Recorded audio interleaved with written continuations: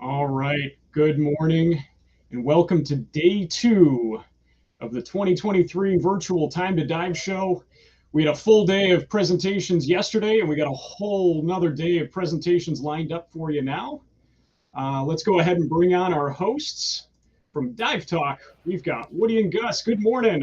Back What's again. up? Good Howdy. morning, everyone. What a day yesterday. Day two. But there's so much I want now. Yeah. So am I going to want everything today just like I did yesterday? Probably. Yeah. I'm pretty sure that'll be a yes. I would think so. I know. Their products are awesome. These guys are making. All right. So I don't know if you guys saw it, but so yesterday we did our $1,000 raffle, and the young lady that won was on the feed, commenting and everything, how she's so excited to buy all the gear. So I thought it was really cool. You're breaking up. I'm having Tim, by the way. bad. I'm not hearing you. Yeah, you're breaking up. I don't think you're set up with that microphone that you have. Let's take a look.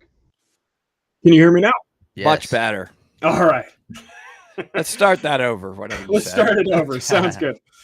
All right. So yesterday we did our $1,000 giveaway, and the young lady that won was in the chat. So she was excited about how all the dive gear she's going to win. Nice. And really cool. So we're doing the same thing again today.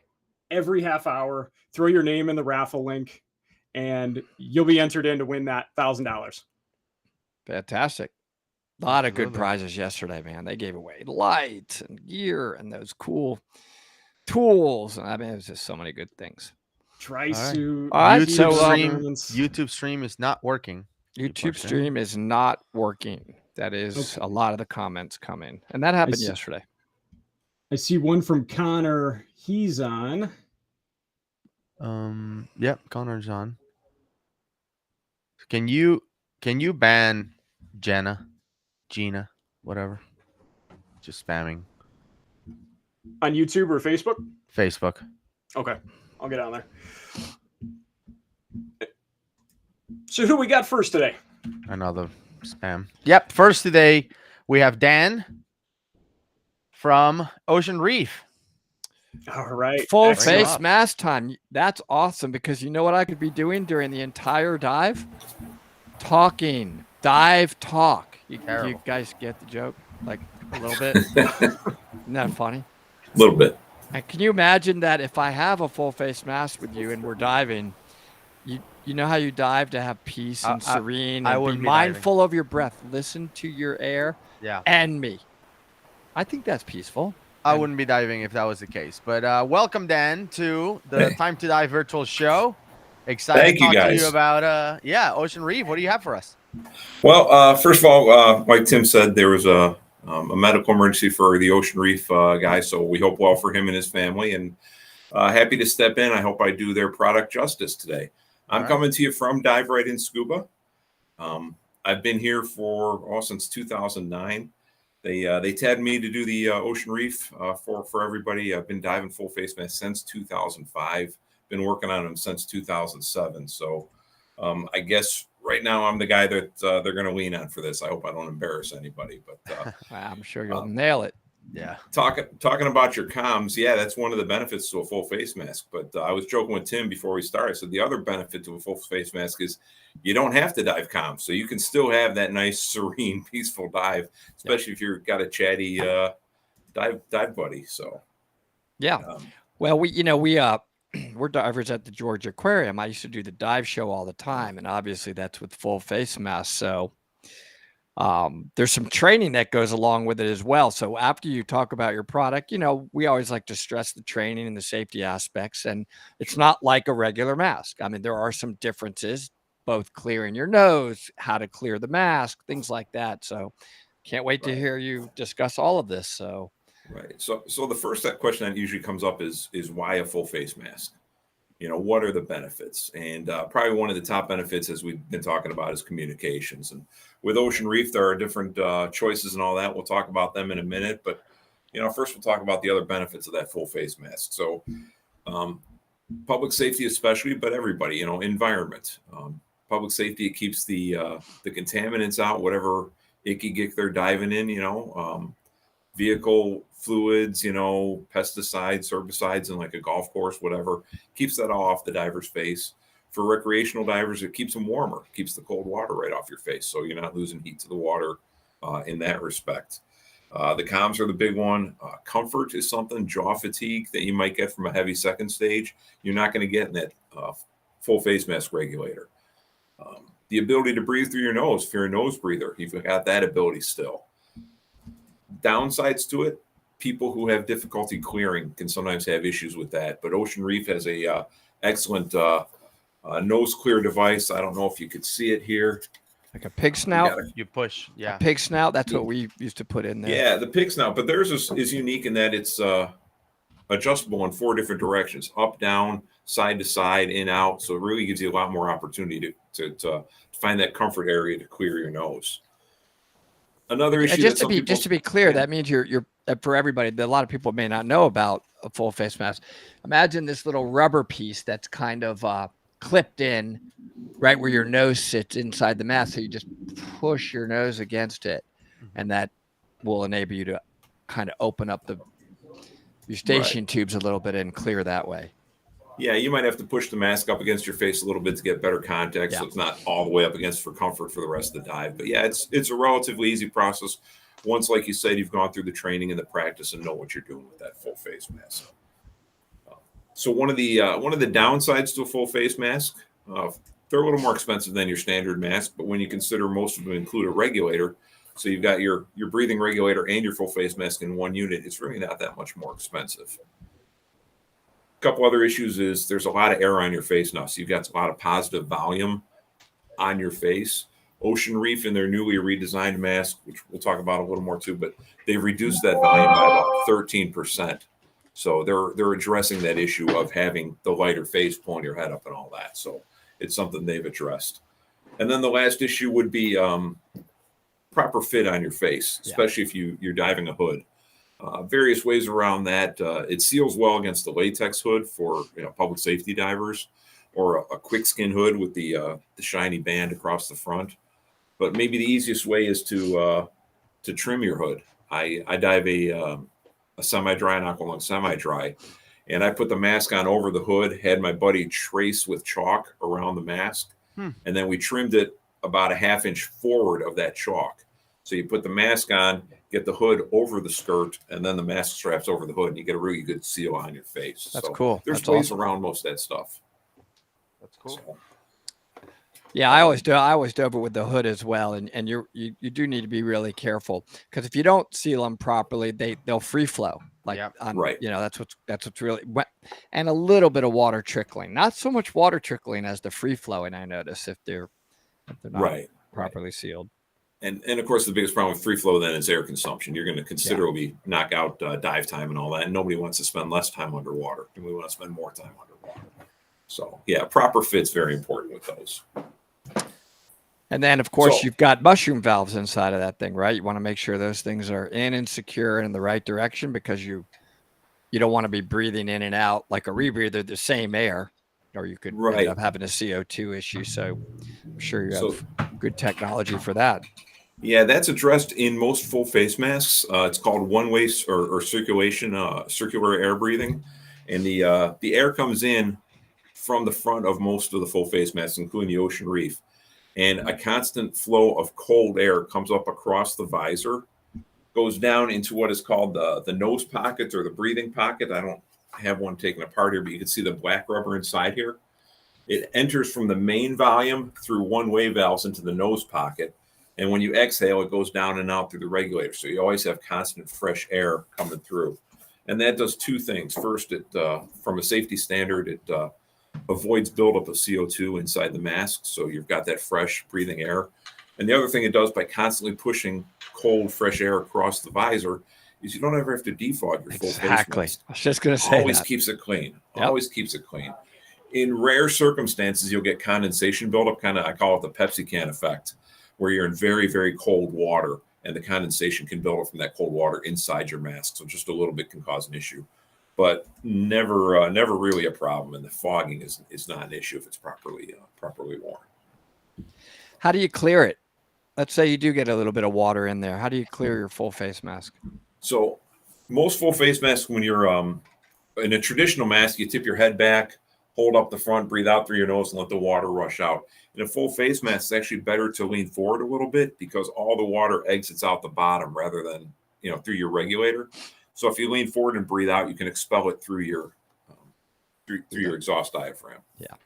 So pretty easy. And it's got a big purge button as well, so you could just purge it out. Yeah. Just like it's got a second stage regulator built in, so all you have to do is hit that purge on the front, and you do get that. Now, most full face masks don't have as strong a purge as you would expect, and it's because the volume inside the mask. It's the same purge, but it's trying to push much more volume. So just something to be aware of. And once again, training, practice, new equipment, take the class, spend some time in the pool, get familiar with your stuff. You don't ever want to just, go full bore on something new and hope for the best. It's not the smart way to dive. So. Definitely. But they're really hard to flood. There are some comments out there from others, and I agree with that. They're really difficult to flood. You've got that positive pressure inside of them. And once you get used to it, honestly, you forget you're even in one. You just feels natural. It's awesome. Yeah. And while it's not true positive pressure, there are a couple manufacturers that make positive pressure masks. Underwater, it's going to act as positive pressure because the ambient pressure outside the mask is going to force that diaphragm, that purge button in and force air in you if you break that seal. So yeah, you would have to have something a little more catastrophic, somebody kicking that mask off your face or something like that, generally to have that flood, or just a very poor fit. So Ocean Reef, they've been in the mask business, in the dive business for quite some time. They started out, I guess, as a rubber manufacturer company that hooked up with the Cressy brothers and through time evolved into what they are today. They've been making full face masks for about 30 years, I think. Wow. And they're really, we're one of the leaders in taking full face masks from professional or public safety into recreational diving. So they've made a very comfortable, lightweight, lower cost mask than what you might see from other companies. They've been, the Neptune 2 has been their mainstay for quite a while. That's this mask here. They're eliminating a lot of the models of the Neptune 2. They're just keeping the professional ones, the Iron and the Predator, the public safety and professional masks. So they're phasing out the recreational masks. There are some good deals to be had on new old stock on these. So you can check with Dive Right in Scuba, Ocean Reef, and see what kind of what you can pick these up for. And they've moved on to their Neptune 3. So it does look a little different. It's a little less traditional. This one has almost a traditional looking second stage built in the front. This one they've streamlined, made it a little more continuous with the rest of the mask, made it look more like part of the mask. Like I said, one of the biggest benefits to it is the lower volume. And not only a lower volume in the mask, but they've decreased the volume, but increased by 10 degrees or so the panoramic view outside of this mask. So it really provides an excellent viewing pattern for you. And with the regulator mounted very low, you also have a very good range up and down to see without moving your head too much. So they've also improved the what we call the gill or the ambient breathing valve. This allows us, or the diver, on the surface, you could be wearing your full face mask, but if you open this valve, you're breathing surface air like a snorkel rather than draining air off your tank while you're on the surface. In this new model, they've made it so it directs the surface air across the visor as well, so you're not going to fog up even on the surface. Really limits that ability. Something that's usually a problem for divers on surface. So it's excellent for that in that respect. Just like their Neptune 2, it comes in two sizes. So people with a smaller face are going to find something that fits them very well. It comes in a small, medium, and a medium large. So get measured, try one on before you purchase it. Make sure you're getting the right size because like we said before, fit is really everything when it comes to your full face mask. Lots of questions coming in. Some are related to DIN versus Yoke connection. Some are what kind of comm options are there? Okay. Do you have kid sizes? Those are three quick questions you could knock out. So no kid size per se. I would recommend the small medium. But the cool thing about that is if someone buys a small medium, buy it for your younger divers, as they grow, it's just the skirt. So you don't have to buy a whole new mask. You can just buy a new skirt for the larger size to get it to work for that diver. So not the worst, expense, somebody that they can grow with. So as far as din yoke, I'm not certain what the question is there with the full face mask, but they do make, just recently came out with their own first stage and Octo second stage. There you go. So you have it's got those options. They just wanted to make sure of that. Yeah, you got the options on that. Since I got it in my hand, one of the really cool things about this, it's a balanced diaphragm first stage. They've got some new technology in here that they came up with, that whatever low pressure hose is drawing the air, it focuses the larger percentage on that. So if you're breathing off your primary or your full face mask, you're getting the maximum flow out of that. If you have to switch and go to your Octo, there's a device in here that redirects the maximum flow to your Octo, and same to your BC. That's cool. So it's really nice in that respect. So you're getting the same volume, the same flow if you have to switch to your Octo rather than struggling. It's already tuned a little lower beginning Octo. Don't give yourself any other disadvantage. Let's get that same amount of air coming through that one. So it's a real nice feature on their first stage, and that's for both din and yoke. And I don't know what the question specifically was, but are there various different communication options? I'm not sure why that was asked. Yeah, there are two. Well, when we talk about communications, there's two big options, right? Wireless and hardline. Wireless is nice in that you're not tethered, right? You can go as far as you want as long as you're within the range. The range, depending on which wireless for Ocean Reef you're going with, if you're they have the GSM wireless, which has a range of about 200 meters, and then they have the Mercury set, the one that's a little beefier, and that's about 250 meters. So you do have quite a range there. The downside to wireless is it is water condition dependent a lot of times. Wireless works on sonar; it doesn't work on radio. Mm-hmm. So sometimes you need that line of sight, especially like in public safety. If one guy's working on one side of a car, somebody working on the other, that car is actually interfering with your communications. Your sonar has to work over. So a lower wattage device might not be the best thing in those circumstances. Also, very thick, turbid water can cause interference, or even, once again, public safety, but recreational, we see more and more under the ice. The uneven surface, bottom surface of ice can cause disruption as well. So with a hard line, you're going to get a much better quality generally in the sound between the divers and the shore, but you now are limited to Ocean Reef is 165 feet is their maximum length on their tether. So you're limited now to 165 feet from the base station or the tender, however you're diving. If you pick, let's say you pick one and you get the hard wire, is it easy to modify that one to be wireless for different dive circumstances? So no, generally you're going to need two different setups. But the nice thing about the Ocean Reef is both of them plug into the mask just through this COM port right here. So you just twist out a plug. First of all, you're diving serene, peaceful. I can't talk to my buddy. Like I said, that's always an option. I like that. But if you want to go to comms, you just take this plug out, and both the hardline and the wireless plug into the same COM port. So it's as quick as doing that to change in and out of a wired or wireless comm.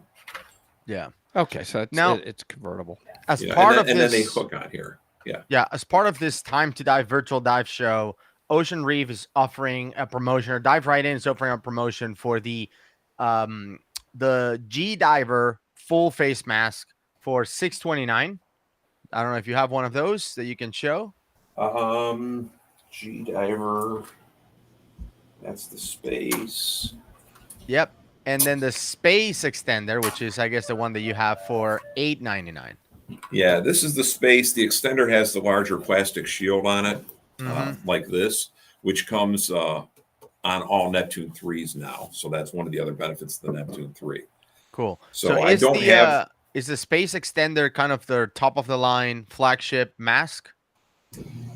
Yeah, in the Neptune 2. Now the Neptune 3 is going to be the flagship for them. Okay. Yeah. All right, one well, that we see a lot of. Yeah. Those are on sale as part of the show, and we also have a giveaway. So make sure you enter the giveaway, everyone. The link should be shared, and it's probably coming up next as well. We're sharing that. I noticed that there's some spammers also coming up with some links. Just be careful when you click on and where you go to, but make sure you sign up because we'll be giving away a Bump mask. Yep, a bump mask and a snorkel set. So that's right. A good question being asked right here from David is, I've been looking for a comparison chart on your website to compare all your masks. Is there one? There isn't one, question. But that's a great question, a great idea. Probably something that we should be putting together here for the main manufacturers of the full face masks. Yeah, I think that is a really good idea for people. Mm-hmm. Yeah, I mean, a lot of what we talked about, the benefits are going to be across the board for all the full face masks, regardless of the manufacturer. But sure, there's some little tweaks here and there, and that's not a bad idea. Whoever came up with that one, thanks. Mike is probably going to say, Dan, could you get on that today? And we'll see what we could do. So have it ready for people are asking about the class. Is it difficult? How many days and so forth and so on? How many confined water dives? How many open water dives? All right. I am actually not a full face mask instructor. I'm more on the technician side of it all. Tim, are you with us still? Yeah, absolutely. So full face mask, just like, if you're taking anything for the first time, really starts in a confined water scenario. So you'll start with just learning it in a pool or in a very easy condition. Then from there, you'll go off and do some open water dives. You'll do some bailout drills. The one thing we get all the time on the phone is equalizing issues. So that's one big benefit. I see on the Ocean Reef side is just how easy it is to equalize. There are some other masks out there that have a triangular nose block that you're kind of pushing the mask up into. There's other ones that are, squishy. So, different techniques for everybody, but yeah. Yeah, this is a cool question. So how does somebody that's wearing a full face mask accept an octo donated to them? What would you do? Okay, actually, that one I can answer. I would also like to say, as far as taking the class, take the class in the mask that you're going to be wearing, because there are those differences. Don't take one mask for the class and then buy another one, or buy the wrong mask. Make sure you're trained in exactly what you're wearing. As far as accepting an octo, you do have to remove the full face mask. You got to take that off. Get that octo from somebody else or your own octo, whatever you're using, and that's where the bump mask does come in. That's right. So the Neptune 3 is sold exclusively as a package right now. And Tim, correct me if I'm wrong, but the current package that they're phasing out, you get the first stage, the mask, and octo, the bump mask, and the snorkel. But they're phasing that one out, and you're actually going to get another, a primary second stage with that. And those are all going to come with quick disconnects. So if one day you're diving your full face mask, you dive your full face mask. The next day, I'm going to dive with a standard mask. You just click in your second stage, and you click out your full face mask. So really easy to deal with. It all comes in this large backpack. I don't know if we can see it entirely. That's here. Awesome. So you can pack the whole thing up. Like I said, one day you dive with the mask, one day you dive with the with the full face mask. The next day you dive with the primary second stage. So yeah, and obviously bailing out to a regular mask and regulator is part of the class. Like that's one of the skills you have to do over and over in the class. So yeah, absolutely, and it's really not that much harder or different than bailing out, clearing a mask and changing regulators anyway. Something that they've added to the Neptune 3 is this quick bailout harness, this handle down here, where you can just grab it. That's great. And pull that mask up and off. Yeah. Very so nice. It speeds up that whole process. That's right. And that's something, once again, in the class, you're going to be taking this on and off, 22 dozen times or whatever, making sure your instructor knows you could do it. So and that way, once again, with practice. That way it's also easy. I really like this handle because it's also easy, Woody, to annoy everyone on the boat by doing that and leaving it on top of your head. Yeah. Like if they get crazy with a regular mask, imagine that thing on top of our They're head. going to lose it. So you have it up there the whole time. You may be banned from the boat, but I would totally do that. Oh, just for fun. Absolutely. Just put it on top of it. We need to bring that back. We need to make that cool again. Maybe paint a message on my forehead when it's sitting up there, like something, in my head. That's right. Octopus or aliens, right when it's sitting up there. Something. That's right. Something intelligent like that. It's something on the chin. Yeah. Right. So that's cool. It's a great package altogether. And like we said before, the stowable snorkel and the bump mask are the giveaway today. Really nice soft frame on the mask. It's got the hair saver strap on there. So if you're endowed with a lot of hair like me, it's not gonna get caught in there. It keeps you good and safe. So that's awesome. And we are giving one away, a mask and a regulator not a mask and a regulator. Sorry, a mask and a snorkel combo. Yeah. Yep, that's right. And how are the entries coming along, Tim? Should we spin the wheel? Give one away? I think I still got a lot of people throwing their name in the hat. So let's hold off for just a few more minutes. Yeah. Yeah. Okay. I like this question. Somebody's asking, because this is getting really popular in Florida. Can the mask, this is by Jim, can the mask be dived with a hookah system, like 30, 40 feet max depth? That's a good question. I mean, this is growing hugely in South Florida. Right off the shore diving, I see tons of people doing this.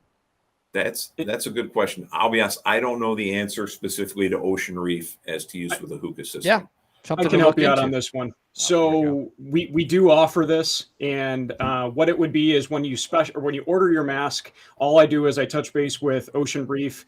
They use a special orifice. They install that for us. It's able to be used with lower pressures. Then you can go ahead and use it with that hookah system or surface applied air. So yeah, it is definitely doable.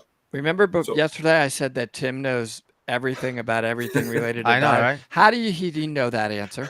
Well, there's a special orifice and it's connected. And there's a gazillion scuba parts. And just to plug another session in about an hour from now, we will be talking to a hookah system manufacturer. So if you're interested, if you're like, what are they talking about? Just but more importantly, the important thing to remember, Google of scuba he knows parts. Everything. Yeah. ChatGPT of scuba. The important thing to remember then is that mask is dedicated to your hookah system. You don't want to take that mask with that specialized orifice, hook it up to their first stage and start diving it. It's specialized to that system. Absolutely. If we got just a couple more minutes, Ocean Reef also makes a full face snorkeling mask. Okay. And they have instituted a lot of the benefits, the anti-fog air direction, the one-way air direction into their full-face snorkel mask. So I know when these started coming out about CO2 5-6 years concerns, ago, CO2 concerns. So they've eliminated that with their mask. Okay, great. They have two designs. They have they have three designs. They have a child size one, first of all, but in the adult side, they have their standard. And then they have the quick release, which has quick release buckles on the side. So if you want to take it off, instead of just standard pulling the slot the sides and all that, it comes off a little quicker for the quick release. And I know you guys be interested. The quick release comes in orange and pink. Yes, so you have that benefit. Beautiful. Then I'm in. I can promote. Okay, now one last question before we spin the wheel. They're asking: is there mounting points for GoPros on the Neptune mask or any of these masks? So this mask came out in the fall of 21, and something they just introduced at DEMA last fall. There is a new rail system out or coming out and available for this with universal light fixes, custom light fixes. Nice. You can mount the Scuba Pro HUD to it. You can mount the Shearwater Nerd. So you got your heads-up display computers. That is on its way. I don't have anything like that right now, but something that's going to be a great benefit to the Ocean Reef divers. Lights, it comes one-sided or two-sided, so you could have camera and lights mounted to them. The other thing that they make, and we're going to have that very shortly, is something called the Vesper lights.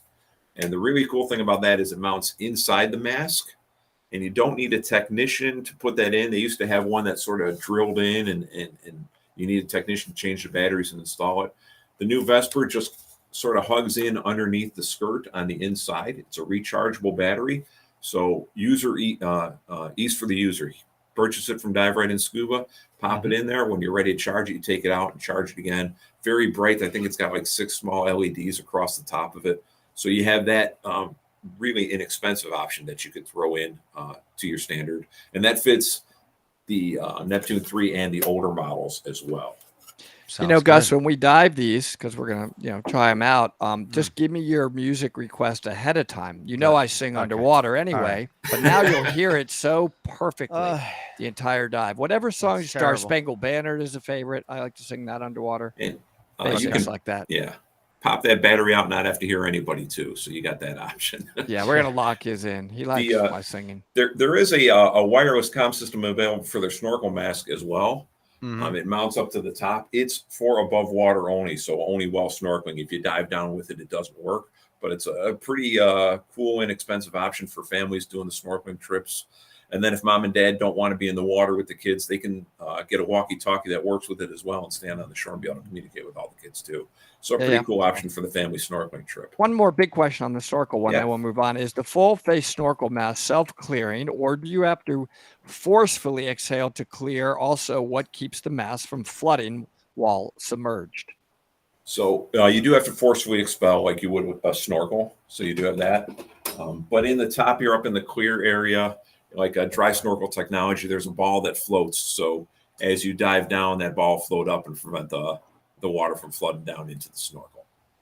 Awesome. Again, training, practice. You mess around with it in the pool first, probably a really good idea. Yep, absolutely. And, something important with the snorkel as well. It's different from anything else you've done. Exactly. You should take the time to train on it, learn the equipment. Yeah. Tim, let's spin the wheel. Let's give away a mask and a snorkel set. All right. Do you guys see it today? Yes. Yep. We can. All right. Let's go It's full working. screen and show everyone. Let's do it. Guys, thanks for entering in the raffle. Again, we're giving away a bump mask and a snorkel combo. We're also adding all the names in to our $1,000 giveaway at the end of the day. Timmy Gleason is the first winner of today. Congrats, Right, Timmy. congratulations, Timmy. We will be Congratulations, reaching out to Timmy. everybody next week to get your stuff over to you. Awesome. Well, thank you so Fantastic. much. Dan, thanks so much for filling in. Yep. I know it was last minute, but you did awesome, and you got us some great information. And I didn't cuss, so bonus points for me. All right. Thank you, guys. Thanks for everything Thank you're doing you. for the show. Thank you. Oh, thank you. That was great. That's fun. All right. So All right, the cool.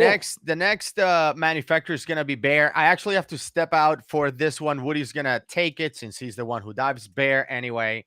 But I'll be back for the next one after that. I do. Awesome. So, I had a bear cave cut dry suit made for myself, the X Mission, probably about 3 years ago. This thing fits me like a glove. I mean, it's just, I needed that. It's hard. My body is kind of weird or whatever. So they nailed it. First time sent it. I mean, I took like 1,400 measurements. I remember that. But when it came back, man, it was perfect. And the reason I needed to switch to it is, and I won't mention the type, but the previous dry suit I had, you may recall me yesterday saying it might as well have been a wetsuit. I have never come out of this Bear dry suit with my socks even remotely wet whatsoever. Like, it's dry every time, has the ring system, easy to interchange. We switched it out, Tim. We switched out the valve. I think it was an Apex type of valve. We switched it out. So I wear my Santee heated undergarments with it. I love this thing, and it's really durable. I mainly use it for cave diving. It's a tri-lam, no issues whatsoever. And I do like to squeeze through some pretty tight stuff. So I hope that's a good setup. Absolutely. For the Bear rep coming in, because I'm obviously Bear a big fan. has a whole array for every type of diver. So whether you're Woody and Gus diving caves, whether you're Mike and myself diving up here in the Great Lakes, you're just getting into dry suit diving, you're a commercial diver, they've got it all covered. I'm really excited for our next guest. We've got Scott coming in from Bear here. Hey, Scott. Hey, good morning, everybody. Thanks for having me join you. Hopefully everybody's Friday is going well. It's going well. Welcome to the Going show. great. We're Good. talking with you about your amazing dry suits, which I dive. Excellent. My Your name's dry Scott Mastrangelo. I'm the brand manager for Bear globally here in Hewish Outdoors. Today, I wanted to do something a little differently. I wanted to not specifically talk about dry suits in general, but I wanted to talk about the different materials that we offer for dry suits. Cool. And also the accessories and not just dry suits, but dry suit systems. So I put together a little presentation to show some details, some cutaways on products. And we're going to be talking about all the different fabrics that we have available for dry suits. And you'll be able to see these in the cutaways coming up. So I'm going to share my screen. Okay. Let me know if everybody can see it in a second here. All right. We're pulling it up now for you. Yeah. And as we go through these, talk about the why behind the different materials. When would somebody want to consider one versus another? And I know that your team and Tim would do a great job with the customers on figuring out what they want to use these for before you custom design one and buy one. Exactly. So let's take a look at some different materials. So here's a nice cold water diver in a during an ice dive, keeping warm in a bare dry suit. So what we're going to do is we're going to talk about the different fabrics. The first fabric that we'll speak about is tri-laminate fabrics, and I'll go into the details of how the fabrics are manufactured and what they're all about and their uses. We'll also talk about hyper-compressed neoprene, as well as high-density neoprene in one of our suits, bilaminate fabrics, and then last but not least, quad laminate fabrics. So like I said, first, let's talk about tri-laminate fabrics. So tri-laminate is what it says. It's tri meaning three, so there's three different layers. The outer layer would be either a high tenacity nylon or polyester. The nylon outer is used in the higher end expeditions and the X-Mission suits. And then the polyester outer is used in our Tri-Lam Tech and Pro. So in the middle is butyl rubber, which is basically just a very thin, but not penetrable in terms of any water getting through in rubber. And then the inside is polyester that allows us to sew and tape the suit together. And the suit for the tri-laminates that are used for the tri-laminate fabrics are the X-Mission Evolution, the Expedition HD2, the Tri-Lam Tech, and the Tri-Lam Pro. So just a little bit about Bear's nomenclature. Tech means front zip, Pro means back zip, just so everybody understands that. So the X-Mission Evolution is available in both men's and women's in a variety of different colors. We can offer it in stock and extended sizes. Stock meaning the small through 4 extra large, and extended sizes meaning the shorts and the talls. We can also do made to order, which is somebody wants the length, Yes. the arms lengthen, the torso lengthen. Somebody wants a different color. And then we also do made to measure, which is custom measurements like you did, where we took 40 measurements, not quite 1,000, but 40 measurements. And we custom build the suit according to the measurements of the diver. And the last thing that we're going to introduce, I'm proud to offer this and tell everybody today, is we're going to offer custom color options on the X-Mission Evolution suit. Wow. So you're going to be able to see that on our bearsports.com website in the next few days, where you can actually choose, I want the upper to be red, I want the lower to be red, I want the underneath the arms to be black, or I want something completely different. So we have 4 different colors: black, red, military green, and an anthracite gray, that you can do these custom color options for your suit going forward. So that's going to be available in the X-Mission suit for both men's and ladies. Yeah. Now I find I dive this exact dry suit, and I find that I can reach, and I have really good flexibility. I can reach my bailout bottles, I can reach my reels.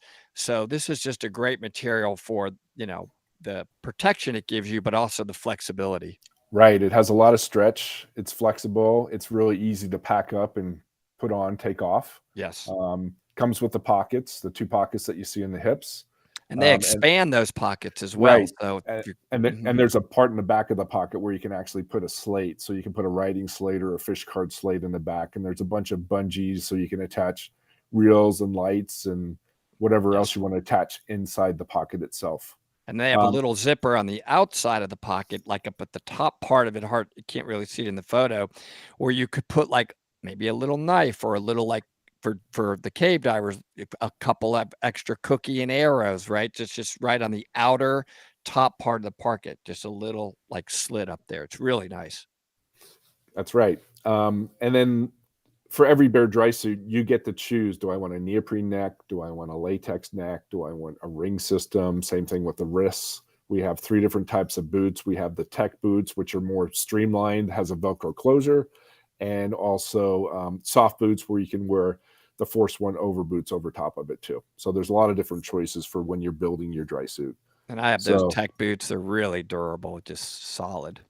Right. So we have the size range, a complete size range. I think it's 13 men's, 12 ladies, talls, shorts. We do made to measure. So you can put virtually, we're able to fit like 92% of the people in our stock sizes.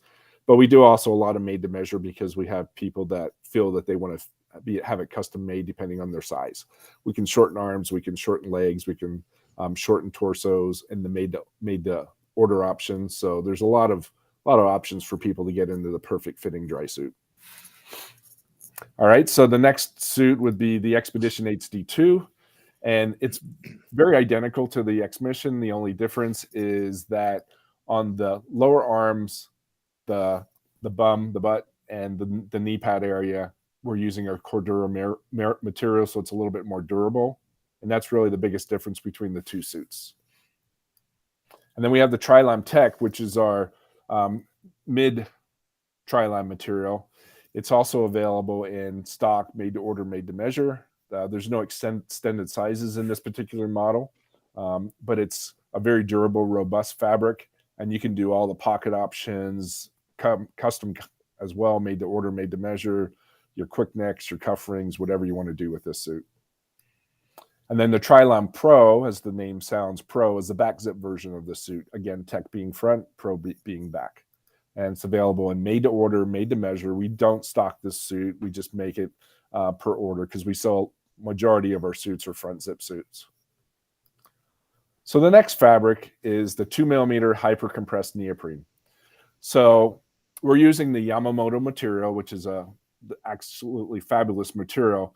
And when we talk about hyper compressed being 2mm thick, when the neoprene is being manufactured, it's produced in a 30 centimeter bun that's about the size of a sheet of plywood.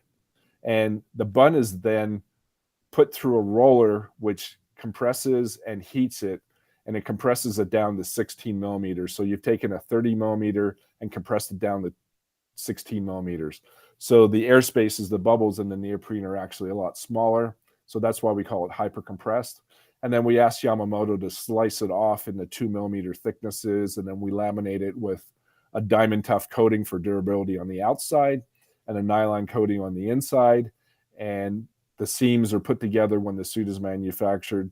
So it's butt glued. So you see the seam area where between the 2 blue pieces, the gray area is the glue. And then we also use a heat tape machine that we tape both the inside and the outside of the suit to give it its waterproofness. That's a warm one right there. And it's being neoprene, it's still very flexible. It's a little bit more insulative compared to a tri-laminate suit just because it's neoprene. And it's available in the Century Tech, the Guardian Tech. So the Century is the men's, the Guardian's the ladies. And then the Century Pro and Guardian Pro, which are the back zip versions. So there's the Century Tech. It's available in 3 colors. We stock the black with the gray accents. It's available in stock and extended sizes, made to order and made to measure. And then we also have the Century Pro, which is the back zip version. Again, we don't stock the Pro. It's made to order, made to measure. Three colors are available. And then the Guardian Tech is the woman's version. We stock the black with the aqua color, and we build the blue and the red as a made to order or made to measure. And then the same thing with the Guardian Pro, the back zip again. It's available in a made to order, made to measure only. We don't stock the blanks at all. So those are the hyper compressed neoprene suits. Hey, Scott, can we ask a few questions that have been coming through on the chat? Yep, let's do it. All right, so Lisa's asking, how heavy is the hyper compressed neoprene in comparison to the Tri-Lam? It's slightly heavier. I would say it's probably about 20% heavier at the most because it is very thin at 2mm. Excellent. And then there were a few other ones. Yeah, there's questions about the longevity. Like how long is it going to last, and what are the basic processes for taking care of it. I can just speak on mine that after 3 years of pretty rugged diving, cave diving exclusively in it, I've had no issue whatsoever. I always do carefully lube up the zippers every time. I think the thing that may go the quickest would be zippers and seals, but I have interchangeable seals. But yeah, that's a good call, because you're right. The seals are the thing that really last the least, because of just wear and tear and people getting in and, being quick about it and sometimes ripping them. So the cuff systems are really great for that, because you can change them in the field. You don't have to send them back to us or to Dive Right In Scuba to do a repair. And then you have to be very careful with the zipper. You want to make sure you don't get anything caught in the zippers, and lubricate it, make sure it's clean. We have suits that come back that are, very old, like 15, 20 years old. So and they've been properly taken care of, and they're not the type of diver that uses it every single weekend. They're not an instructor dive master and an avid diver that's out there every weekend. But the suits last a very long time with proper wear and tear. And is that how we would get it serviced, or would it go through like Dive Right In Scuba, the dealer? Yeah, it would go through Dive Right In. They have a complete repair facility that they do a great job. We've actually used them from time to time with Bear, with our overflow, just because we got busy, and we trust them with our products for warranty and non-warranty, because they're a great service center. So you can go right back to Dive Right In Scuba and have all your work done there as well. And if it's something that's warranty and they feel that they don't want to handle it, they can send it to us, and we have the same facility that builds the suit here in Salt Lake City does all the repair works as well. Yeah, change out zippers, etc. So that's pretty cool. It says, how do the buoyancy characteristics change at depth with hypercompressed neoprene? So hypercompressed neoprene is going to require just a slight amount more of weight compared to a tri-laminate suit. But of course, it all depends on the airspace inside the suit, the undergarment, how bulky the undergarment is, and how much weight you have to use to beginning with. You're not going to add too much more weight with a hypercompressed neoprene, and it's kind of hard to put a number on it, because everybody has different specific gravity for their body weight. So you can't really say, oh, it's going to add 5 pounds or whatever, but it will add a little bit more requirement for weight with a hypercompressed compared to a tri-laminate suit. But it does give you insulation as well compared to a tri-laminate suit, which doesn't insulate as much as a hypercompressed suit.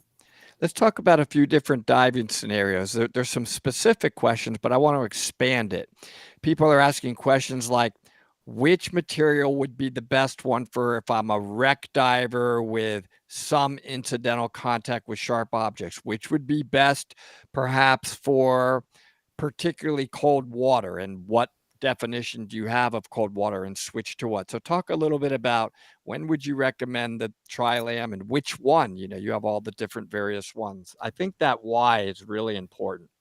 Well, they're all great for cold water. That's why it's a dry suit. The dry suit keeps you warm.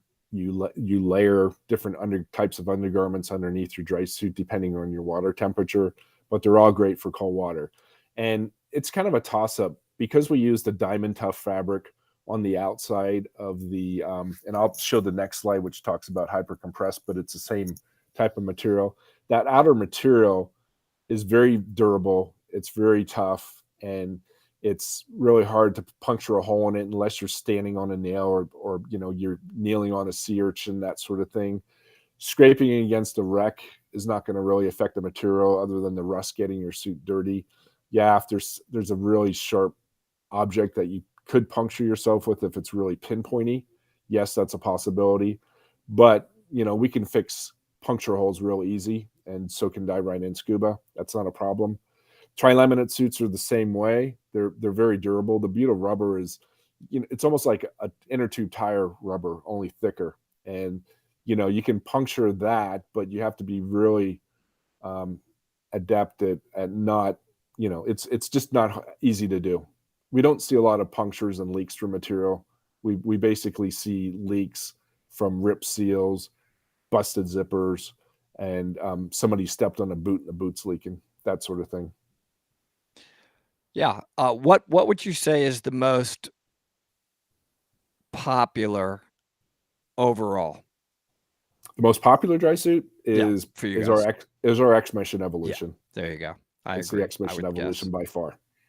Yeah, and I could speak to that. It's just I've ice dived in it, I've cave dived in it, I've wreck dived in it, and that's the one I've used. If that helps answers folks' questions. So if you're going to do a variety of different type of diving, you can change your thermal protection inside of it and be as warm as you possibly want to be. And it's really easy to pack if you're going to travel to different locations. It rolls up real nice.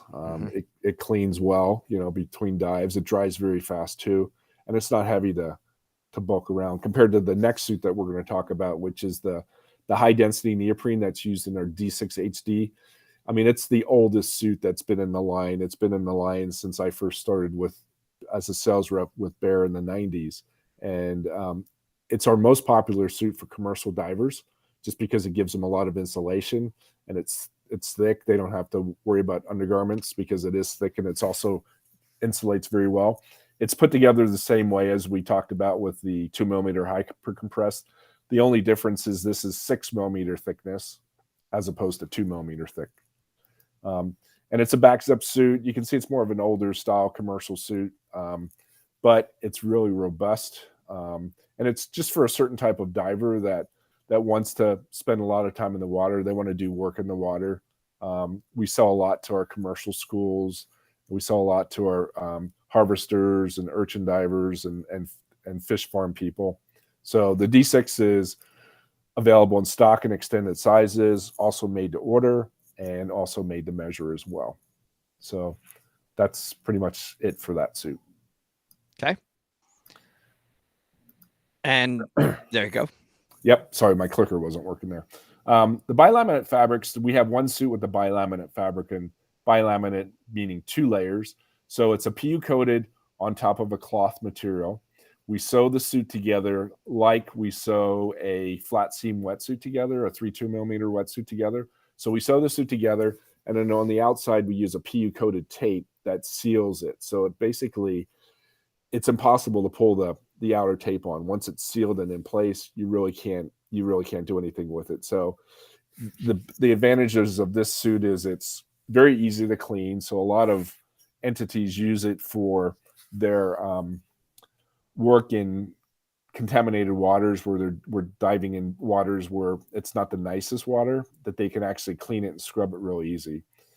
It's a bilaminate suit, so it's not a trilaminate suit, but it has all the same characteristics where it's a shell and you need undergarments underneath it. And we do this in stock and extended sizes. We don't do made to order. We don't do made to measure in this particular suit. So it's for a real specific purpose. But we have a lot of people that, it's a good entry level suit as well. And you have some great undergarment choices as well, by the way. We do. And I'll get to that in a few seconds. So the last suit is our quad laminate fabric, which quad being 4 layers. It's used in the Aquatech Tech and the Aquatech Pro. The Aquatech is using a Cordura nylon Oxford, so it's a really supple fabric. It's really comfortable, flexible. It has a microporous PU coating and a non-porous PU membrane that basically seals the suit in place. And then a nylon Trico interior, and that suit is also sewn together like the rest of the trilaminate suits. And then it's taped, both the inside and the outside. And I know Dive Right In has stock of these suits. It's a great entry-level suit for somebody that's never used a dry suit before and they want to get into dry suit diving. And it's also great if you go into the stores and you try on the suit, you know what size you are real easily because the tri-lams are in stock. And then you can decide, do I want an entry-level suit or do I want to spend a little bit more money and move into a tri-laminate suit, the X-Mission or Tri-Lam Tech? Or do I want to go into a hyper-compressed suit like the Sentries and the Guardians? So this suit, like I said, is basically men's and ladies. It's stock sizes only, and there's no made to order, made to measure. So it's like I said, it's our entry-level suit, but it's a great suit for the price, and it's really comfortable, and it's very durable as well. Now, you have an amazing promotion on this, correct? Dive Right In does, yes. We sure do. I have to mention this. This is like incredible, everybody. So listen to this promotion that Dive Right in Scuba has. An Aquatrek open box dry suits at $1,299, $1,299. That's like incredible. It's a great promo. That's a great promo, everybody. Yeah, so we got these suits. They were basically checked out by Bear, so they're completely leak tested. Everything's good to go. They're not coming with the undergarments, but with some of the other promotions we have going on, we can certainly help you out, in building out a complete set there. So, yeah, for you divers that have never dove in a dry suit and had always said, "Yeah, I want to get into dry suit diving," this is your opportunity. There is no better opportunity in terms of spending money to get into a great dry suit. Yep. So great dry suit. They have great dry suit classes. Of course, I'm always going to throw that in. You need to take a dry suit class for first time diving in one. But that Aquatech open box dry suit, and you have a lot of different sizes, Tim? We sure do. Yeah, we got plenty of sizes. And the great thing is, if anybody's been shopping around for a dry suit, they know one of the problem areas right now is the weight. So these suits are ready to go. We can assist you guys with measurements and everything to confirm fitment. So yeah, we have plenty of sizes to go. And this is the tech. So this is the front zip version. And last dry suit I wanted to point out is the Pro, which is the back zip version. So identical in material, being the quad laminate material. It's made to measure only. That should be made to order. Sorry, I made a mistake there. Should be made to order only, just stock sizes. We don't stock this suit in-house at Bear. All right, so going into undergarments. Yeah. So we have ultra warm base layer, tops and pants. We have a mid-layer full, which is a Polartec fabric. I have that. We have a mid-layer top and pant combination, and then we have a mid-layer boot liner. So the top and pants for the ultra warm base layer, every dry suit diver should wear a base layer because it does a couple things. It wicks away the moisture away from your body. For those of you familiar with Bear products, we have our exclusive OmniRed infrared thermal technology, which reflects back your body heat. So the base layer right up against your skin is going to reflect your body heat back. It's going to keep you warm. It's going to wick your moisture as you start to get hot and sweat in the suit away from your body, so you're not getting clammy and chilled. And it's very lightweight, but it has a really high warmth to weight ratio as well. And then you can mix and match tops and bottoms for the perfect fit. So it's two-piece system, pants and tops. And then the mid-layer fulls, as well as the tops and pants and the liners, are made out of Polartec Power Stretch technology. So it's a high four-way stretch material. It has antimicrobial properties. This full suit's a front zip, so it's easy to get in and out of. And it's offset zipper, so you don't feel the bulk under the neck underneath the neck seal. And then the tops and bottoms are just what they say. It's same material. It's great for pullover and tying the pants. The men's has a waist cinch as well as the ladies, and the men's has a fly as well with the zipper. So tops and bottoms. Yep, great stuff. I use them. And if you tend to get a little bit cold in the feet, then the boot liner basically is the same material. You just slide it on. You put it inside your boot, and you stay nice and toasty warm with the mid-layer boot liner. So the question is, what am I going to wear? So you always want to start out with the ultra warm base layer. You can do the full suit system, or you can start out with the top and bottom ultra warm base layer and do the mid-layer tops and pants. And that is exactly what I use. And I've used that bottom one in, typically it's 72-degree water in Florida. But for long dives, you get chilly. And I'm totally comfortable in 3-hour plus dives in that. And then somebody that might want to use the D6 suit, they could get away with just using the ultra warm base layer tops and pants. But if you're using a tri-laminate or hyper compressed suit and you're in a little bit colder conditions, you'd want to wear, in addition to the ultra warm base layer, the tops and pants or the full suit as well. Mm-hmm. And then the last couple items we're going to go over, because I know I'm running out of time, is you need a dry hood because you've got to keep your head warm. We have 2 different dry hoods. We have a 9mm dry hood, which is obviously our thickest dry hood, face seal, neck seal that seals into your neck system. And then we also have our ultra warmth dry hood made out of 7mm. It has the high loft OmniRed infrared fabric in the inside that reflects back your body heat. And this particular one has a vent as well to allow air to escape that's trapped inside your hood. There's also a little grippy pad on the back to keep your mask strap from sliding on this particular 7mm ultra warmth hood as well. Nice. And then last but not least, we have our Force One boots for those people that choose not the heavy duty boots or the tech boots, but a pair of soft boots. So that's just a thin 4mm sock. You can pull the Force One boots over top, lace it up, tie it, you're ready to go. It's great for rocky conditions, decks, shore entries, anything that you can think of. So I should probably stop here, answer any questions, and well, I'll tell you, we're running out of time. Great presentation, Scott. You have so many options, and I appreciate that. I have to state again that this promotion that Dive Right and Scuba is having is on an Aquatrek open box Bear dry suit at $1,299. That's going to be pretty hard to beat. But Tim, we have also another great giveaway. The 50th anniversary 3.2mm wetsuit. Yeah. So and with that, you're going to get the 50th anniversary ball cap too. Awesome. All right. So do we want to do that now? Let's do it. All right, here we go. All right. Thanks for putting in your name for the raffle. Again, we're doing a $1,000 giveaway at the end of the day. So keep throwing your name in. They'll all get added up towards the raffle at the end of the day. David, congrats. You are the winner of the 50th anniversary hat and 3.2 Bear wetsuit. Go, David. Got any final departing words? Now's the time to buy dry suits. It's, starting at the beginning of the dry suit season up there in the Great Lakes and the Midwest, and stay warm.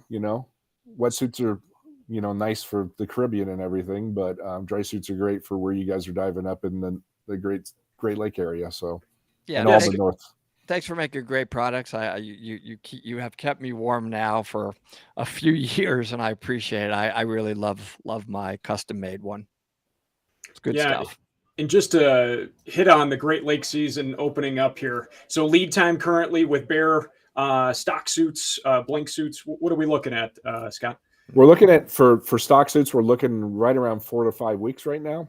And for made to order, made to measure, they're made in our facility over in Malta, which is a tiny island off the coast of Sicily in the Med.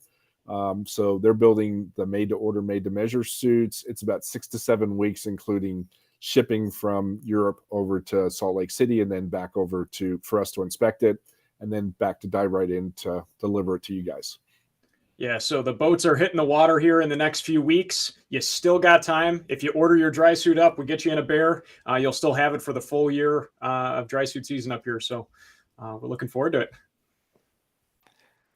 Very good.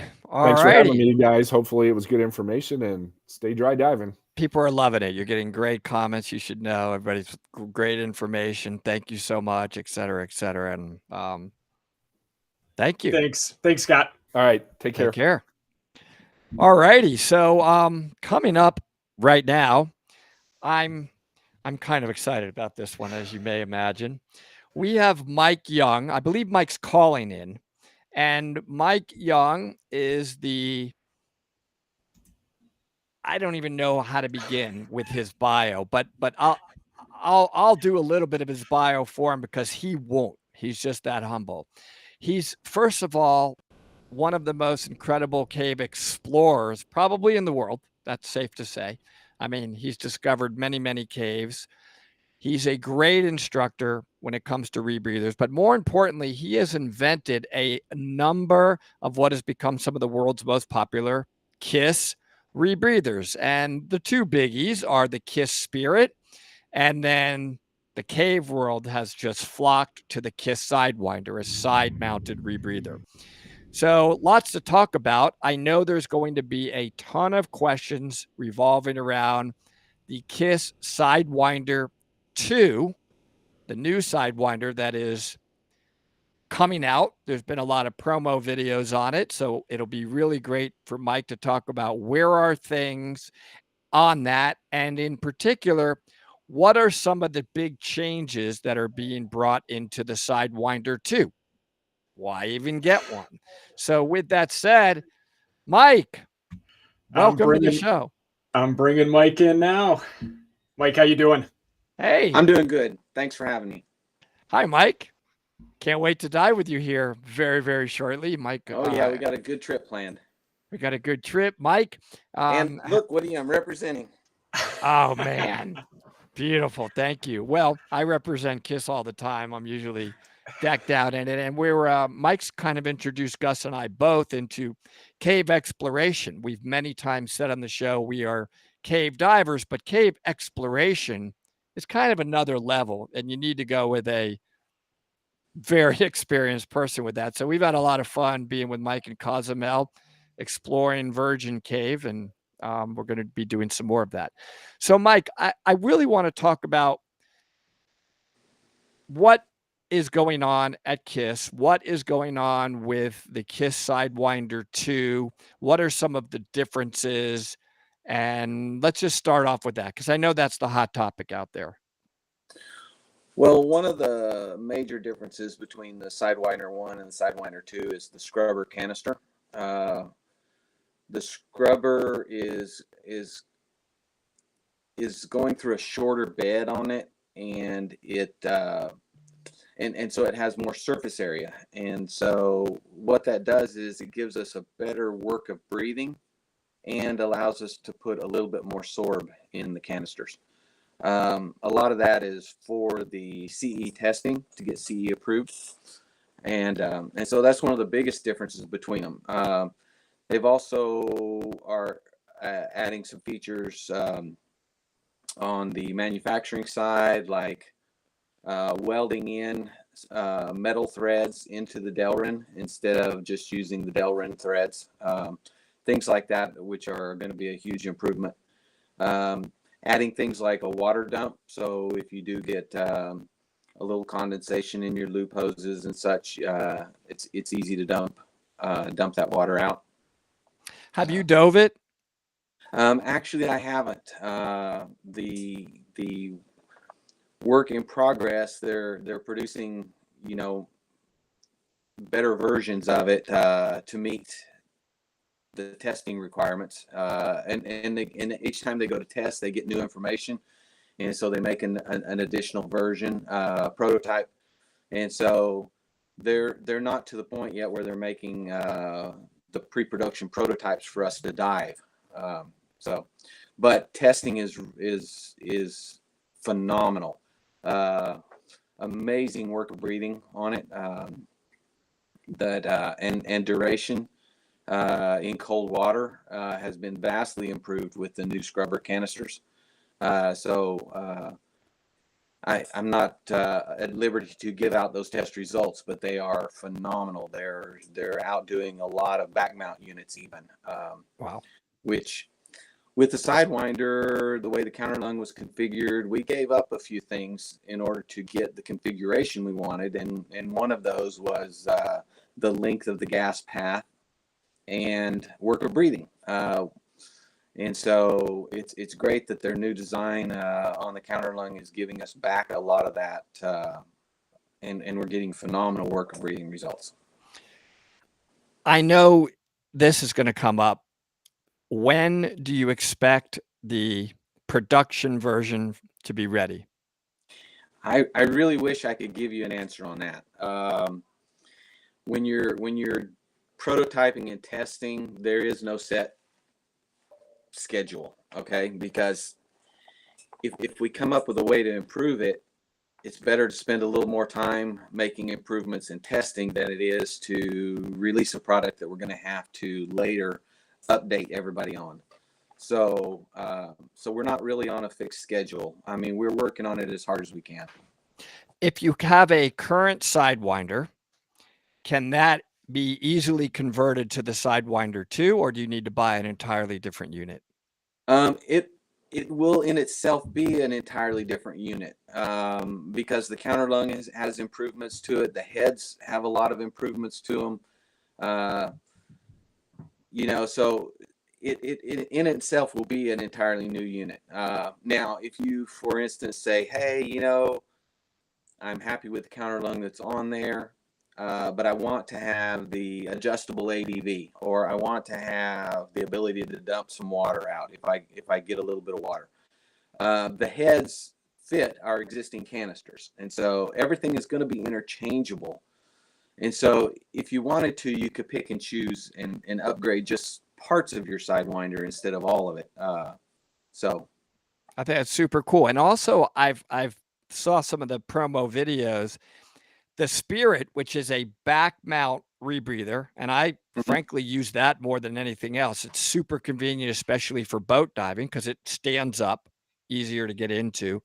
You can switch, right, with the Sidewinder too, between making it back mounted and side mounted rather easily. Yeah, actually, they're going to come up with harnesses and configurations for like 10 or 12 different configurations. Wow, that's that'll really cover nice. a wide variety of diving applications. You know, everywhere from, like, you know, using an aluminum 80 in the middle of your back, and then a rebreather added to that, so that makes it really easy to do boat dives. So the design team has actually come up with a lot of different variations for this that'll be introduced when they introduce the Sidewinder too.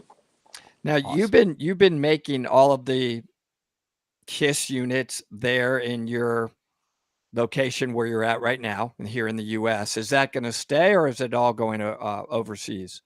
Well, actually, over the past year and a half, the shop in Poland has started producing parts for the Sidewinder 1 and shipping them here for us to do quality control on and stuff. So they've slowly shifted manufacturing to the facility in Poland. So what is your primary role now at KISS? Right now, I'm still doing all of the quality control and assembly to make sure that the units are shipped are up to standard. Okay. And talk me out of crazy modifications to my unit. Right. Well, that's his full-time job. You modified mine once, and I now named it the Deathwinder. Yeah. But that's a whole nother topic. Mike, what I want to talk about a little bit briefly, we get a ton of questions on why doesn't KISS make this a electronic rebreather versus, and they'll use the word manual, but you and I and Gus know it's a mechanical rebreather. Can you just briefly talk about that? Personally, I've always shied away from electronic rebreathers for several reasons. In the manufacturing industry, we use a lot of solenoids, and solenoids fail. And so, to me, it's more of a safety issue. I just don't believe that the electronic units are as safe as a mechanical unit. But another reason is I don't know enough about how the electronic sides work and how to make it safer, because I don't know enough about that. Okay, but there are people that do know a lot more about it, and I believe that eventually the new KISS team will add a electronic version. Nice. Wow.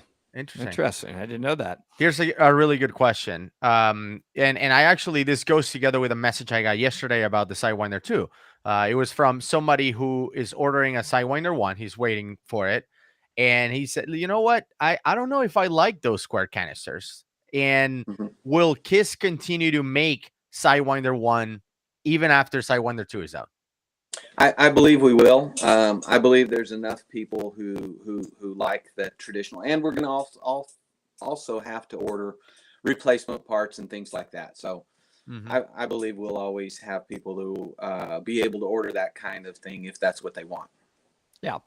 Nice. Is there? So we've got the Spirit and the Sidewinder as going to be continuing. What about the Sidekick? Is that going to be continuing? And are you even manufacturing that now? Is it available? People are asking that, particularly you, Gail. I asked that question for you because you typed that comment a few times. Not up people. there. Gail is asking. Well, once we introduce the Sidewinder, sales of the Sidekick really fell off.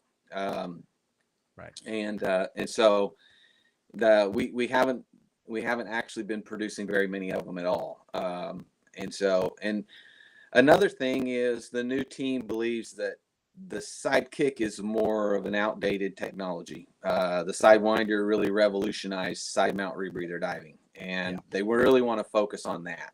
And so that's another reason that I don't believe that we'll be continuing to manufacture new Sidekicks. Now, we will always support the existing ones. No, that's a fair answer. Mike, I'm getting some questions on it. Can you tell us a little bit about those gigantic teeth hanging on your wall? It's a passion of yours. Tell us about them, where you find them, what you do with these things. So these are all of the teeth I have that are 6-inch plus. Wow. So yeah, I'm getting quite a collection of teeth that are over 6-inch now. So those we are meant. dive Yeah, offshore North Carolina. It's about 40 miles offshore. Long and boat, the depth right. is around 105 to 115 feet deep. And so, yeah, we go out there and we search these ledges where the teeth have accumulated and look for megalodon teeth. Yeah, he loves doing that. But just to put it in perspective, I'll go down there with Mike, and I think I'm right in the same exact area as him. And I notice his bag when we're going up, it's so heavy. He's How come like you barely weren't ever next to give it me up. And I'm like, and have 10 times here's, more As a matter of fact, here's we my and I were two sitting broken next to ones each that I other. found. Like, what? I'm like, what happened? Woody and I were actually sitting next to each other, and I look over in his hole and I said, Woody, are you going to get that tooth? Yeah. And he said, what? And I pointed at it. Yes. And he's Can't like, see what? And I finally picked it up and handed it to him. And it was the best one. By the way, it was the best one I got. It was beautiful. Look what I found by myself. No, I mean, I don't know. You just have a special gift when it comes to that. That's for sure. Okay, we got a lot of questions. Do you envision, this is another question that came through. Do you envision that in the future, people that want to order the Spirit will just order the Super Winder or Sidewinder 2 or whatever, instead of ordering a Spirit? And just use it as a Spirit. That's what I'm saying. Like, is the Spirit going to be phased out and you're just, KISS is only going to be selling the Super Winder? Probably not. I think we'll still offer a version of the Spirit. We might make improvements to it. We might adapt a lot of the newer stuff, the newer heads and things like that to it. Put a stand but on the it. Spirit is really great for traveling. It it has an ABS frame that the unit and the harness and everything's integrated into that frame. So it's really lightweight for traveling. But who knows what kind of improvements we could make to that. And so, but I believe we'll always offer a version of that. Absolutely. And I don't know if you guys have talked about the giveaway, but Not yet. giveaway it's coming up and the link is on the chat. So please go ahead and enter that so you can participate and win. Mike, you want to tell them what the giveaway is? The giveaway is a $500 gift certificate that you can use for KISS Cargo or KISS products. That's right. Mm-hmm. Yeah, I've just entered my name a few hundred times. Mike, you don't have to answer this one. So just say, I don't want to answer it. Are there you are always thinking, that's just your nature. Anything coming up that maybe in the future that KISS hasn't put out there yet? Or, anything new on the horizon that you're thinking in your brain? I would want to invent. Mm-hmm. Oh, I've got lots of ideas. I know. I'm sure all the manufacturers are once desperate we get to copy production one. moved, then I'll be able to concentrate more on development, and we'll start developing new product. So there will be new stuff, but there will always be new stuff. Yeah. Okay, good. We're glad that you're gonna always continue to do that. Let's see. I do want my what's the crash test dummy, Mike's crash test dummy t-shirt. Right. Because last time we went to KISS, we saw them and he was like, "You haven't earned it," and he put them away, and I'm like, "Well." Right. But now I feel like, well, maybe we have. I think we have. You know or maybe we a couple more rounds. It's like a course. Right? What 3 times. If somebody's going to order a Sidewinder right now, what are the production times? How long should they expect to wait? Oh, I'm not sure. Well, I don't keep up with that very much.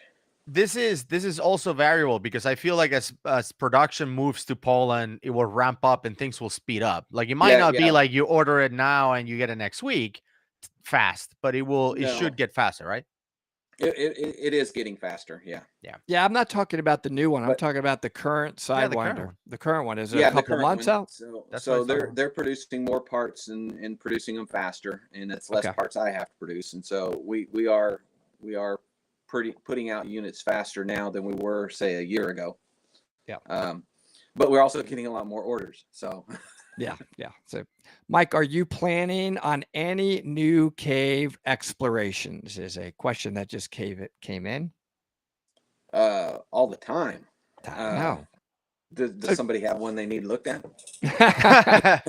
If that's what you're asking, then let us know. We have a great trip coming up in a few weeks, almost, isn't it? Towards the end of May. Yes. We're going to be helping some of the scientists from Texas A&M do a project in the Yucatan. We're going to, I don't know how best to describe it. They're wanting to establish a baseline of what the cenotes were before pollution and a lot of the urban development. And so they've located this cenote in a relatively rural area. And so we're going to go in and do biological surveys and things like that to establish a baseline that they can compare what the cenotes in the urban areas were once like. Cool. Nice. Some people are asking, I love this question, what's the best way for people to just try a rebreather to see if it's anything they want to ultimately get certified in, or just try that experience? How do they go about that? Locate an instructor near you. And the instructors would definitely be able to allow you to demo a unit. And maybe if you get enough interest, you can make a day of it, and they can demo with 5 or 6 of your friends, and so it'd be more productive for them. Then but pretty much any instructor could set up that. Yeah. Or go to a Dive Talk meetup. That's another good way to. Yeah. We do Dive Talk meetups, and even outside of meetups, we do try rebreathers, I guess is the best word for it. We do like to keep that in confined water. It's the first time ever on a rebreather. It's going to feel completely different. There is a learning curve. I've always described it as you'll go up this hill and you'll be wondering maybe at some point, why did I do this? And then you'll come around to the other side of it throughout the period of a class. And a class can be every bit of a full 5 days. And then you'll actually never want to dive any other way. So you got to be prepared to climb the hill and come over the other side. But a try rebreather is the starting point, and you can do that with a certified instructor. Yeah. Let's see, reading some of the other questions coming in. I guess the link for the sign up is already up. Is for the giveaway is already up. Definitely. Hopefully people are signing up. $500. What's the learning curve? And this is a tough question because it's not the same with everybody. But what is the learning curve with the Sidewinder? I started to get into my tech diving, so I guess just the process of getting certified on a Sidewinder. What's the learning curve? What's the time frame? How long is a typical course? Typical course is about 5 days. Yeah. So yeah. Unless you're crossing over from another rebreather, then it will be 3 days. I'll speak to that a little bit. The thing about the Sidewinder, there's 2 things I want to talk about. One, the configuration of it to fit you properly is critical. You want to be with a Sidewinder instructor that's very, very good at configuring it, making sure the scrubbers are in the right place, making sure the harness sits properly on you. And that really takes some work. And that doesn't necessarily happen on day one. You may be configuring that all throughout your class, making little tweaks. So that's the first thing. The second thing is getting into it. Remember, this is it doesn't really stand up that well. So you got to get used to just getting into the Sidewinder and then getting everything placed properly and nice and streamlined. That's a bit of a learning curve. But once you're underwater on the Sidewinder, once it fits you properly and you're like, boom, you just literally are put into trim, and it's almost hard to get out of trim. It's so nice once it's in the water. And I think the work of breathing is incredible. So if they're improving it dramatically, it's already so nice. You're just sitting there in trim because everything's on your side. Yeah, and not to plug our own channel, but if you're interested and you haven't seen it, we have a video on Dive Talk of my crossover to the Sidewinder, so you can see like the very first time I put it on and how I looked in the water, and obviously all the way throughout the 3 days. Yeah, no, shameless promotion's great. I would also plug the video. I did a Sidewinder step-by-step assembly video, and I did that on the Katana 2. It's a little bit different to assemble it on the XD harness. Yeah. And I think that you need to watch those. The assembly process, the first time you put it together, is going to take you some time, and you need a checklist. It's absolutely critical to use a checklist to assemble this thing properly. Now we only it looks like Mike froze, so we may want to bring him back. He froze with a smile, by the way. That was awesome. That was perfect. We only have a few minutes before the giveaway, but we do have Patrick Whitman, who's the training director of KISS, going over some of the improvements and enhancements from Sidewinder 2. So I think we should play the video and let people watch that. Let's do it. Here we go. Canister. No sound. It has 1 kilo more soap than the old version. Talk about an amazing Sidewinder instructor, explorer. Hang with us, everybody. Yep. People are asking, what's the weight of the Sidewinder? I guess with full depending on the wing scrubbers, and depends on the wing, but 30 poundish. Yeah, 20 to 30 pounds. I'd say 20 to 30 pounds with sorb in it. I dive mine in fresh water on an X deep wing with two aluminum 80s, and I use 2 pounds. Canister. It has you guys got it there? Yeah, we can hear. More soap than the old version, so it's 3 kilo. As you can see, the gas flow is different. The gas flow, you exhale. Yeah, let's see. It was very light. I heard it, but really, really light volume on that one. Yeah. Okay. Let's see. Yeah, and for those of you asking how much is a Sidewinder, it really depends on how you configure it. It's kind of like a car, you know. How much is a Toyota Tacoma? Well, depending on the trim, depending on what you add. Do you want leather seats or not? I mean, it's just there's a range. Yeah, and it's not just the Sidewinder, right? Because do you already have the 4-pin Shearwater computers? Right. You got to add that in. What kind of tanks do you want? What about the regs? So, you know, all those things add up. Let's try it this way. Same audio. It's just the comments. The comments are saying they can hear it. Okay. Let it play. So that's all that matters. Make it full screen. Yeah. Looks like that's the best we're gonna get right here.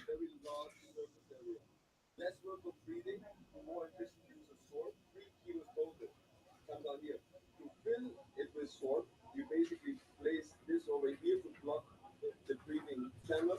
Fill it with soap, open this, take the plunger. The canister has the very special type of plastic, very good heat coefficient. Plus, you can see a smaller hole here.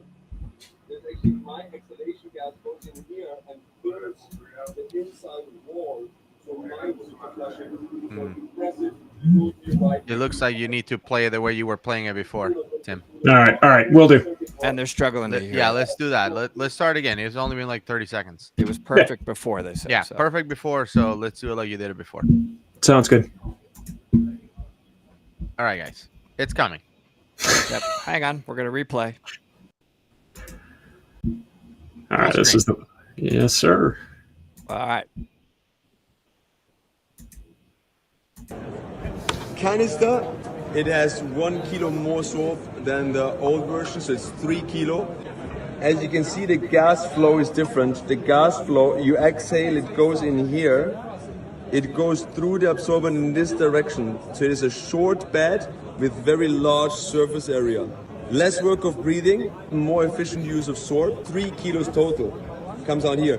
To fill it with sorb, you basically place this over here to block the breathing channel. Fill it with sorb, open this, you take the plunger, sealing. The canister has the very, very special type or like plastic, very good heat coefficient. Plus, you can see a small hole here. There's actually my exhalation gas goes in here and fills the inside wall. So my use it for flushing. So you press it, you roll to your right, ADV fires and flushes the unit. This is pretty much one of the coolest parts. Printed circuit board. Cells go on it like in a plug and play type of style, but also have a silicone lip that makes the cell actually waterproof. So there's going to be a Gore-Tex layer at the bottom of this where gas can go through but water not. So basically all of the circuit board area is going to be waterproof. It's a plug and play type of style, and here you can see that silicone lip that is basically sealing in two parts. One time here, one time here. So this is going to be basically waterproof. Extra space. You could either have more cells here, pretty much the same way of mounting it, the same type of counterlung, and the MAV is still the same. So my warm exhalation gas is insulating the absorbent canisters. The ADV head is a second stage. It is adjustable. You can put the lever up or down to make it either stiffer or softer. All of the fittings now is metal on metal, so when you screw in your hose, it's not on plastic anymore. We actually have on the exhalation side OPV. It's double layered, so there's a one-way valve on the inside, which is the same mushroom valve that you have in your DSV. So when you're on an expedition, you only have to bring one size of mushroom valve. And this is an OPV cap. So basically what's on the inside there is here, and the same spring and then a cap. So all of the parts are interchangeable also. Idea is if you have water in the rebreather, you go right shoulder down, the water accumulates at the OPV, exhale to create positive pressure towards the OPV. You hit the MAV, can expel the water from the rebreather, vent the excess gas from the lip and regain your trim, and it should be fine. A small engineering part also, you see in the ring, you have a little cutout. You can push the cutout in here and you have full view of both O-rings.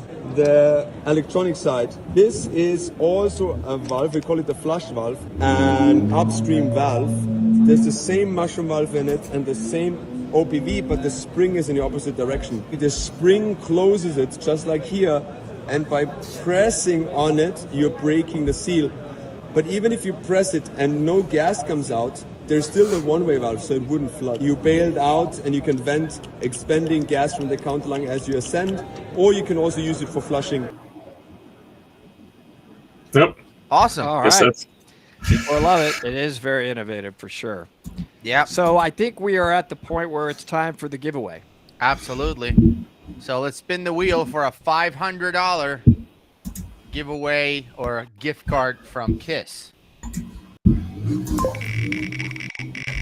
Congratulations, Woody. You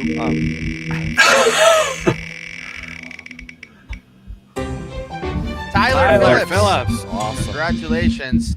$500 KISS gift card for you. You can use it for the KISS Cargo store, which is kiss.cargo. Or you can use it for, I think Mike said, sensors, wiring, anything KISS sells. So that's great. Mike, thank you so much. We will see thank you you for shortly. We'll be there next week. We'll see you next week. All right. Sounds good. Thanks for your time, Mike. Oh man, some exciting stuff coming in that world, that's for sure. We all can't wait. You see so many people on the comments. We can't wait. We can't wait to try that thing. So We're excited. the same, everybody. And I don't want to say that we might be the first YouTube channel having a deep review of Sidewinder 2, but I mean, if I was spoiling, if I was betting, right, I would bet right, yes. to that. hypothetically saying, Could possibly, Maybe. likely, very 99% so chance of that happening. Yes. you should probably subscribe if you want to be the first to see it. I'm thinking if I was, I mean, I would recommend it. throwing hints. That's just me. I'm Right. I'm trying to be right. objective. Oh, Cool. back to the show. Up next, we have brownies, blue and spare air, all combined. So let's bring in. I got excited because I thought about real brownies for a second when you said that. Really? That'd be nice. But this brownies is awesome. Hey guys. I think I just saw some of you in the water recently. What? Probably. Yeah. Though off the shores of Ocean Treasure, my hotel there in Lauderdale by the Sea. Bunch of hookah divers, I guess you would say, and that's a really cool thing. Yes. So talk to us, guys, about Blue and everything else you have there. You have a ton of stuff. We do have a ton of stuff. We certainly do. Thank you for joining us today. Well, we're Brownies Marine Group. We are a group of 3 highly specialized products. We test, we design, we manufacture, we distribute, we take days off and go diving on our equipment. We do it all for tankless diving, scuba diving, and recreational safety products. So today, my name is Stacy from Brownies Third Lung, and I'm going to be breaking down a little bit about tankless diving, what it is, and then get specific about our battery-operated Sea Lion system. I'm Daphne. I'm with Blue. I'm on the sales team and also a professional diver, and I'll be talking about the submersible systems and more specifically Spare Air. My name is Blake. I'm the CEO of Blue, so I'm going to go through our now 3 products that we have. We have Nemo Nomad and the Nomad Mini coming to market right now. So we focus on super portable, user-friendly battery-powered dive systems. So back to Stacy. Yeah. Started off with the Brownies system. Excellent. And I got a couple shout outs earlier today. I just want to say thank you, Tim, for noting that yes, the Brownies Third Lung system can use a full face mask. That was really good. I was trying to get on my computer and go, I know this answer, but you had it, so thank you. And to go back to dry suits, you can also use a dry suit with any of the Brownies Third Lung system. So we really do tie together with what everybody's doing today, yesterday, and in the industry. Hi, guys. How All are you? right. Yeah, no, I'm doing- it's awesome. I love that this thing just gets people underwater pretty quickly, right? Like when you talk about this system, talk about the learning process as well, because it's fast and you get to basically go underwater. It is, and it is important to note that there is education and there is a learning process. All the physics and physiology of scuba diving do cross over into tankless diving, so that education is important. But talk about bridging the gap between the millions and millions of snorkelers who might not put a scuba tank on their back, and then when they just put a regulator on like this, I mean, I'm basically ready to jump in the water.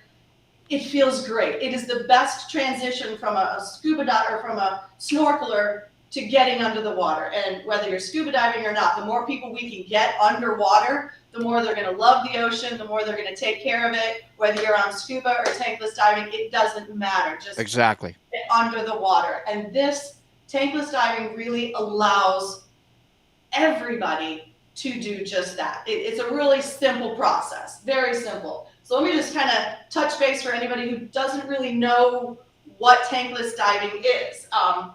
This is a Sea Lion system, our battery powered, but the general premise is fresh air is sucked through our clear intake snorkel. Fresh air right here, sucked through the snorkel, goes down into our compressor. Now this compressor can be operated by a battery, gasoline, electric 110.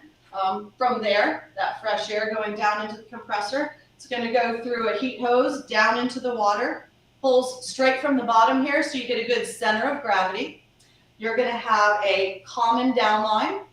That common downline is then going to divide into individual diver hoses, and at the end of that diver hose is going to be you with a weight belt and a regulator coming around right under your chin, and that is it. This is all I am wearing, and I can scuba dive 65, 70 feet with this equipment on without the tank on my back. Imagine just being able to move around and twist around, and even more, get on and off the beach or get on and off the boat, maybe just handing out my fins. It feels really great.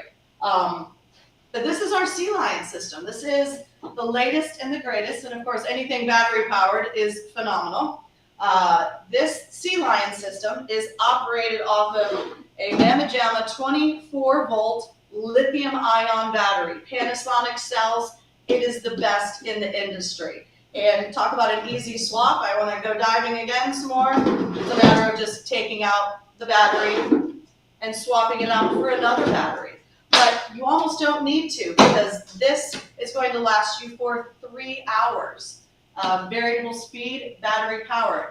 You think about it, you go down, you dive for an hour, come back up, have a sandwich, go back down, dive for an hour. You've got another hour left even on this system, a full 3-hour dive time. Takes about 5 hours to completely charge, charges off of 110, but it's really that simple. On the side here, you've got a little voltmeter that's going to tell you exactly how much you've got left for juice in your system. Got a little max depth indicator. You want to go around 35 feet. You're just communicating with the system that, hey, you don't have to work that hard. I'm only going around 35 feet. Maybe get a little more time off of it, which is fantastic. Our Brownies Sea Lion system does come with an accumulator tank. It's not a scuba tank. It doesn't need to be visualed or hydroed, but it is just going to float in the water. So what the Sea Lion doing is it is filling up the accumulator tank, and then 2 divers to around 65 feet, 3 to around 35 feet can go down and enjoy diving, get a full breath of air every time, and it feels great. And again, all you're wearing is this weight integrated belt. Pop your weights, just like that. Put in whatever you need there. Regulator coming around. We do utilize a very nice bottom mount regulator, so you're nice and streamlined here. You can move around, swim around, catch lobster, do whatever you need. But imagine going diving just like this. And that is really the basic premise of Brownie's Third Lung. Now, safety is very important to us. Always, always, always safety for us. So we do, in case of any emergency, whether you are on scuba, tankless diving, you should carry some sort of backup system. We have integrated right here a spare air from Submersible Systems into the back of our Cumber Belt. So in case of any out of air drill, this will sit right here. I will just reach back, place that in my mouth, and do my proper ascent. So safety is always important. So Scuba, Puka, our fantastic battery operated Sea Lion, be safe. And here we are. Airline friendly, safe. We'll get into more with Natalie, but Brownie's Third Lung and the Sea Lion system. How's that sound so far? I love it, Awesome. man. I saw people doing it, and they were just super stoked because, like I keep saying, they were just like, I just want to get underwater. I want what is under there. I mean, yes, there's a learning process, of course, but it's pretty quick. How long typically would it take somebody to be able to go out on that with you and go under to 60 feet? Our online training program, which is provided with every system, takes approximately 3 hours to do. You do it online, and then depending on what your education level is in the water, either take it nice and shallow, start off there, or go to your local dive store and get an instructor and get additional training. But really, take the course in 3 hours, be comfortable with your skills, and you can be in the water. So it's much faster than a regular open water scuba course, correct? It is faster. It definitely is faster, yes. I just always want to preface that education is important, so we never want to speed the process of education. And I'm sure that you guys focus on, in the class, emergency procedures. Like, for example, you said you had to fully charge it. Now, you take a guy like me who, you know me from Dive Talk. Oh, what if I forgot and it runs out of battery or whatever and power? Is there like a ascent procedures? Is that what you teach? Absolutely. No different than scuba. There you go. Should carry some sort of backup bottle. That is just the number one rule in any sort of diving. Makes sense. Yeah, totally. And this is, I like the fact that it has a run time of 3 hours. I don't know how many people want to do a 3-hour drift dive or whatever, but if you're working on something like underneath your boat, you're cleaning the hull of your boat or whatever, having that extra long run time is really, really useful. That's awesome. And if you needed another battery, you can switch that out also. It really is that simple. And it doesn't mean you have to go down for a single 3-hour dive. Again, spread it out throughout your diving day is what we generally do. We go out on the boat, we're out there all day long. Maybe we only were diving for 2 hours, but it's going to be the best 2 hours of your day. People are asking, like, what is the depth limit? I guess that would be of the 65 cord of feet, the right? hose. What's the maximum? It depends on the system and the size of the compressor. So you can have Our smallest system is 2 divers to around 35 feet. Our Is that the largest system Nemo? can take up to 4 divers. Is that the Nemo, the small system? We're going to get over and talk about the Nemo and the Okay. Nomad over there. We do have differences in the different systems. Brownie's Third Lung, I would say, is generally for groups, families, small boat owners, because you can pack it all up and just put it in a simple gear bag, and then it folds down into a small cooler like. So for Brownie's Third Lung, we do a lot of families, small boat owners, groups, lobster diving. You go in for half hour, I'll wait, you go in, and turning around like that. For single diver systems, we've got some awesome ideas for that, and Blake's going to talk about that a little bit more here as well. All right, go for But it. for now, I'll pass that over to Daphne because we've got so much great stuff. We will answer more questions, I promise you. But we got a lot of stuff.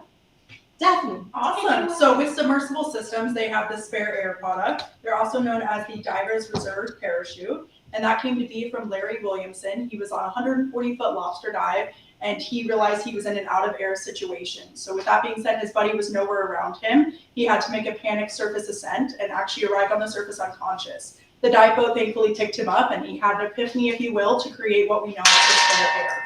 So with the spare air, you have 2 different sizes. We have the 3 cubic foot and the 6 cubic foot. With both of them, they are used as a redundant air source, and the amount of time that you get with them is going to depend on the depth and your personal lung capacity. So they have 2 different ways that you're able to fill them. They come with a tank-to-tank adapter, or they also have the option to fill from a compressor to a tank, the tank being the spare air itself. With that being said, you do need to be certified to have these filled. Almost all dive shops in Florida or anywhere should ask for that certification when filling them, but they're very easy to transport and take with you for travel. Like you can see here, all you need to do is just empty the system, take them apart, and you can put it in your backpack or any kind of travel carry case to take with you on the plane or travel with. They are used as a one-way device, so they are meant to go from depth to the surface. And when you are diving with them, they are meant to be used as a kind of as a lifesaver, if you will. They have 2 different ports. Obviously, they have their pressure indicator and then that fill port, which is going to be where you use those 2 add-ons. And then when we use them, they come with these super awesome cases. They're holsters that attach. If you're using a scuba tank, you're able to attach this to your BCD, whether it's on your shoulder or you have it attached behind you next to your tank in the back. It's easy to access, especially if you're instructing or something like that. As you know, some students and such might reach for you in the chest or against your neck where your regulator is. You wouldn't want to have this in a place where it can be grabbed easily. So on the back is a great place. With our systems at Blue, you're able to attach this directly onto the harness. That way you can reach for it in an out-of-air situation. It's easy to grab and it's not impeded by anything else around you. So Blake's going to go over more about our Blue systems and how we use them. Awesome. Thanks, Daphne. So welcome to the Blue side. So battery-powered diving is here. Really, we've been working on battery-powered systems for quite a while now at the Brownie side since about 2012. So a little over 10 years, and now we've got the Sea Lion out.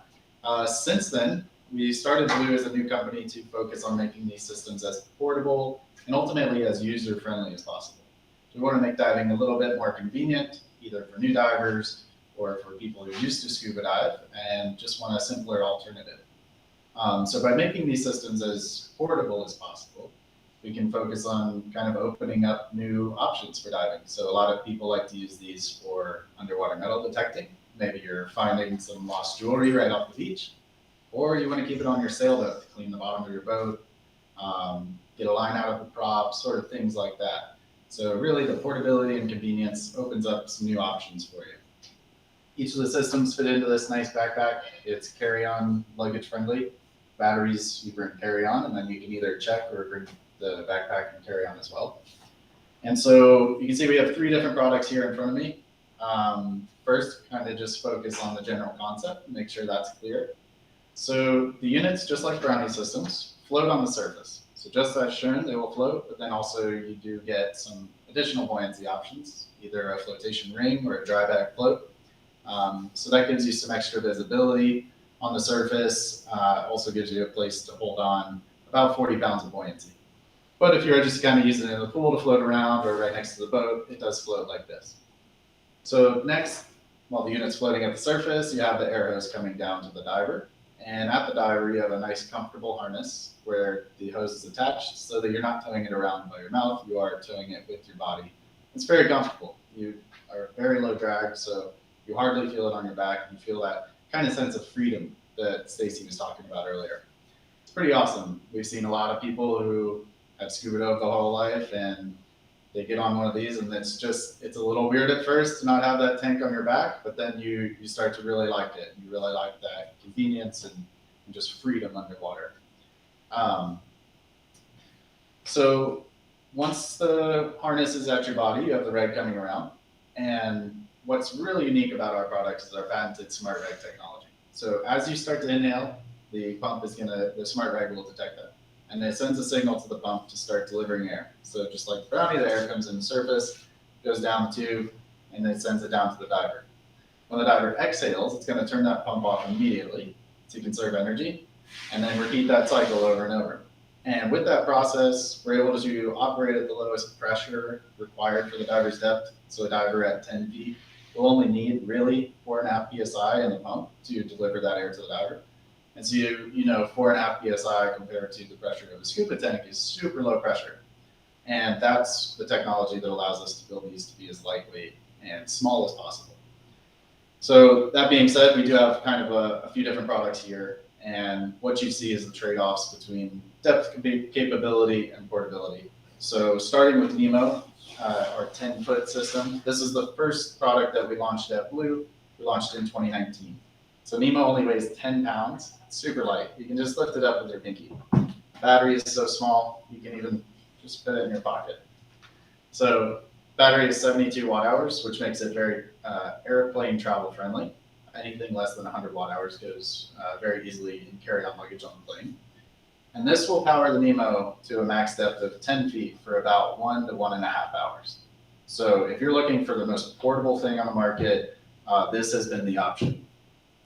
People are really loving it for metal detecting, for sailboating, things like that. But of course, there's a lot of people out there who would like to dive to a little bit deeper than 10 feet. And so in 2021, we launched the Nomad product. So whereas Nemo is 10 pounds, Nomad does jump up to 15 pounds. So it's a bit heavier, but still about half the weight of a scuba tank. And you can dive to 30 feet for about an hour. So this is your battery. It's now 144 watt hours. So it is twice the size of a Nemo battery. But you get about an hour runtime up to 30 feet. It's great for here in Florida, taking on your paddleboard, going off the beach, just drift diving the reef. I'll even bring a couple extra batteries, swap it out, and go back down. So that's a really nice feature. You can have spare batteries, come up, swap it, and go for more.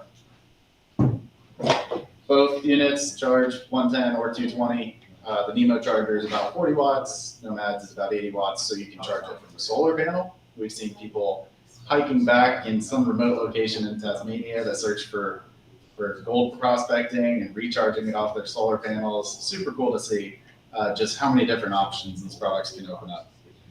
So what we're really excited about now is the Nomad Mini. We've got Nomad Mini available for pre-order. We're expecting to start producing these in the next few months. And you can see it's kind of a middle ground between Nemo and Nomad. So we took kind of best feedback from Nemo, best features from Nomad, and try to combine them into one that kind of hits the sweet spot between portability and performance. So it is about the same weight, just a pound or two heavier than the Nemo, but it gives you 10 to 15 feet of depth capability, so closer on the performance end of Nomad. And there's some other user friendliness aspects to it. You have the bungees here. You also have the ability to now, with our Dive Boost kit, which is unique to Nomad Mini, you can have multiple batteries in parallel. So if you wanted to go dive for 2+ hours at a time, you could actually connect multiple batteries. When you have more than one battery connected, the max depth we recommend is 15 feet with this unit. With a single battery connected, you can do 40 minutes to an hour or so at max depth of 10 feet. So we're super excited about this one. Currently, we are using Nemo in our guided tour locations. So we do have a location here in Lauderdale by the Sea. If you want to come visit us, we're also expanding those locations. So it's great for people who have snorkeled before. Maybe they haven't taken the leap into scuba yet. This kind of offers that bridge between snorkeling and scuba. You can come get them set up on a 10-foot dive system where they just wear a harness, a weight belt, get comfortable in the water with a dive guide, and then who knows, maybe they'll come back, purchase ones for themselves, or they'll move on to scuba. So we're really excited about that program. We're looking for new dive operators around the world. We have a whole training course, a curriculum for anybody who's dive master certified or better. Daphne recently came in as a certified dive master, started working with Blue, and now is leading these guided tours off the beach here in Fort Lauderdale.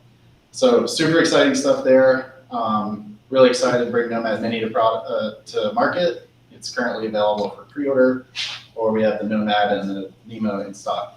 Nemo is going to get phased out probably by the end of this summer. We're going to phase out the Nemo product, and Nomad Mini is going to be the replacement. Nomad Mini for the battery, it does use the same batteries as Nemo. So if you already own a Nemo and you want to upgrade, you can use your same batteries on the Nomad Mini. Cool. Awesome. You know, a couple of things come to mind, and it's really cool. Sometimes I've had divers that are injured, or they simply can't handle the weight of a full scuba system to get up even and walk to the back of a boat. This is so great for that. They still get the experience. So I think that's really important to mention. And also, you took the words right out of my mouth.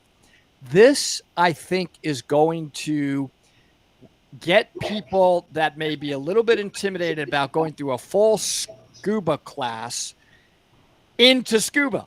They're going to go underwater. They're going to do this, and they're going to be like, you know what? I want to continue, and I want to get further education and get regular certified. I'm sure you're already seeing signs of that, but I love it for that. That overall, just getting them in the water, and that's it. They're going to get hooked like we all have. Scuba equipment can be overwhelming. As a NAUI instructor, There'd be times you get all this equipment on them in a pool for the first time, and they just like, get it off, panic.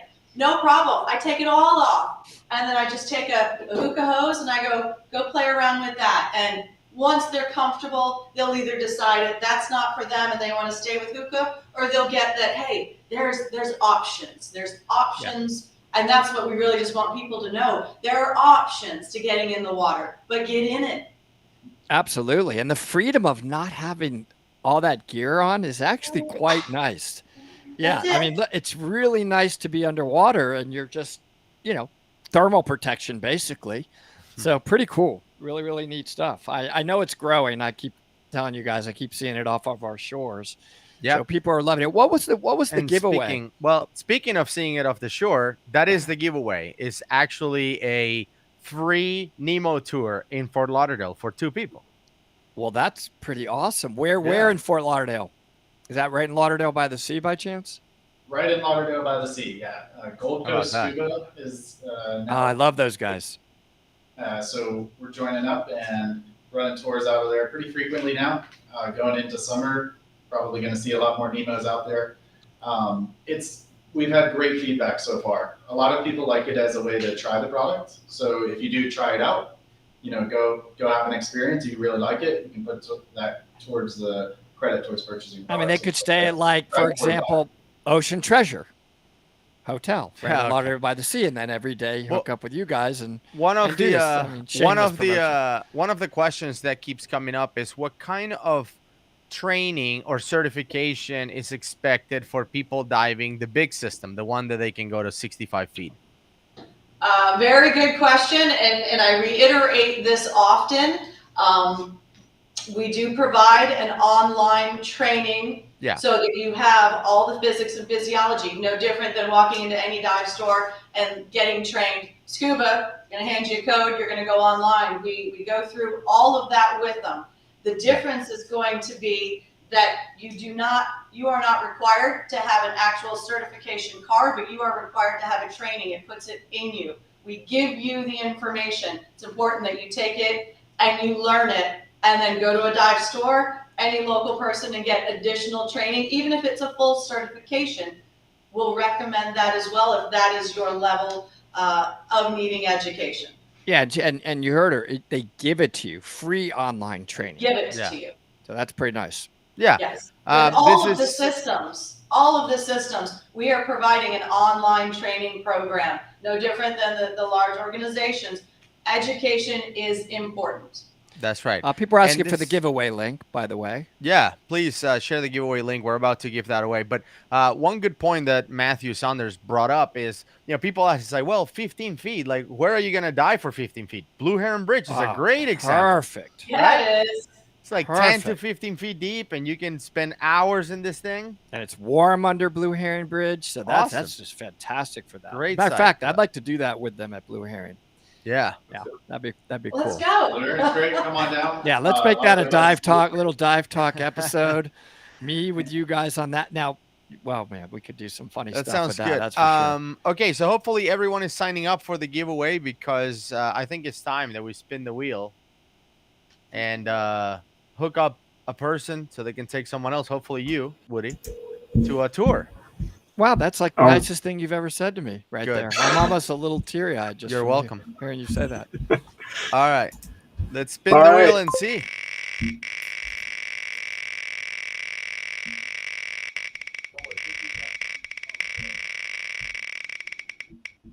All right. Makaya Gunderson. Yeah.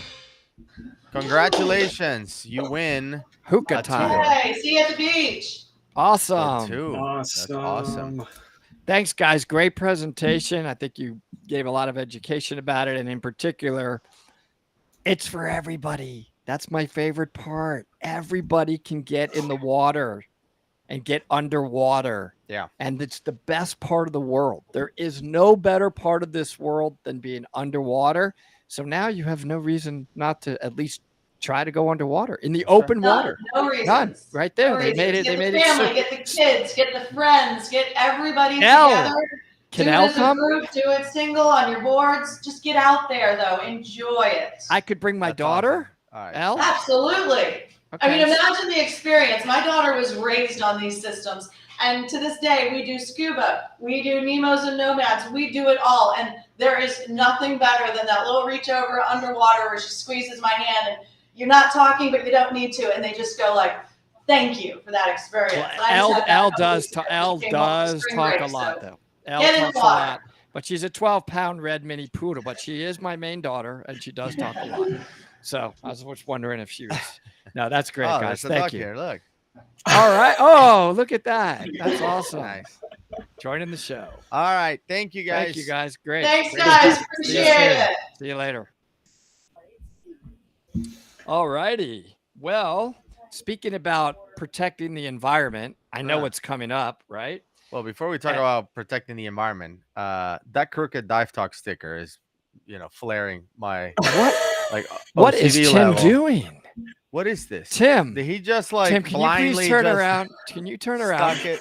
Look, So- that is not right. What was that? Do you know who did that? That was Michael. He snuck Why? in here. I just- He needed it's so to give you easy. some love. That's What's like that about? Why not straighten it? I don't know. Why not? Take the time and just, what are we? Chocolate. There you go. Yeah, leave it like that. That's That's hilarious. Well, listen, I have spoke with Autumn a lot, and she's been kind enough, Yeah. and not just right now, but in the past, to send us some of her free products. I'm very much always in need of sunscreen. Oh my But God. why not protect the environment at the same time? And Autumn, you probably don't remember that I actually you talked to me very, very early on in your launching of your spring product, and more has that thing really grown. So welcome, Autumn. Thank you for taking care of the environment and us at the same time. Man, thank you, Woody. I do remember chatting with you in the beginning. I also remember diving with you at Dive Tech in the Caymans with your Loved sexy little pink rebreather. Thank you. It's even sexier now.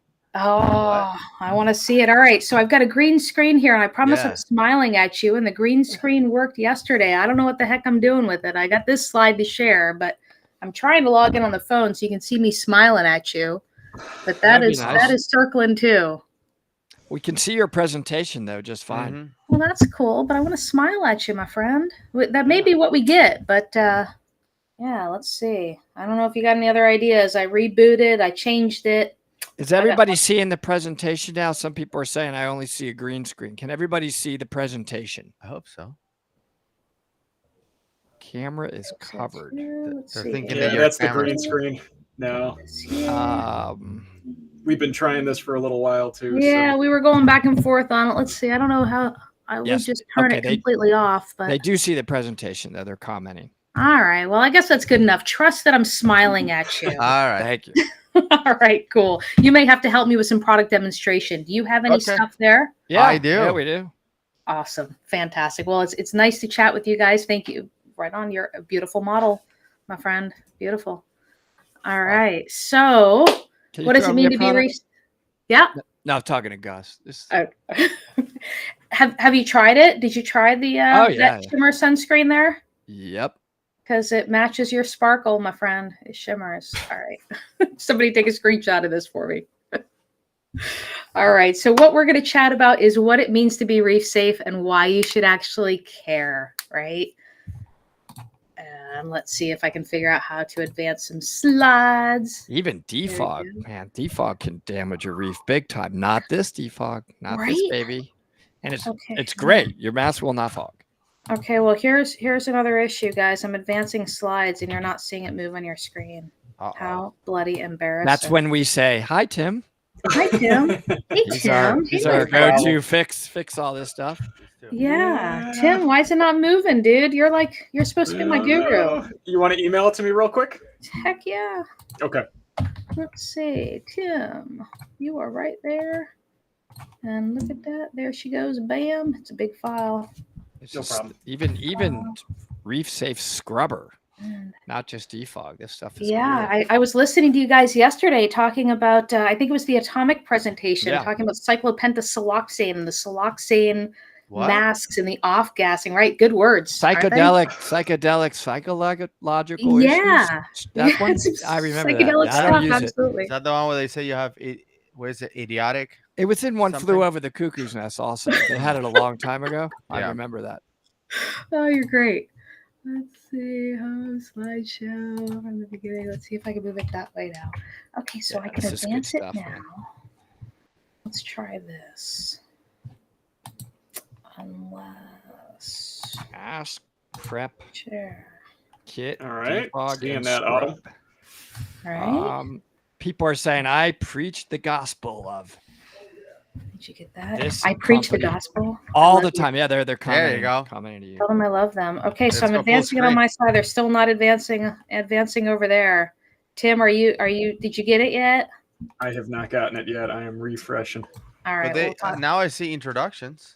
Okay, Oh yeah, well, now we got it. It We got moved. something. all right. Well, hi, that's me. I'm Autumn. I like to be underwater. I also am a cosmetic chemist. I have a lot of dive friends out there that do we all talk about what we do? I don't know. I'm Yeah, a yeah. cosmetic chemist. I've been formulating natural skincare for more than 25 years. I was diving in Palau in 2014, and as I'm coming up to my safety stop, I literally saw a rainbow up there, and it's like, oh, how beautiful! Healthy coral. It was like one of the most beautiful dives of my life. And here's this rainbow as I'm coming up, and as I get closer, I realize it's not a rainbow; it's an oil slick.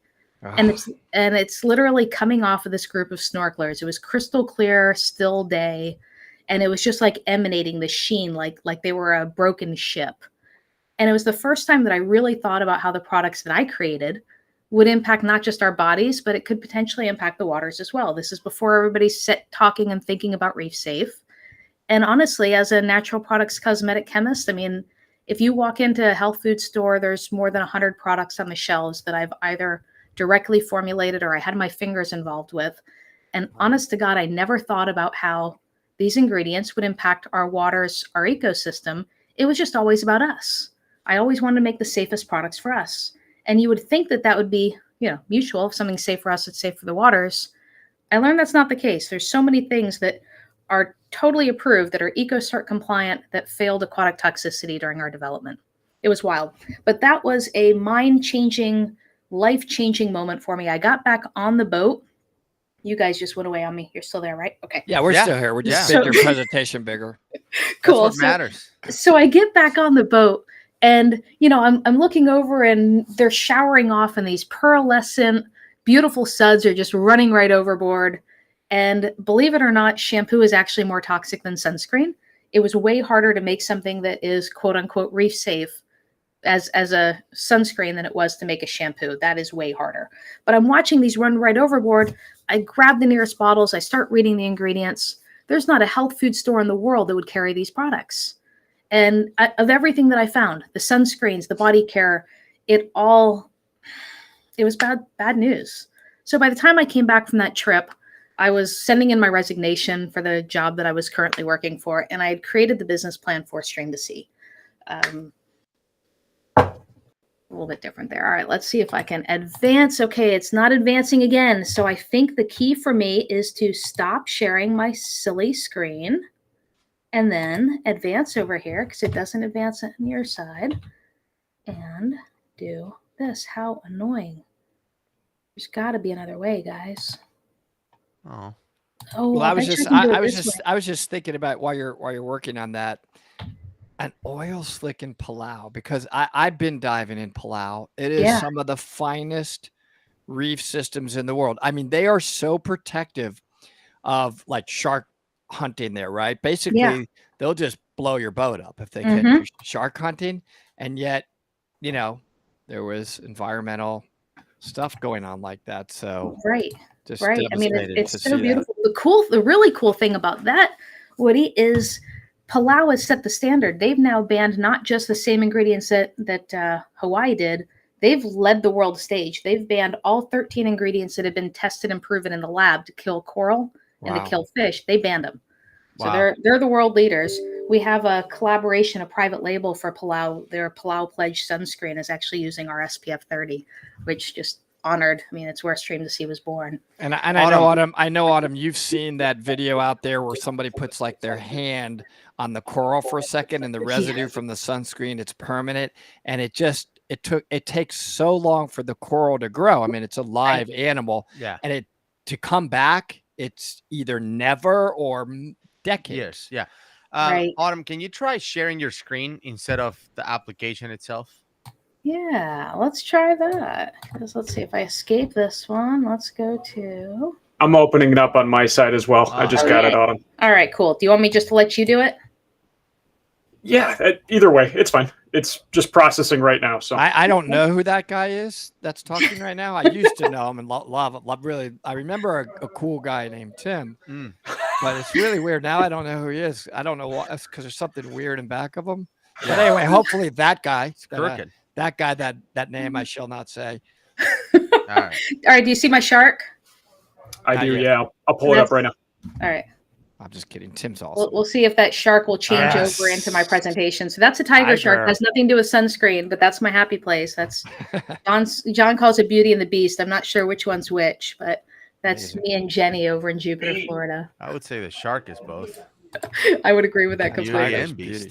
Okay. All right, let's see here. All right, let's go. Move. Nope, they're still not. It doesn't advance. It's just showing you the beginning. So we'll let Tim take it away. All right. There we go. All right, cool. So Tim, if you can move over to Y Stream to Sea, we've already talked about all this stuff, but this is where I would love to take you on a tour of the factory, but I think we're not going to add in another level of technology to our world here. Well, we can come to the factory at some point. Where is it, by the way? I think you should. We're in Central Florida. We're in a little town called Wauchula, not far from Lakeland. It's due south of Lakeland, east of Bradenton, Tampa Bay-ish, if you know that area.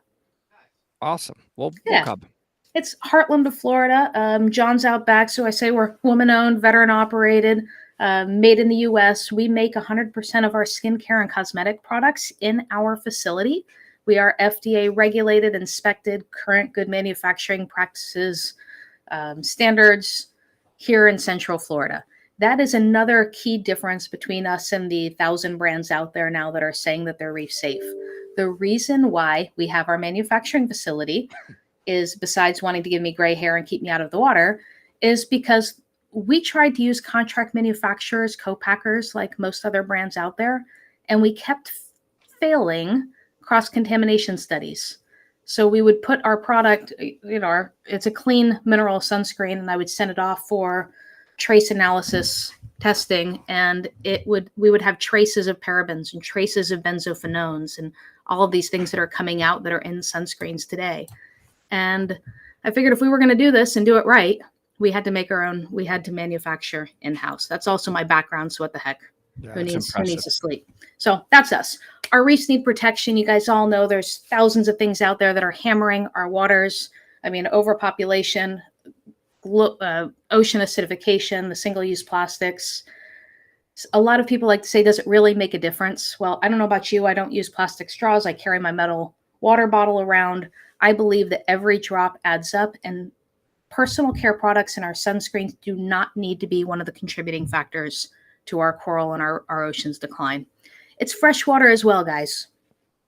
So do these ingredients really make a difference? Well, when you think about more than 14,000 tons of sunscreen entering our reefs from tourism activities alone, and then you realize that these ingredients are 100% conclusively shown to be toxic to marine life in really tiny concentrations. How much is little? 62 parts per trillion is the minimal amount that's been showed to make coral not able to reproduce. Wow. So it deforms the coral larva. That's hard to visualize, right? 62 parts per trillion. What is that? It's the equivalent of 1 drop in 6 swimming pools. It doesn't take much. And you think about if the coral larva can't reproduce, what happens to our reefs? So these ingredients also bioaccumulate, and they're known endocrine disruptors. The endocrine disruptors, that goes into the human health issue as well as the marine health issues. We're going to focus on marine today, but just know we could talk a whole lot about how these ingredients are screwing up our hormones too. You can jump on to the next one. So what does it actually do to the marine life? Well, on the coral, it transforms it into deformed inert larvae, which means they can't reproduce. Leads to increased coral bleaching, which means it reduces the temperature that healthy coral would normally bleach, reduces the temperature. So like you think about the Great Barrier Reef, you hear that it's getting too hot and they're going to have a bleaching event. Well, in the popular areas where there's a lot of sunscreen there, it actually makes that happen at a lower or a cooler temperature. Totally freaking out. Causes sunlight to become toxic. Skeleton endocrine disruptor, that means it wraps that coral in its own skeleton. Impacts the fertility and feminizes male fish. So literally it will take sunscreen. He's waving, asking if we're going to go on a tour. We're not going on a tour. I can't do it. Nope. Bye. He wanted to show you everything, John. He was so excited. All right. Feminizes male fish. So if you have a tank of fish and you have a tank of male fish, you add a little bit of some of these ingredients to it, they literally turn female. Like come back a day later and the boys are now girls. Totally freaky. You can jump on to the next slide for me there. Thank you. I've been involved in in promoting the legislation and the bans across the world since I became aware of the issues. Mexico was the first country to actually enact these bans. They only allow biodegradable sunscreen in their marine parks. That's a good start, but remember, DDT biodegrades too into something that's even worse than DDT. So biodegradable is a good start, but there's a whole lot more than that. We want the tour, me too. What happened in Key West? What happened in Key West? Key West. Okay, so Key West is the only place in the world that I'm aware of that has reviewed the science. They actually voted to enact the ban, but the governor overrode it. He said It's not legal for a municipality to ban something that's legal in the state. And what that really equates to is dollars. Sunscreen is a big manufactured item in the state of Florida. And if you can imagine the deep pockets that got involved in legislation, that's what happened in Key West. So Key West actually voted to enact the ban, but they were told they're not allowed to. Everywhere else that has reviewed the science has passed a ban on toxic sunscreen ingredients. Wow. Pretty wild, right? Yeah. So I like to say legislate, educate Florida, over man. legislate. Yeah, Florida. Frickin' Florida, man. Well, I mean, we have a lot of really good things in Florida, but Cows. No. orange I mean, trees. people are becoming more and more environmentally conscious, but yeah, that's not good. No, I hear you. I'm a Floridian. I was born and raised here, and I love my state. That was one that really upset me. Yeah, it's tough. It's interesting though that our governor started making some noise about he had some skin cancer in his family, and started making some noise about the FDA banning some of these ingredients as well. So I think it was just all lobby and politics. Yep. So there's two types of sunscreens in the world, right? You got the chemical sunscreens, the mineral sunscreens. Sunscreen, it's important to realize that sunscreens are regulated as drugs in the United States. They're drugs because typically the way they work is you apply them to your skin and they soak in, you apply them to your skin 15 to 20 minutes prior to exposure so that the ingredients can soak into your body where they absorb the UV radiation, then your body has to filter it out. Right? That's why they're regulated as drugs.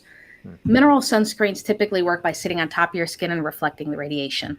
That there's pros and cons associated with all of it. The chemical sunscreens, it's what most of us grew up with, right? You smear it on, you got too much, you just smear it on somebody else. Tends to burn your eyes. A lot of people that say that they are allergic to sunscreen, the two common ingredients, the oxybenzone and octocrylene. Oxybenzone was rated as the #1 allergen of the year a few years back. It's not necessarily that you're allergic to sunscreen, it's you're allergic to one of the harmful ingredients. It's also the one that typically burns your eyes too. The mineral sunscreens sit on top of your skin, they reflect that UV radiation. You do have to learn how to apply them. They definitely apply a little bit differently. I'll tell you about that on the next slide here. It's also important to understand that there's marketing deception going rampant out there. Just because it says it's a mineral sunscreen or just because it says it's reef safe does not mean that it is. You have to learn how to flip over that bottle and look at those active ingredients. I took these next two pictures. This one said that it was biodegradable, but reading the ingredients, it had oxybenzone and benzophenone listed on the ingredient listing. Panama Jacks, this is one that says that it's reef friendly, SPF 100, which is ridiculous. But if you look at the ingredients, 33% are those chemical UV absorbers, 2 of which are banned in most locations now. So you have to read those ingredients. And what you're looking for is non-nano zinc oxide or non-nano titanium dioxide. You can have a combination of both, but that's what you want to see. It's also, we're at the point now where I feel like you can teach people a little bit deeper. It used to be, I would just say, look for the minerals. Now I'm saying avoid the words clear. Clear zinc has nanoparticles in it. Even if it says that it's non-nano, clear zinc, if you look at it under a scanning electron microscope, it is agglomerated nanoparticles. What's wrong with nanoparticles? Well, there's a lot of people that will debate that you shouldn't use them on the body, but there's nobody that will debate that they're not harmful for the environment. Every single study that I've seen that shows aquatic toxicity for zinc or titanium is associated with nanoparticles. Nanoparticles kill coral and they kill fish, period. So you got to be looking for that. So how do you apply a mineral sunscreen? Because nobody wants to look stupid on the boat, right? You don't want to look like Casper the Friendly Ghost. You got to learn how to apply it differently. Takes about 30 extra seconds to do it. It's worth it. I say the first couple times you apply mineral sunscreen, do it in front of a mirror. They're very concentrated. The way that I like to do it, and if I was smiling at you, I would show you, I take out like a large pea size amount. I like to press my hands together to warm it up, and then I press it into my face. From there, I'll blend it in. And then I'll do the same thing and I'll do my chest. Gotcha. And then I'll do my shoulders or something else, right? Were you saying something witty? Yeah, I'm gonna try to apply some. Wow. Cool. All right, let's do it. Which one do you have there? Do you have the shimmer? That's my favorite. No, the shimmer's right here. You want the shimmer? You're not supposed to choose favorites, right? I'm the formulator. They're like my children. All right, let me shimmer up. So don't tell the others. Oh, you have to take the thing off, the protection. Cool. All right. So there's 2 ways, Woody. You can press it into your hands and press it in, or you can do the dot method. So the dot method is where you take that amount and you just dot it all over your face, and then you blend it in. What you don't want is to take out a big glob and put a big glob on one area because it will all stay right there. Dot method? Okay. Yeah, there you go. You're going to dot it around. Go ahead. Dot, dot, dot. Come on. Keep on going. Yep. Put a dot on the nose. There you go. Yeah, I always put a little extra on my nose afterwards because my nose gets burned. Perfect. Now go ahead. Yeah, you look great. Taking screenshots for me, right? Because I'm going to use this in my marketing materials. Exactly. A lot of people want your presentation, by the way, but hold on. I'm going to really... Happy to share. All right, now just take so we both can do hands a and just thumbnail. rub it in. So we can do a thumbnail. Hold on. All right. No, don't do that. He's got to smile. What? Oh, that's right. The reason is for marketing. We're not using it for like Mark Zuckerberg on a You surfboard. want clicks or do you want... Okay, here we go. Sorry, wait a second. Dotting it up. Get my nose. Like yeah, use your other hand and just rub it around your face. You should be about done at this point, all right? Yeah, that side's really nice. Wow, I look younger. You look younger, right? And you're shimmery. I don't think the camera's doing you justice. You're all sparkly. Autumn shimmering me up right now. I'm shimmering you up to match your sparkling personality, Woody. Gus, Wow. for you, I would do the tint because Wow. the regular would look fine on you as well. But the tint, it's just going to even the complexion a little bit, and it's going to match your skin tone a little better. So Make me look like a Navy SEAL. No, but that took 20 Like seconds, Navy SEAL. everybody. You saw, Right? right? There's Yeah. no more white on me. It took 20 seconds. You just rub it in. Like I like what you said with both hands. Yeah. I'm going to shimmer with the dot method. Awesome. going I forward. like it. All right. So, Woody, what I want to ask you in about 5 minutes is if you can feel it, because this is one of the things I really love about this sunscreen is you put it on and it's pretty much gone. I mean, it doesn't hurt. It hurt's not the right word. It doesn't feel heavy. It doesn't feel greasy. It doesn't make your skin hot, right? So our original sunscreen is still my best seller. It definitely has more of a whitening effect to it, but it's not so bad. If you apply it like that, you're going to have a little white sheen to it. No big deal. All right, I got to talk a little faster because I only have 9 minutes left. Let's keep on going. It's all right. Keep on going. Keep on going. All right, let's move on to the next slide. You guys know how to apply it now. Yeah. Keep on going. Blah, blah, blah, marketing stuff. Yeah, same thing. So we have a bunch of different types of sunscreens. The sticks, people like sticks. I don't know. I like the shimmer now. The original SPF 30, we've got a new label for it that calls it Water Sport. When would you use one over the other? To me, if I'm going out on the dive boat and I know the likelihood of me reapplying all day is like slim to none, I'm going to use the original 30 because that stuff is so water resistant. At the end of the day, you need soap and water to get it off. The everydays, on the other hand, I see somebody, Garrett, saying now try the glob method. That's not preferred. Yeah, do not do that, Garrett. That's when we make fun of people on the boat. You can jump over to the next slide because I want to tell you what's so different about the everyday sunscreens. Yeah, keep on going. There's 4 different types. There we go. So I just got my first patent. This formula has our wet boost technology. So when I was making this, I wanted something that was going to go on sheer. It was going to apply better. And of course, it's got to be really water resistant, right? Mm-hmm. So when I sent it off to the lab for testing, it was it came out at like an SPF 38 before water immersion. And I'm like, oh, crap. Because usually you lose about half the performance after water immersion. After water immersion, it was a 49. I'm like, what the hell? You guys screwed up. Come on, you're the FDA lab. You guys are supposed to do better than that. It does not get better when it's wet. And the director of the lab calls me and says, Autumn, yeah, it did. We repeated the trial 3 times. What did you do? And I'm like, I'm not telling. I'm not telling. Awesome. So most sunscreens, when you put them on your skin, you want to put it on, apply this in the morning, apply it when you're dry, right? Apply it in front of your sink before you go out diving. You jump in the water. Most sunscreens usually lose about 50% of their performance within the first 20 minutes in the water.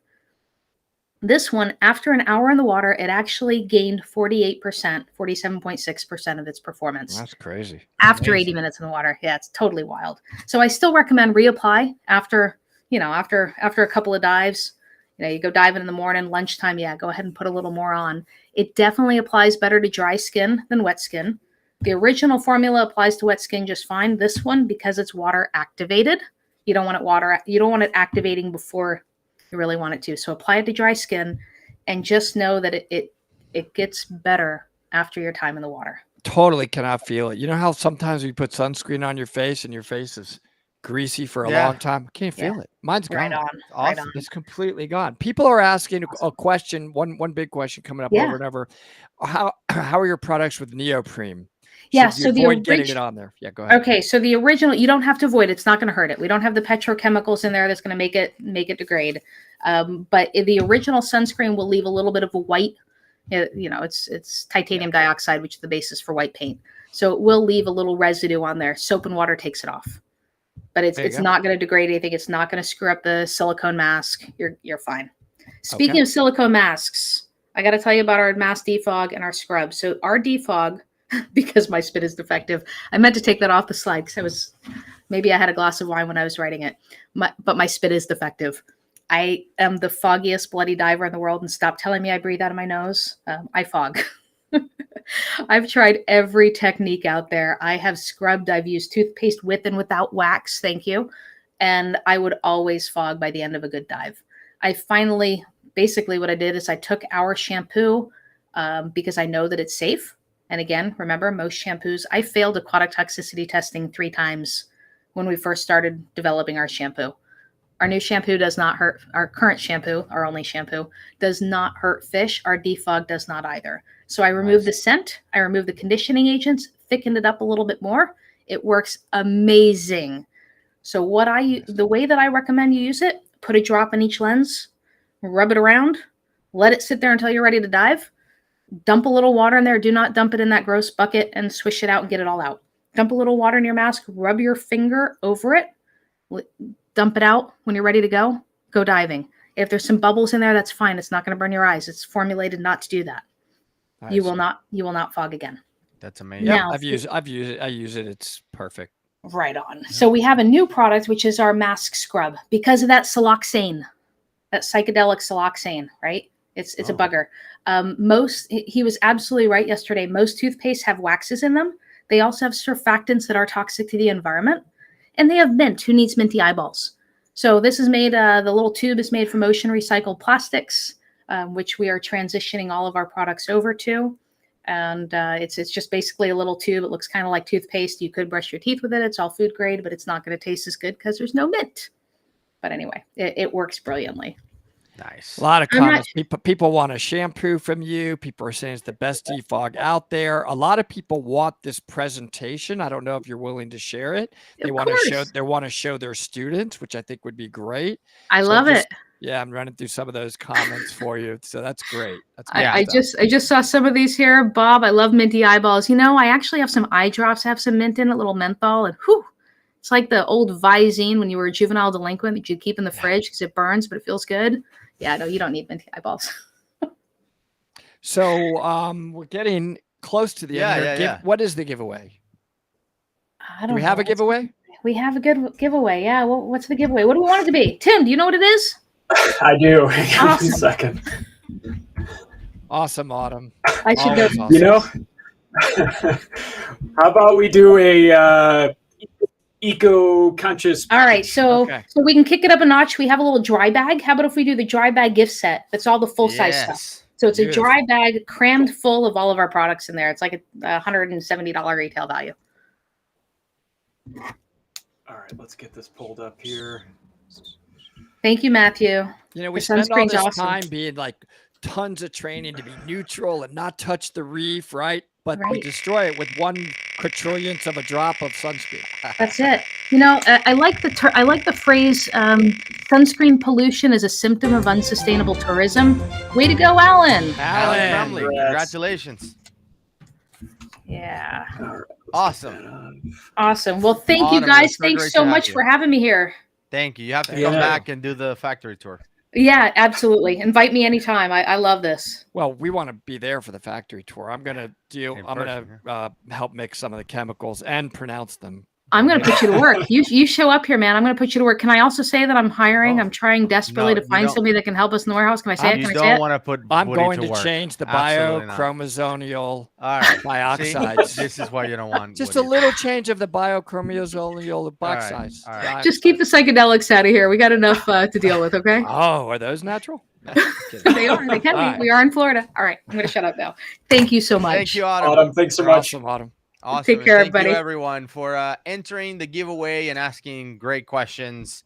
Next up, we'll be talking to Apex. Yeah. Apex has got some new equipment here. Great. So much new gear out there. I just wanted to do a shameless plug here for Autumn. So we are, if you purchase any of the Stream to See products, you are going to get a free mask defog as well. So full-size product, you'll get a free mask defog thanks to Autumn. Excellent presentation. We love watching her. That's awesome. So new set from what we see from yesterday. Hey Jeff, how you doing? Excellent. How you guys doing? Good. Good to have you back, Jeff. Thank you. Thank show you. me what you got. Thank you. Going on with Apex. Yes. If you were part of my presentation yesterday, I am Jeff Lunschnetter. I'm the Midwest Regional Manager for Aqualung. And as I mentioned, I've been with the company, be starting my 31st year in November. And I did a plug yesterday for innovation, and I would have to say that carries over to almost every product that you're going to see in the Apex line. Aqualung, or U.S. Divers, acquired Apex in 1997, and the line has grown incredibly since then. Most of us back then just remember the product line as the XTX 100, or what Ziegel called the Flathead 6, and has progressed to a full line of regulators, full line of BCDs, masks, fins, wetsuits, dry suits, dive computers. So the line has grown just incredibly. To give you a little background on Apex, they are located in Blackburn in the UK, and they have just an incredible manufacturing facility, top-notch, clean. They take every product from beginning to end, and they use, when they make a regulator, for example, they take the brass and they machine it, and all of the brass gets used. Anything's extra goes back into melting to use towards another product. And basically the same thing happens with the plastics with the second stage. The manufacturing facility builds quality products similar to, you maybe heard of Aston Martin or Range Rover. Again, those are two additional products that come from the UK that just scream quality and durability and manufacture craftsmanship from top to bottom. So if you're ever in that part of the world and you have interested in having a tour, let me know. I can hook you up. It is just a phenomenal place to go visit. I was going to start my presentation today with the new DSX, which is our new technical trimix computer. Many of you are familiar with the i770R, the rechargeable multi-gas computer from Aqualung. And what I would add in moving into the DSX is, for not that much of a jump up in price, you are, as a diver, are really acquiring something that is really user-friendly, something that the diver can grow into. I would add there are many features to this computer that one may not ever use, but it is so user-friendly. You can go into the DiverLog app that we have, and basically what happens when you fire up the DiverLog app, you can see from my screen here, all of the computers that I currently use are there, and I am due for a firmware upgrade on my DSX. So that's really nice. When something changes within our computer line, you have the ability to, right when you sign in, know that the firmware needs to be upgraded. And that allows us to be able to make changes or corrections to the product without having the computer come back. It could be something as simple as a time drift.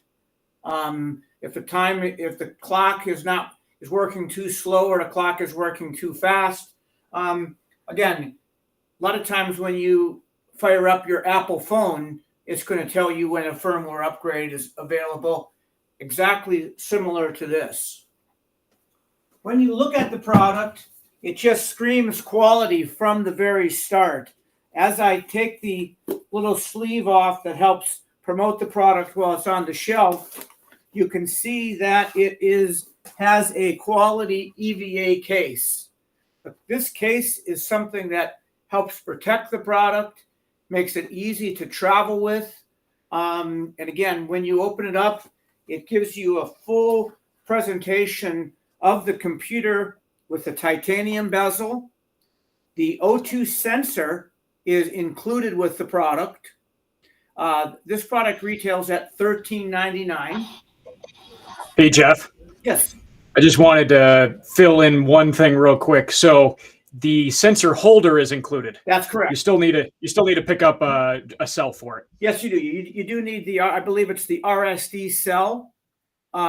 Yes, that is a product that we're not carrying as a company. It does have a shelf life, if you will. But again, you do need to have that as an add-on. That's correct. The other thing that it does have, which is really super neat, is it has a thermal induction charging pad. So you can charge the computer. I can charge the computer. I can pick it right off the case, right off the thermal pad, and you can see, the colored screen through the app. This screen is completely customizable. You can lay out your no decompression time where you want. You can put where the ascent rate indicator is. You can change the font. It has an ambient light sensor on it. It does all of your gas analyzation. It has vibration alarms. It is Bluetooth 5.0. So anytime I do my firmware upgrade or any changes to the product, when I go into that Diver Log app, the Bluetooth exchange happens very quickly. There is also a GPS system on here that allows the diver to be able to activate the GPS before the dive. They can go on the dive, they can come back, and they can reactivate it again, and it gives them a GPS location in order to be able to help find the boat or find the shore diver wherever you started from. It is automatically altitude adjustable. It is a good in saltwater or freshwater, so you're going to do some changing through the menus there. The computer is an air nitrox trimix. It's for closed circuit and open circuit rebreathers, and it also adapts to side mount. So as a diver getting involved in planning a dive and using your slates, again, that is all going to be downloaded and put into the computer through the Diver Log app. You can also load pictures into there as well. Again, makes it a nice feature for the diver. It is, as I mentioned, $13.99. The transmitter is $4.29. Obviously, you put that into your first stage, and that's what gives you all of your gas information down to the computer. It has a multiple gas and multiple transmitters. So obviously for tech diving, you can have your travel gas, your dive gas, your deco gas, all can be put right into the computer. Any questions on this product? Yeah, Jeff, I mean, a few questions comparing it to other computers on the market. Can you give us any insight on the difference between this and what's the value prop versus the other computers? I would say, we've only we launched this product last year, and it's only been out on the market probably for about 2 or 3 months. And I would definitely say Shearwater is probably the computer that this would align with most frequently. Okay. Okay. And what is it that the new computer is offering, the DSX? I think a lot of people are asking. It's like, I have a Shearwater already. Why should I upgrade? Like, what am I getting on this computer? I would definitely say the customization that you have and the ability to lay out the screen is something that a lot of divers like, because it's not like a normal computer that when you give it and you activate it, the screens are the way they are. You can customize the screen any way you want.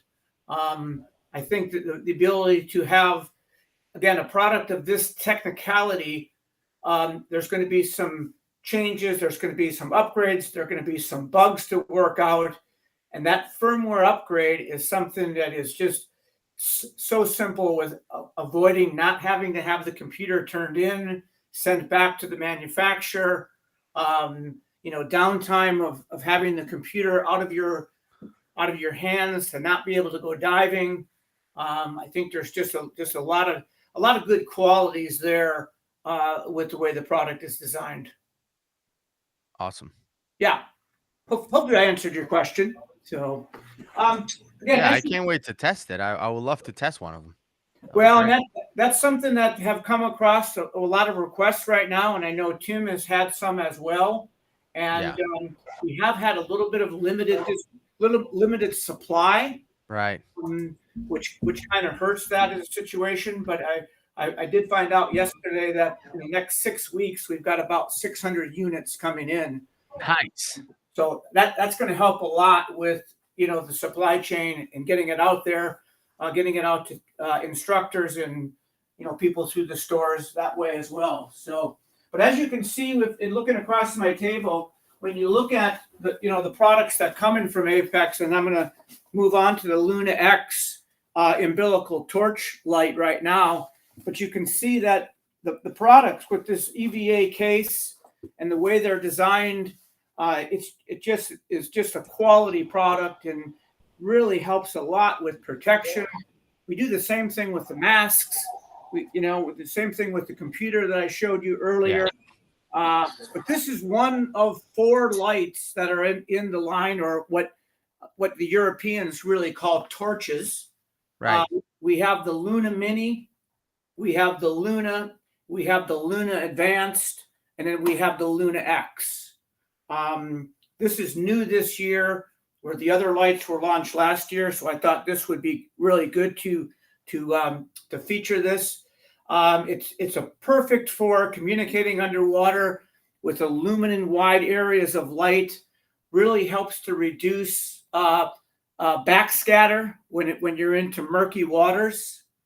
This torch is both lightweight and strong.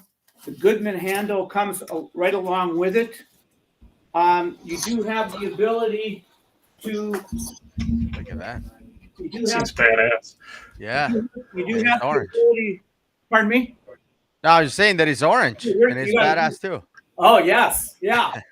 You have the ability to hook it to your tank, or you have the ability to hook it to your BC, and it is done really with a really nice design here, where it just clips right in. Nice.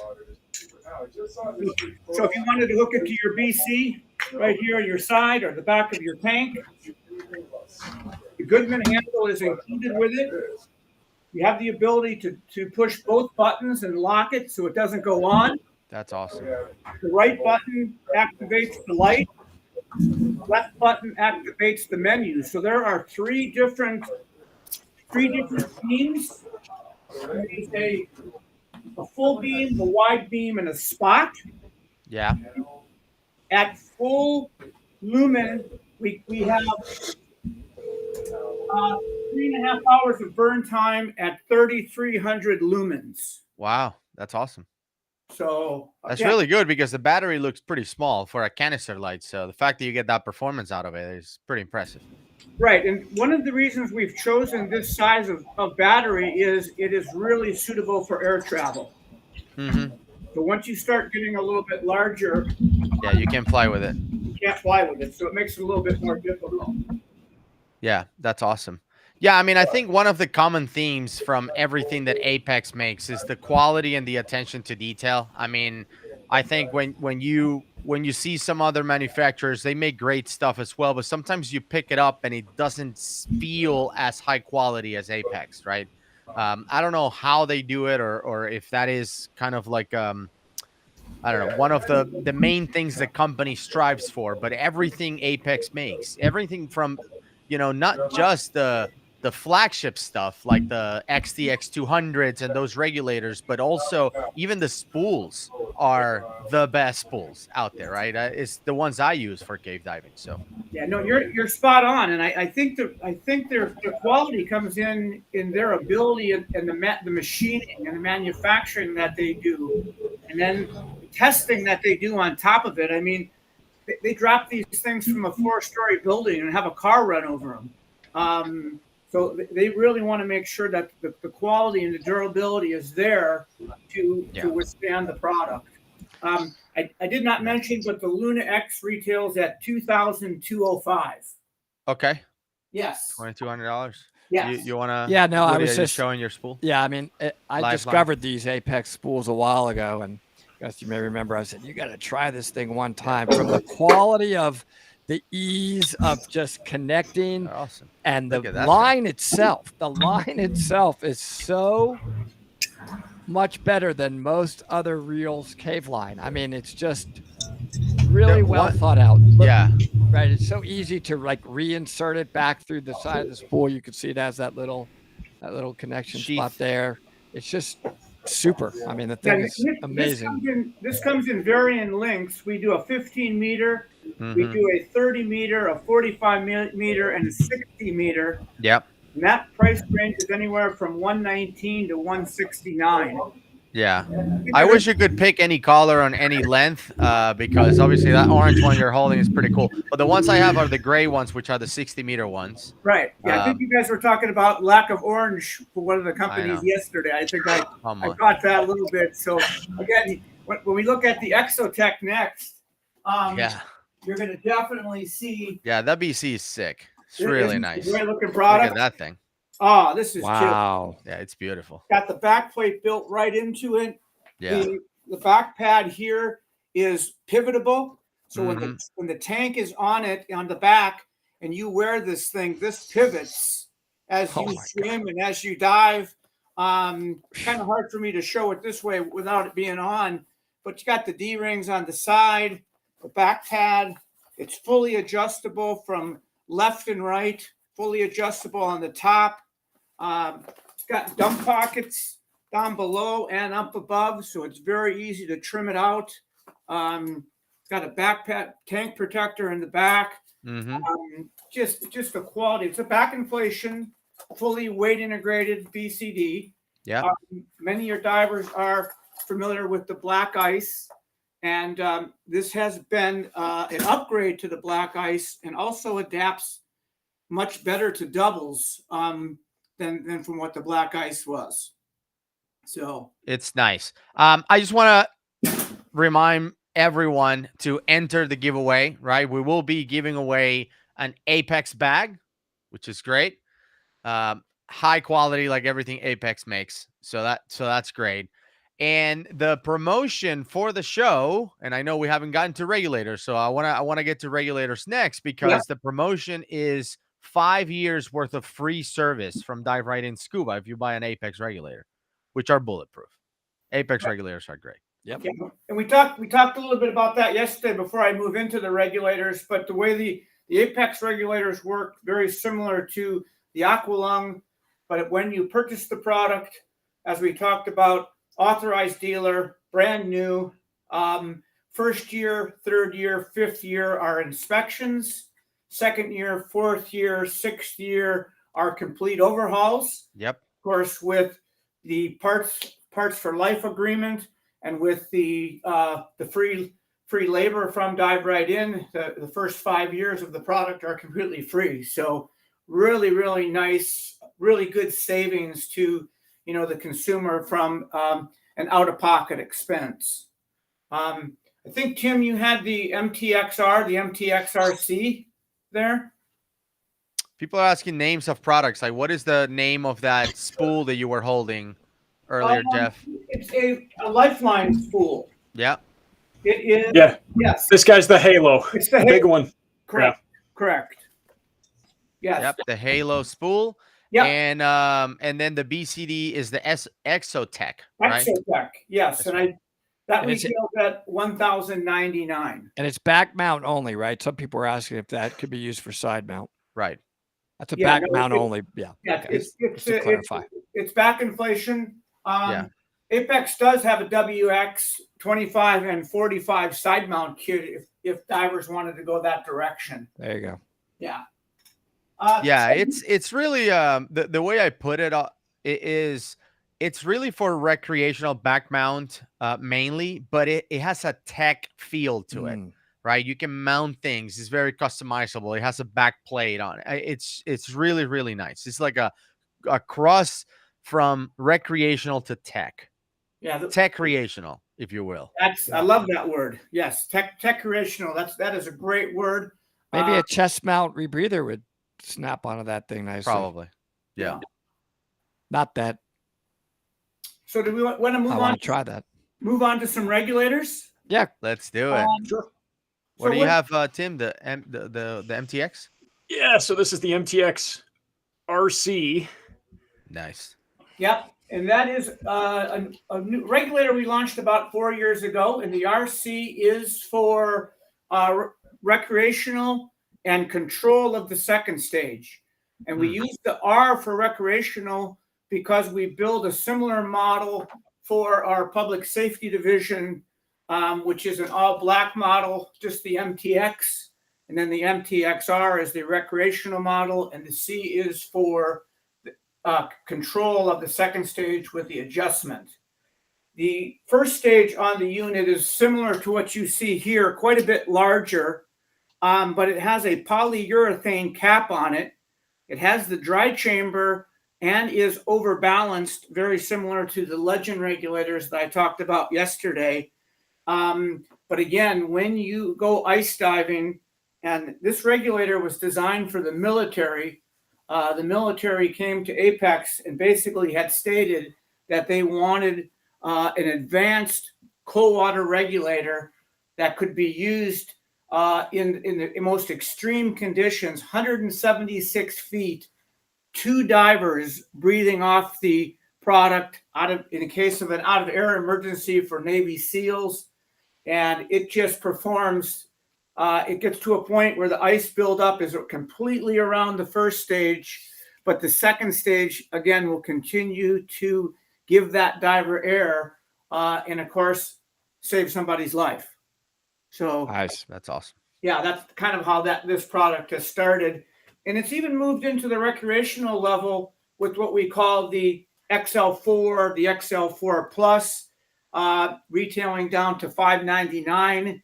Again, very similar first stage to the MTXR, MTXRC, with a nice little lightweight second stage, very comfortable. Again, the mouthpiece is the ComfoBite mouthpiece that we talked about.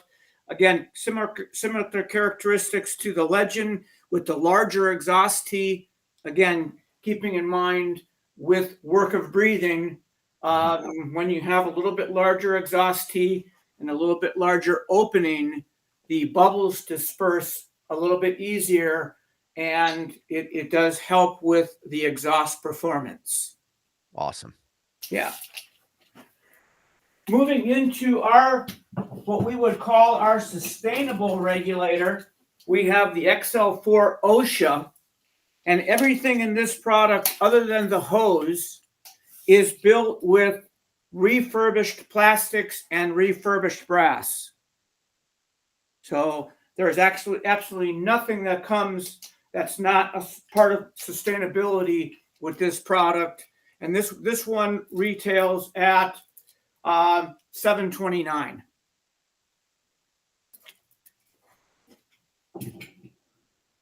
Can't forget about the new VX2, which again is a high quality mask, high quality liquid injected silicone. It has a low volume inner seal that helps to seal. Yeah. Got the metal bezel on the outside that just screams. Look at that thing. It looks like armor. Yeah, just awesome. Quality and technicality. The buckles on the side are interchangeable, and as you have this on your head and you're moving around, the buckles move and pivot. Oh, that's nice. Just comes in one color, black, makes it simple. Again, the EVA case. Underwater jousting with this one. Well, you know I wear that Apex mask. That white one. That's right. It just fits my face perfectly. Yeah. This retails at $239. Okay. Very hard for me to fit masks, and one of yours fits me perfectly. Yeah. And again, that's obviously the mask is unique to everybody's face, and most important part being able to try it on. When you move to the VX1, there are that's the one you dive. That's my baby in white. Yep, 5 different models. So we have 5 different colors, 2 different lenses. We have what we call the Pure Clear, which actually is a very, very, very clear lens. And then we have the UV Cut, which is I love it. A little bit better for sunlight, bright conditions. You get done diving and you get up to the surface and it's very bright. The sun is reflecting off the water. I don't know what it is, but I dye both of them, by the way. And that UV one, even in caves, it brightens it up. When I'm shining my light on something, the UV one makes it look even brighter. It's kind of really like weird. Magnified, if you will. Maybe. I don't know. The colors. Yeah, that's awesome. I love that mask. Yeah, the VX1 retails at $179 to $199. So when you go into that UV cut, it's a little bit more expensive at $199. Pink would fly. I'm just saying. If you want to, I wear the white one, but I would. And people are asking, like the white one will be very popular. Yeah, the white one is popular. The white one's awesome. It's never in stock. I mean, everywhere you go is hey, no, we have all black. White ones aren't gone. Love it. We get them and sell them. All of the masks also do come with a neoprene strap. Yep. Yeah, I got one. If you want to get away from the standard silicone strap, that works out pretty nice. It has nice Apex logo on the back. So my mask of choice. I've been wearing it for a while. Good stuff. Wow, what am I missing? By the way, reminding everyone, enter the giveaway. The links are on the chat. So make sure you enter the giveaway. I just looked online before I came, Tim, and I think I want to throw in the Traveler 40 Apex bag as a second prize. Nice. Would love when that happens. That's awesome. We've got some inventory, and Tim, you let me know, and we'll get it out to him. Perfect. Thanks, Jeff. That's awesome. Like I was mentioning earlier, talking about the spools, but the reels are also really cool. I let you borrow mine. I have a 200-foot reel. Incredible. And it's great. It has the, when you're reeling, it has the cranking thing that doesn't let it go backwards. You have one so you can show? Yeah, because these are great. He hasn't returned mine, so I don't. Yeah, I'm not going to. When you fire that, when you are, let's say you're going to be the line guy in a drift dive in Florida, so you got to float the dive flag above you, right?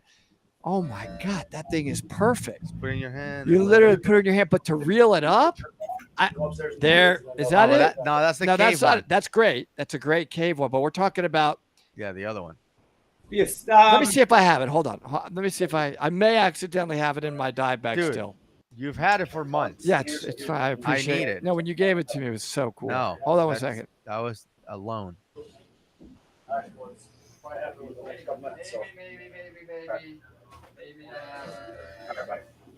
Anyway, it's really, really cool. Hopefully you have it. There you go. There you have it.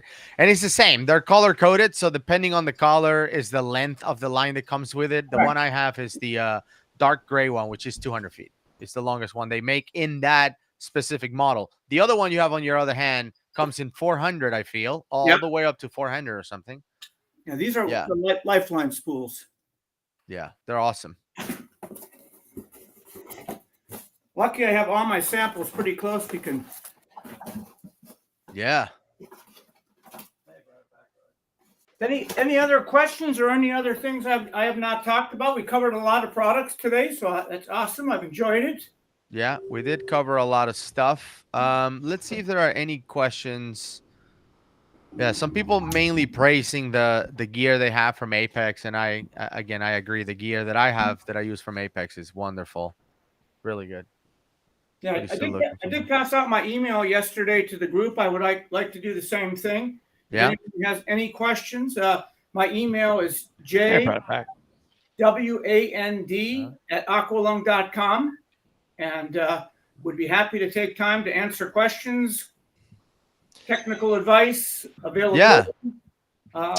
Dive Right In has somebody website as well. Jeff, somebody's asking, can you have prescription lenses to the VX1 or the masks? We do not have them, but they can be sent out. Oh, they can. Okay. That's great. That would some people are asking about also about just manufacturing times and what's going on with that. That's a really tough question. Yep. That's why I asked. A lot of it has to do with neoprene, for example, is probably the toughest part for us right now. I would say we are trying to do a better job of taking our products and getting a portion of the shipment air freighted in, which means we get it in about 10 to 15 days. If it's not air freighted in and it's on a boat, it's probably about 65 to 70 days. Wow. So, again, that's where the difficulty comes in with products. And then again, forecasting too, like DSX, very brand new product. We're doing our best to forecast the sales, and I would probably have to say that the sales are stronger on it than we expected, which Nice. again, also get behind the curve a little bit with delivery because of that.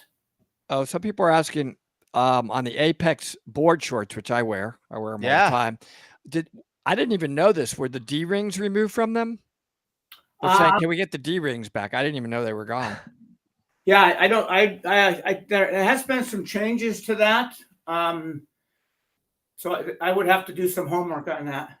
Okay, yeah, they're great. Those tech shorts are great. Yeah, if you're wearing a wetsuit and you don't have built-in pockets, they're great. Yeah, we do. That's even a great product over our Fusion Sport dry suit. There's no pockets on that. You cannot add pockets to it because of the nylon material is too stretchy. But a lot of people wear those tech shorts over the top of the dry suit for that exact reason, to be able to get some pockets. Yeah, some people are saying they're having some sound problems, but a solution that Mike Dodds just said is exit and re-enter. Yeah, and then the sound is fine, just in case they're having sound issues. But what we can do is, I don't know, Tim, if you want to bring up the wheel and give away. Well, we have 2 bags, right, to give away now. And once again, I just wanted to reiterate, if you buy an Apex regulator from Dive Right In Scuba, you get 5 years of free service. Awesome. All right. Let's do the rig bag. All right.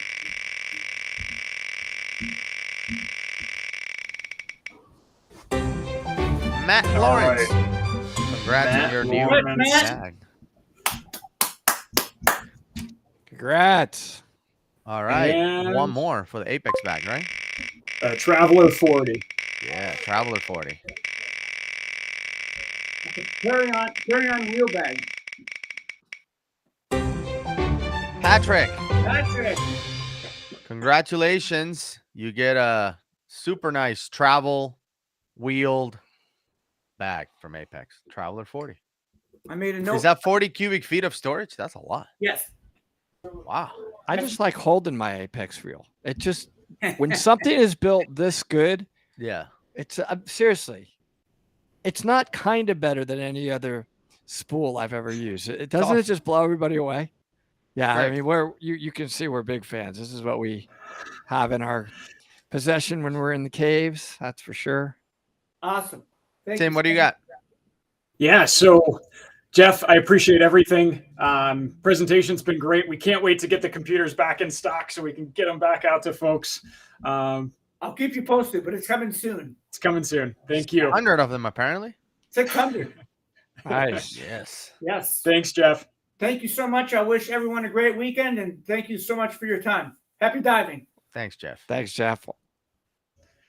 All right. Great company. Absolutely. So we're going to let Woody and Gus take a quick few-minute break here, and we're going to bring in the boss of Dive Right In Scuba.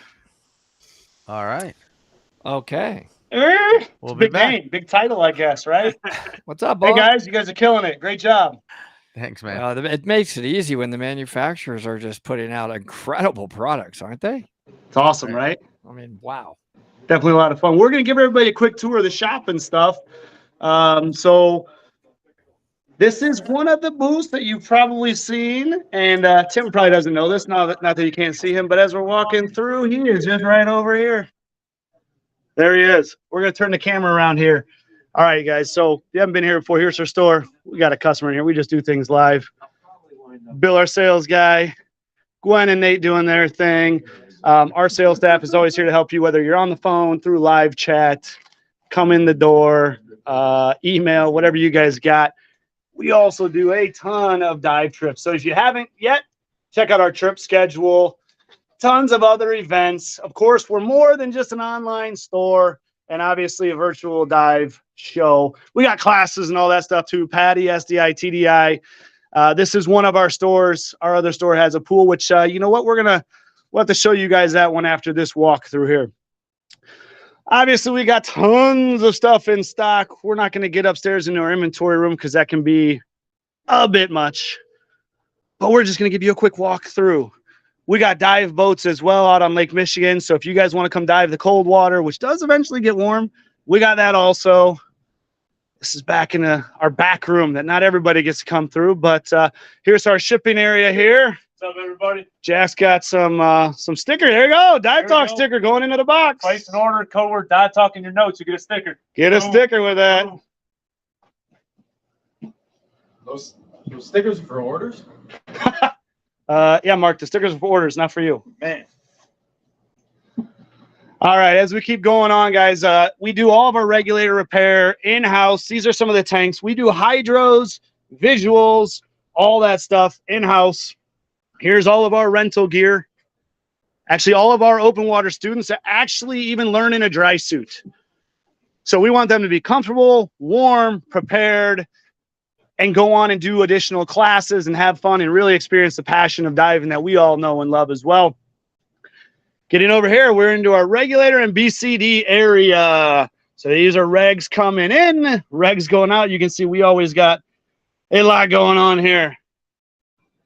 And here we got Christian's actually working on some stuff here. He's got some fancy machinery going on here. The quick setting this second stage in. We got the flow bench working. So again, we do all this stuff in-house. One of the largest. This is why we can offer such cool features like the 5-year free regs and service that we're doing right now on certain regs and everything. As we get back here, we've got Dan over here in tanks. Some of you may have seen him at the Ocean Reef one earlier. It looks like he's vipping a tank that's getting ready to go out. Checking it all out. So yeah, all the tanks that you guys buy from us, they go through a visual inspection process. They come with the stickers and they go right out to you. Over here is our dry suit repair. So Natalie is actually leak testing a dry suit right now. This is how we make sure they are fully leak tested, ready to go, looking for bubbles. Some of you may not know this, but we actually work on hyperbaric chambers for hospitals, pet places, people at home that have different ailments and stuff. So we replace the zippers, patch holes, windows, all kinds of cool stuff. This is a fun department. So Greg, what are you, Greg is working on what looks like a pocket here. Yep, getting that pocket ready to go. This is a very busy department. We are the largest in the country by far. These guys crank out about 30 to 40 suits a week. We've got a backlog of suits. We are 1 to 3 weeks out right now, so I hate to say a backlog. We get them in, we get them out. We do a lot. It looks like Chris is over here sewing in a neck tight with the sewing machine there. And this is something unique here. If you guys haven't seen a hot air tape machine. So Grant is actually putting this fancy seam. It's probably hard to see right here in black, which is the same seam you see here. So he just installed that seal and then hot tape seamed it. And now this bad boy's watertight, ready to go out. So these are some of the cool things that we can do here at Dive Ready and Scuba. Like I said, we do it all in-house, very unique. Not only do we have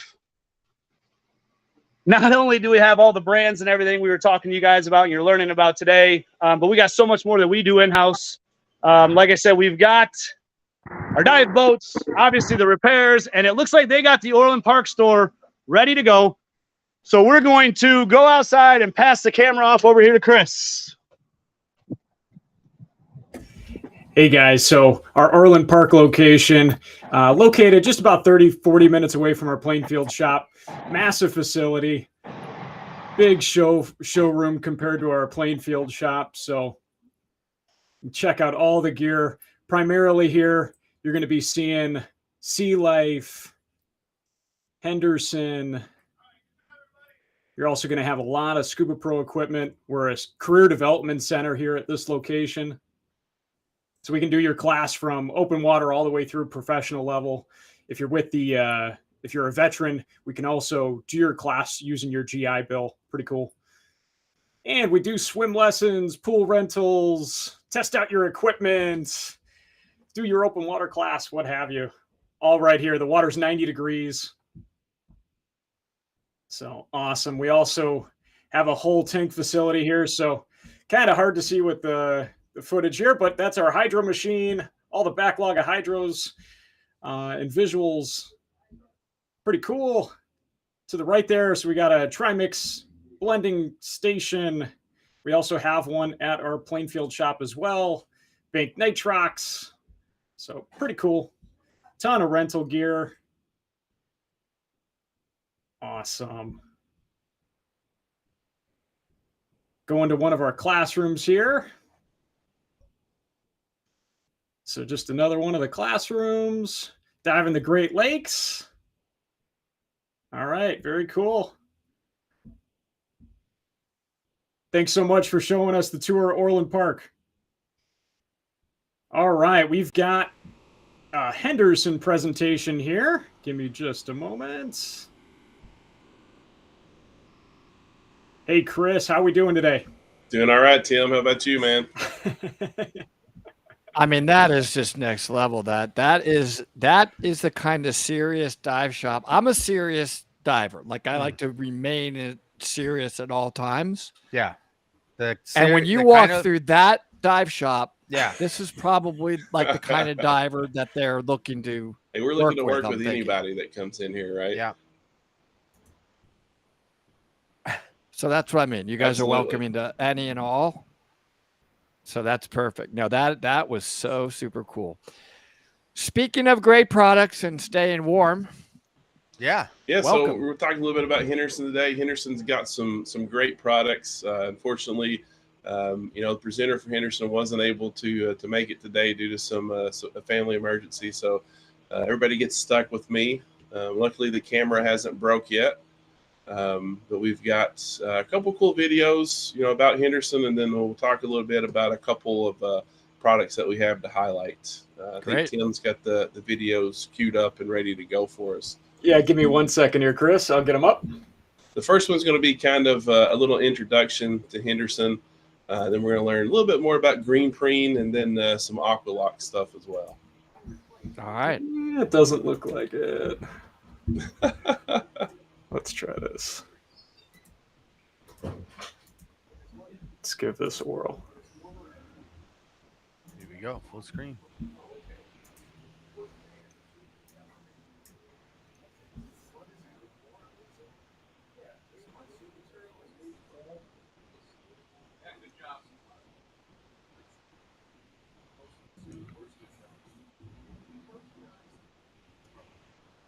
I'm seeing, I'm not hearing. Yeah, I wonder if drop us a comment if you can hear it, guys. No sound? It's only a minute long here. So what you're watching is their facility here in the US. They design, repair, and manufacture some of their wetsuits right here in the United States. Absolutely. Really, really neat facility that they have out there too.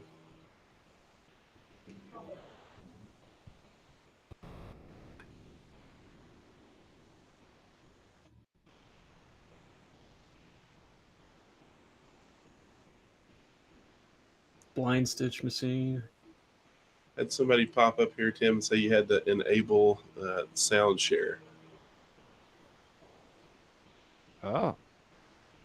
Let's see. I'll try it on the next one here.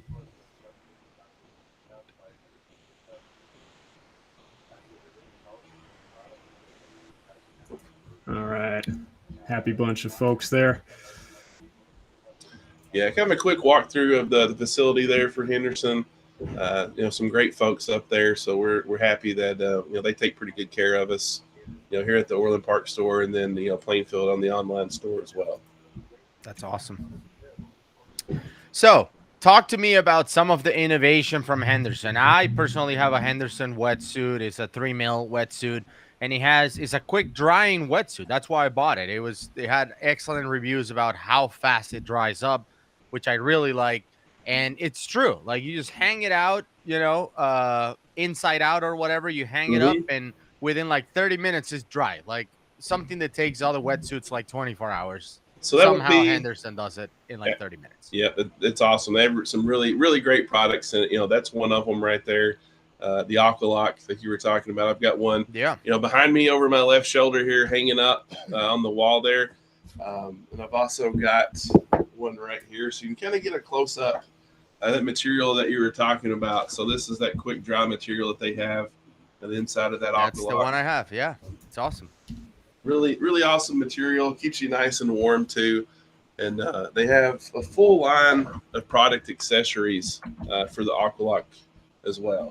So yeah, people chiming in, echoing what I said. I love my 3mm quick dry.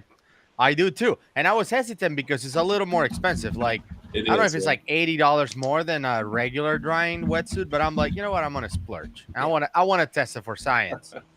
And I was happy. It's awesome. Nice. And they're also talking about that they really stand behind that 10-year warranty. They do. Yeah, a 10-year warranty on a wetsuit. That's incredible. But the accessories for that line have the same lining, same material. You can see the inside of the hood right here. They have a bibbed hood. It's really nice. These accessories work in conjunction with the seals on the suit, so it makes a nice seal. So you don't have a lot of water flushing in and out. You kind of get that initial water on the inside that your body can heat up, keep you warm. Here's an example of the glove right here. Same quick dry material, so real helpful when you're traveling. Get things dried out before you try to pack it back up in your suitcase. Mm-hmm.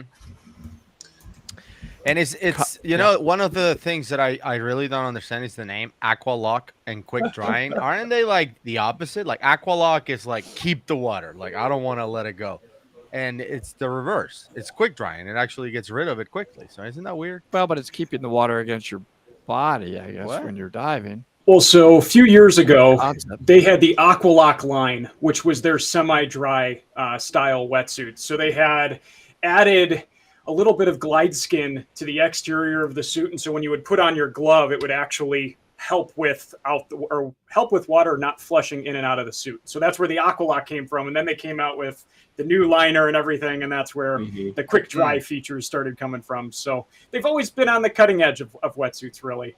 And I think that can bring us right into the green preen. Chris, I've got that ready for you. Let's talk about that. Are you surprised that Tim knew that answer to that level of detail about whatever he just said? I'm not. Not at all. I'm not either. Not even a little bit. I mean, of course, it's like Google. In 2014, Henderson became secretly involved in the development, refinement, and testing of a revolutionary product designed to replace let us know neoprene if you can in hear wetsuits. it here. The result of this project is a new insulating foam material available in thickness from 1 through 7 millimeters that will replace neoprene in wetsuits. Neoprene. This new material is actually superior to neoprene. Okay, they can hear it. We're good. It is lighter, more durable, and is warmer at depth. It is as soft and comfortable as any wetsuit material Henderson has ever made. What is even more amazing? This wetsuit material is made from completely sustainable plant-based products, like sugarcane, And while this video is playing, post-consumed guys, oyster we'll drop the shells, link. We're giving and away a wetsuit today. deproteinized natural So make sure you rubber. throw your name in the hat, The okay? material has been tested and is approved by the United stole my States thunder. Department of Agriculture as a What was that about? bio-preferred, bio-based First you product. put the crooked sticker up. This insulating material And now you steal is my thunder? 100% neoprene-free. The material may also be a hypoallergenic alternative for divers who currently are allergic to neoprene. Hypoallergenic. A lot of people. It's are backed by the affected same 10-year warranty as all Henderson wetsuits. Green preen.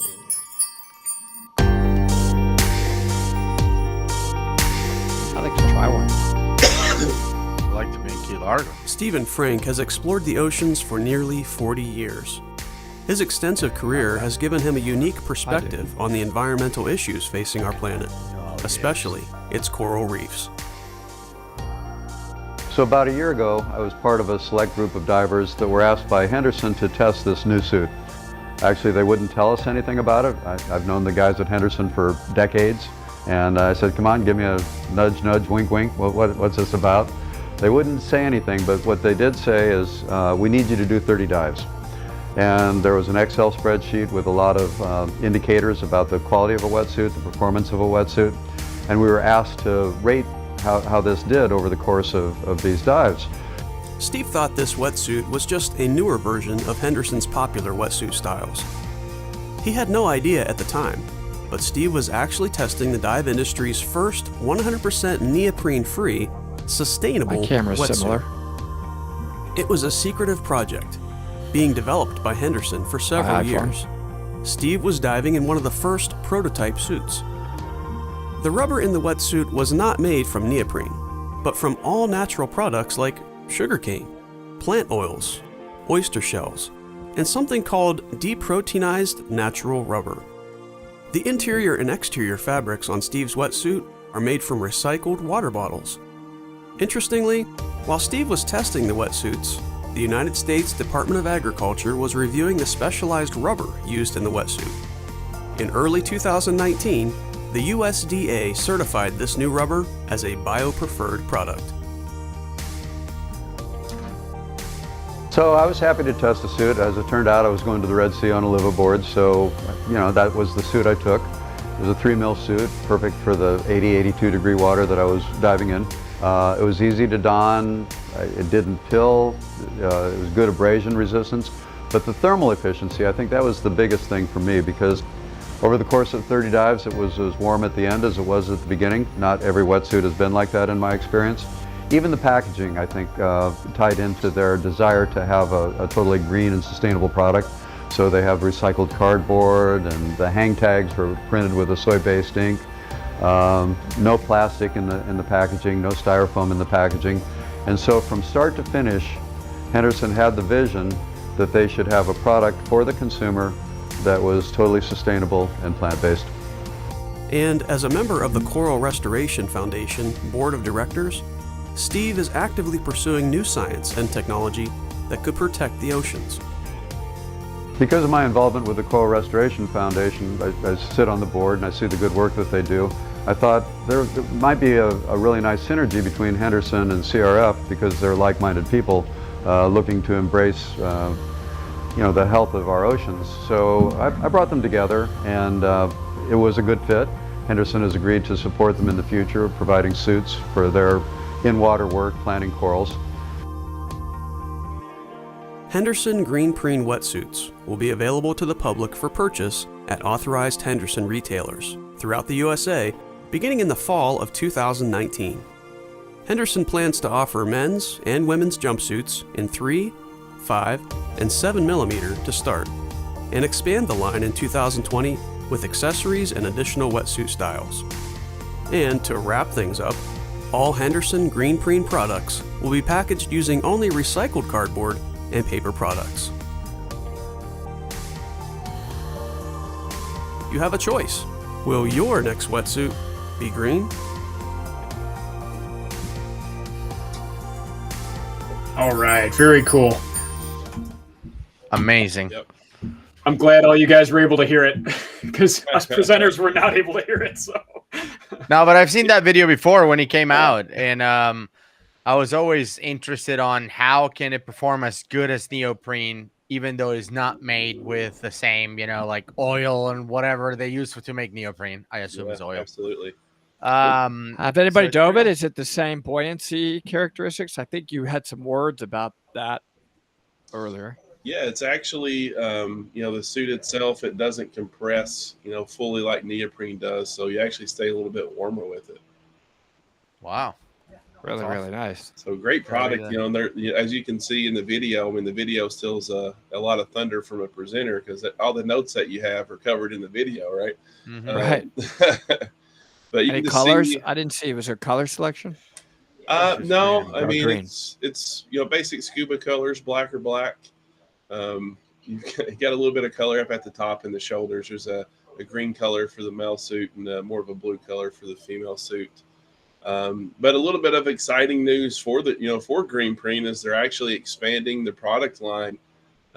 Releasing this summer, mid-year this year, they're coming out with a hooded vest in a 5.3, a bibbed hood, and then gloves as well. So not only are they continuing to help the environment with that product, but they're actually expanding it to give divers another opportunity to try out green preen, but not necessarily spending, the full price of a suit. Right. Yeah, people And- are yeah. Go ahead, people are guys. asking if it's as durable as neoprene. Well, I guess Henderson believes so because they offer the same 10-year warranty that they offer with neoprene. So it's got to be durable. Yeah, and here's Lisa. She's can attest to the fact she says she stays warmer, not more buoyant, and she dives the 7 mil. Nice. So that's great. And someone in here is going to have the opportunity to test it themselves because we're giving one away at the end of this presentation. So make sure you enter the giveaway. So we'll be giving one away pretty soon. Yeah, apparently the comfort is the biggest comment we're seeing scrolling through, that these things are incredibly comfortable. Yeah. Yeah. Anything else we should cover about Henderson before we give away one of these? Well, they're asking, is there a short length? I guess let's just a couple more questions. Is there a There short are. length? Yeah, they Yep. do. They do So have that's some a short yes. sizes. And like some of their other suits, the green preen is super stretchy. I mean, it's very Yeah, forgiving for people like me. So Okay, any made to measurement options with Henderson? not on the Can green pop- preen, but they do have another suit called the Talon. That is, it's not a 100% custom suit, but it's pretty close. It's about as custom as you're going to get on a wetsuit. The thermoprene also comes in a full custom option. So you take all the measurements just like you do for a dry suit. And I got to tell you, there's not a lot of companies offering full custom for wetsuits anymore. So paying, $8,000-$9,000 on a custom suit, if that's what you really need and you don't want to buy a dry suit, then, Right. that's kind of where you're at. So. By the way, just to make sure, it's not $8,000 or $9,000. It's 9 to 1,000. So up to $1,000. Yeah, I was gonna be like, wow, that thing must be made of diamonds, like a special diamond laced wetsuit. That's All right. I think that's we've knocked out a bunch of the questions. So yeah, absolutely. This Let's is a give great away, giveaway. Let's give away a green preen jumpsuit.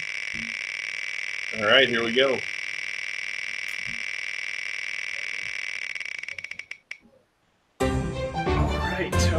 Toad. Saw him All right. on YouTube. Congratulations, Toad. Awesome. Nice. Congrats. Congratulations.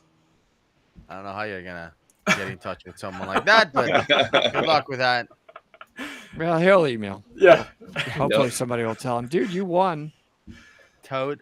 That's That's nice. All awesome. right. Well, Yeah. All right. awesome. Thank you for showing us what's coming up with. Chris, Good thanks stuff. for filling in very last minute there. I know Matt from Henderson greatly appreciates it. And thanks so much. We'll see you soon. All right. Thanks, guys. Have a good rest of the show. Thanks, Thank man. you. All right. Well- So people are asking about the schedule. So let me just tell you what's coming Yeah. because we don't have it posted, but we have some of our favorites are coming up Oh, next. yeah. So right now we're about to start talking about Orca Torch, which I think a lot of people want to hear about. And actually, Woody and I will be talking on behalf of Orca Torch because Woody and I happen to be brand ambassadors for Orca Torch. So we'll be talking about how we use them and all that stuff. And it's not your marketing, pitch or anything. This is just us talking about our lights and what we like about them. Then after that, we talk to OMS, which makes this super nice, full face masks and stuff. They make great gear. Sherwood, Akona, and Genesis will be after that. Scuba Pro, OTS, Fourth Element. Love my Fourth Element Argonaut. Lafitte, which I have one of them right here. I'll be talking about that. And Sea Pearls. So once again, Orca Torch, OMS, Sherwood, Akona, Genesis, Scuba Pro, OTS, Fourth Element, Lafitte, and Sea Pearls. And then a beer, probably. All right. Yeah. So thank you, everyone. So now we're going to be talking about Orca Torch, and we have a giveaway for Orca Torch. We're going to be giving away a D710, this light right here, this specific light. It's Woody's light, but we'll 1 second ago, we'll you give said, it can I away." hold it for Well- 1 second to show what we're going to give Yeah, away? I probably And did that not I disclose. wear that. That's been with me through so much stuff. D710. This light, by the You're way, never getting your reel back. all right. This light right here, by the way, is Mine. the best bang for the buck, I feel, out of all the brands of dive torches out there. And the reason for that is that it's about $160. I think it's 159 or 155, something like that. Mhm. And 3,000 lumen of light out of this thing. Unbelievable. It's awesome. It's what Woody and I use as our secondary lights. Shine for it cave on diving. me for a second and see how All right, much here we it blows me out. Go All ahead. right, ready? Boom. Am I lit up? You can't even see you, dude. What's up? Let me turn it up. Yeah, that's blinding right there. That thing. But I mean, when you're in Yeah. a cave and you pull that thing out of your pocket as a backup light, you're like, oh man, maybe it's just as good as my primary. I mean, it's really Yeah. good. So the way I use it is my primary for open water. So I don't take my D630 for open water. Yeah. And it's my secondary for cave diving. I carry 3 of these things, cave diving, in my pockets. Like, it's so small, right? You just drop it in a pocket, Yeah. and if you have to use it, 3,000 lumen. Yep. It's awesome. So when I cave dive, since we're talking about, lights, I carry 2 of those, Mhm. one in each dry suit pocket, plus my primary. So the minimum number of lights cave divers like to say to have is 3. But look what's on my helmet, 3 more.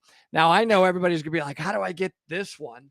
It's not out yet. We are testing this, but I asked them, is it okay if I show it? And they said yes, right? So imagine when you're the real guy. Right? You're doing a lot of work. You've got your primary on. Just clip off your primary, point this baby down on your helmet, and boom.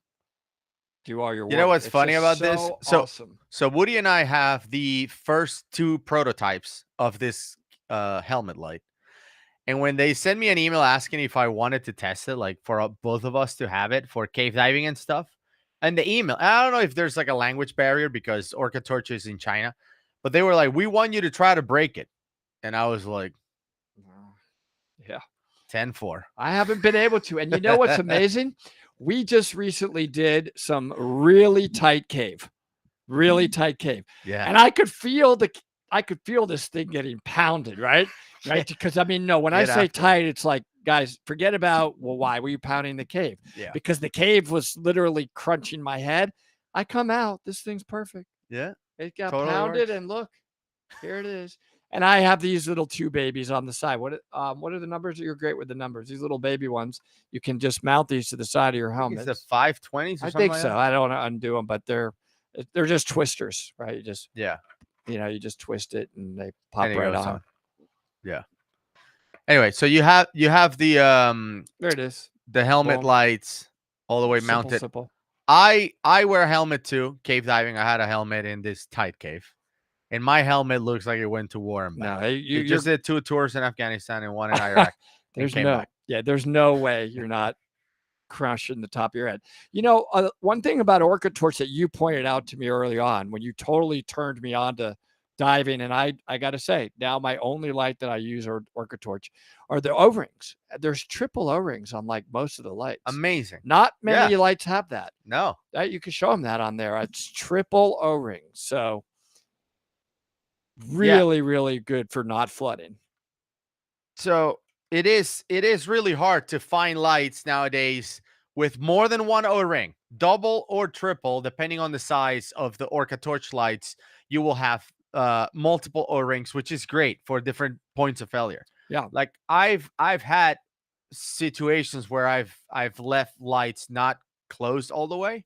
So I was traveling with them or whatever, and then I went diving like that, and they're break, which toast. was great. Yeah. No, they weren't toast. That's what I'm saying. That's the Orca Torch That's ones, the beauty of the multiple. I'm talking about earrings. other lights. Oh no, yeah. Check this out. And you That- I and you hate love that you thing. love when All I right. bring this No, baby I into the cave. hate it. So let me show you. Why did they send you he that? literally, when they sent me this, I knew that Gus was going to thank them. This is the D570. Okay, are you ready? And this is why I love it. Everybody look at Gus. No. Can you don't. see something on his neck? So the whole time I'm usually singing Star Wars like in the cave. That's And he hears this in the cave with me. So when they sent me this, he told Jimmy, never. I almost quit out of rage. Like it was such a dumb move. You knew I'm They- the whole. And not only do I do it to Gus, right? But other serious cave. I mean, the Florida cave divers are serious, and they're like, "What? What?" And I'm like, "There's something I'll on be your like, neck. There's something I'll be on like your making neck." a jump, like with a DPV on it, and Woody is number 2, so he's supposed to be lighting me up, and he's lighting me up with a green laser. I'm like, dude, like we're cave diving. People say we cannot have fun cave diving. It has to be serious.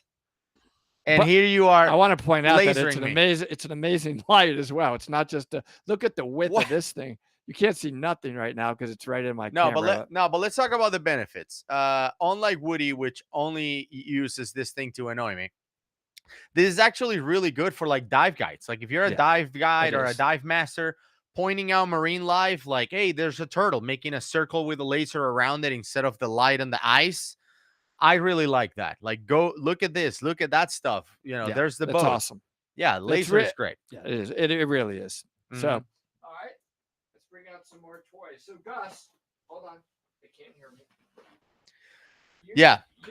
You are the master knowledge of this primary cave light. I love that. Now I switched to it.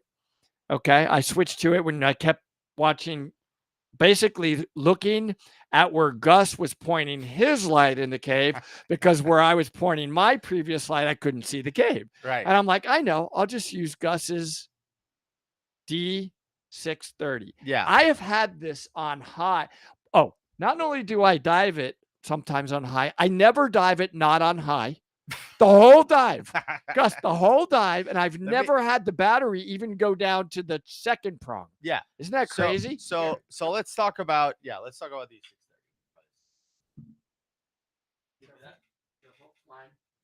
Let go. All right. I don't like the way you grabbed that.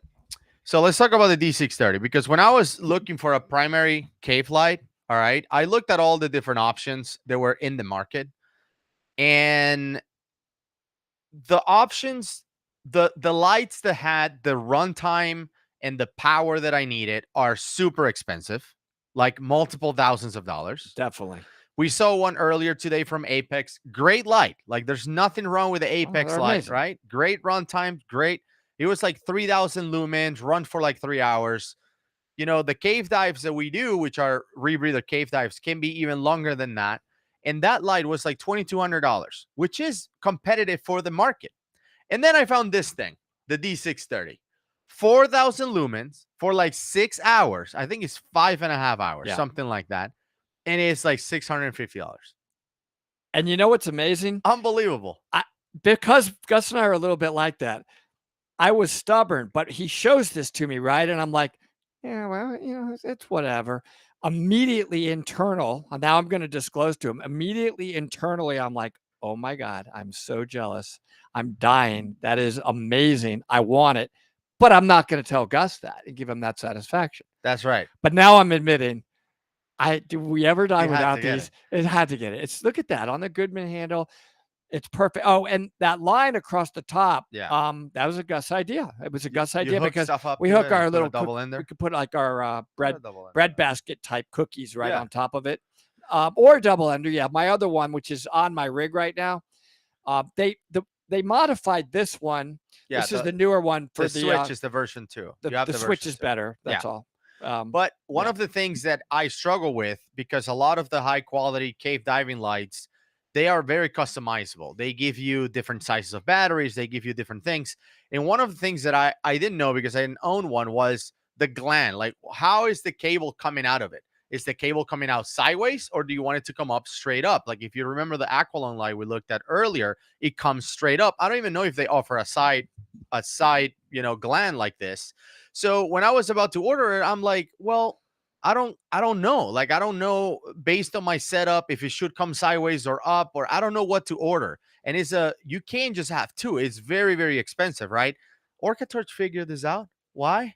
Because they made it so the gland can move. You want it vertical, coming out the top, no problem. You want it to come out of the side, no problem. Yeah. You basically adjust it, and it comes out, as you can see, either on the side or through the top, depending on how you want to set it up. Show them the inside, because the inside can serve as a charging port for your other lights, by the way, right? You know how sometimes you've run out of the USBs, you don't have enough of them or whatever. Pop that open. Yeah. I love this feature. I love how they improved this thing. Like even the Velcro thing on the back that was fraying out.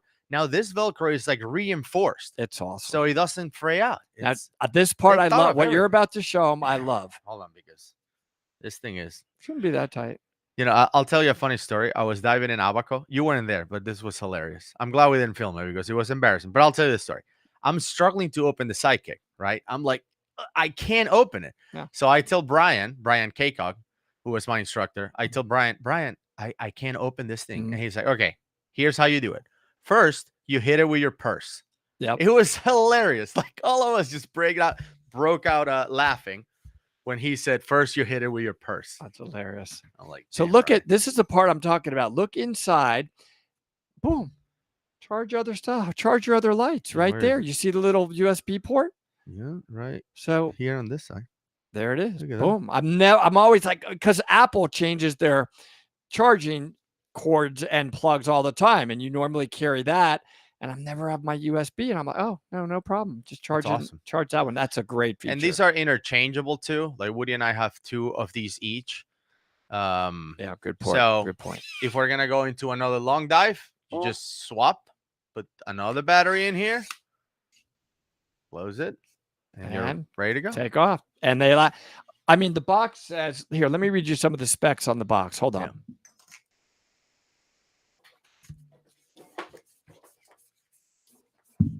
All right. So in terms of some of the specs, let me turn it's 4,000 lumens, 5-hour runtime on high, 5-hour runtime on high. The middle, which is 1,500 lumens. I run it on that, by the way, on the second setting, because there's not a much difference in terms of intensity on a super deep, super dark cave. Yep. But look at the duration. Listen to that. So I've never run it on anything but high. So I can't even speak to middle, but middle is 7 hours and 26 minutes. 7 hours. Okay. And low, which is a 460 lumens, is 23 hours and 50 minutes. You got to be underwater. Really, really, really cool. Yeah. Awesome. So we obviously love that. All right. Let me show you this next one. It's not out. Yeah. Jimmy from Orcatorch said, fine. Go ahead and show it because he probably knows I would have anyway. All right, this thing is coming out. It's super cool. I tested the first one, and they needed to make some improvements to it. This is going to be called the Big U ZDO2, and what it is it goes both narrow beam and wide angle. So you just everybody's blind. Okay, look, let me do it back there. You just twist this thing. Yeah. Look at the size of this. There's a narrow, right? Let me make the camera big. All right. See if you can do it now. All right. Let me try to do it on my seat. All right. There's a narrow beam. Yeah. And you twist it. It's unbelievable. Is that super wide now? It goes to like 200 degrees. Look how wide it is. The beam angle goes from like 8 degrees to like almost 360. It's ridiculous. You just twist it underwater. I'm like, oh, you're videoing now? Whoop. Boom. It's awesome. This thing is amazing. It's not out yet. It is coming out. And okay, there's one more that's coming out that's super cool. Oh, yeah? Yep, hold on. I got one more cool one. Hold on. So, yeah, I mean, Orca, as you can tell, this is probably not their marketing pitch. We don't have a script. We're just very, very happy and excited to dive these lights. I mean, they've done a fantastic job. Orcatorch was my first light I ever bought, a D520. I still have it. And I mean, I've been super happy. They're built like a tank and they are affordable. That's what I like. Like, you don't have to sell every light for like $1,000 plus. You can just buy one of these fantastic lights for way less than that. They also make video lights, by the way. Okay. This light is the D720. Now, its purpose was a long reach on its beam. So, like, let's say you want to light up something really far down on the cave. This thing is like it really does. So it's 350 lumens on high, an hour and 35 minutes. Intensity, I don't understand that. But the beam distance, 1,300 meters on land. How far is 1,300 meters, Gus? Almost a mile. 1,300 meters on land. Almost a mile. It lit something up. Underwater to 150 meters, etc. So that's its purpose, is to light something up very far away. By the way, on low, it's 110 lumens. You have a 4-hour dive time. So that's coming. I don't know. I don't think it's out yet. I'm not sure. The D720. Yeah. Super cool. And to your point earlier, what I like is they're like, look, our lights are amazing. And they're like, always have to, I mean, they really are so much less than everybody else. So we're huge fans because of that. Yeah. Now, one other reason that we're huge fans, let's just be honest, they embraced us early on Dive Talk when we had like 10 subscribers. Remember? Right. You know, they were like, guys, they're very supportive of the right community away. as Right well. away. Yeah, they are. Yeah. And yeah, I mean, they just make amazing products.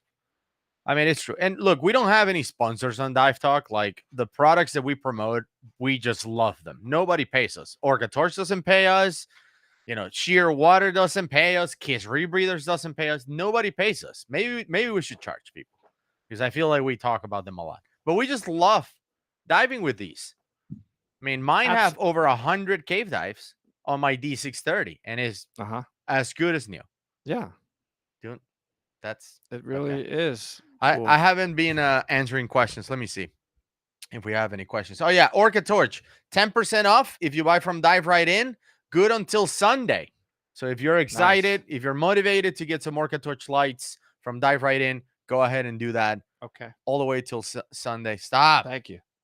Okay. By the way, they have great customer service. I've had some people, they reach out to us because they know we love Orca Torch, saying it's like, hey, my battery died or something happened. You know, this little piece broke or whatever, and Orca Torch just replaces it. No questions. Yeah. They're just They're on great. it. All right, I'll read the questions as well, but I like to They're asking when is the helmet light coming out? I don't know. Jimmy said to tell everybody soon. Like as in very soon, but he didn't want to give a specific date. By the way, 1,000 lumens on that little helmet light. Wow, it's unbelievable. Pretty awesome. I mean, on high, you just point, it's just perfect. And and they're making a ton of their own mounts for it. Originally they didn't. It's got like it mounts really easily to GoPro mounts, but he said, "Oh, we're coming out with a slew of our own mounts for our helmet light." So that is coming. Yep. Let's see.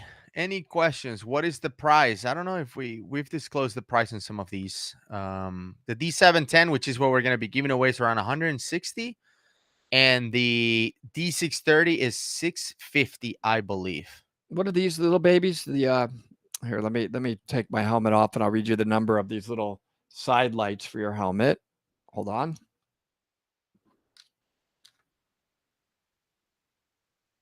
I was diving cenotes last month with a D710. Appreciated. There was 3 brightness settings because the high setting was too much.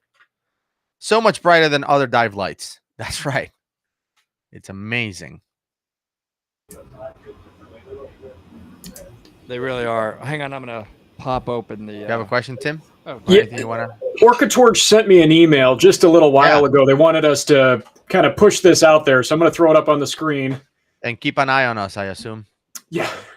So they are promoting this search for the 5th Atlantis photo contest. The contest deadline is June 15th. They want cave diving and wreck photos.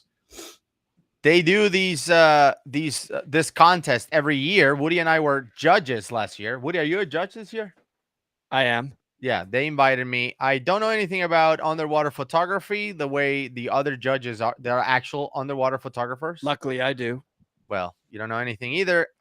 So we just voted for the coolest one we thought, and I think lost miserably. But we were judges. Well, we're going to be judges again. So, yeah, I mean, we're judge again this year. So pretty cool. I have a lot of things that I judge it by. Like I put together a whole array of things that I judge it by. Like this is what I do. I look at it. Cool. Yeah. And that if you're in a sidewinder, you'll probably get my vote. Even if the picture is terrible. Saying, even if it's blurry. If it says the word kiss anywhere near your photo, I'm just saying through the pixelation, I can tell you're in a Kiss Rebreather. You're probably we can be bought. Yeah, you have a Dive Talk anything on.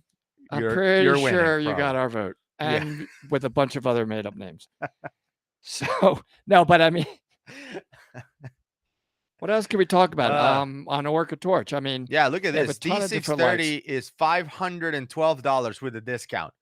Again, we just saw a light earlier today, $2,200 for 3,000 lumens for 3 hours, and this thing is 4,000 lumens for 5 hours for $512. It's amazing. Yeah, I'm bringing up the name. I can't remember the number, but if you I think it's called the D560 Mini dive light headlamp. Oh, they're asking which one has a laser. They want to annoy their buddies just like you do with me. The laser? Yeah. They're asking what's the That the is model of the out, laser. and that is the D570-GL. Oh, for green laser. Yeah. There's also a red laser, I think, like RL. Okay. But the green laser is cool. It is because you can do that. Yeah. I actually got one of these and I left it in Abaco. Huh? Dude, that's twice now. Well, don't worry about it. Stop. Just shut your eyes. All right. All right. Can I talk about the D620? I don't have one with me. I haven't dived the D620. I've done actually the 620 is the canister. There's a smaller canister. I think so. I think I'll have one yeah. down here in just a minute. Yeah. So the D620 is like half the size of the canister, and that one goes up to 3,000 lumen instead of 4,000. But the canister is way smaller. So if you're more susceptible to putting weight on you and throwing off your trim, the D620 is a good option. Yeah. Yeah.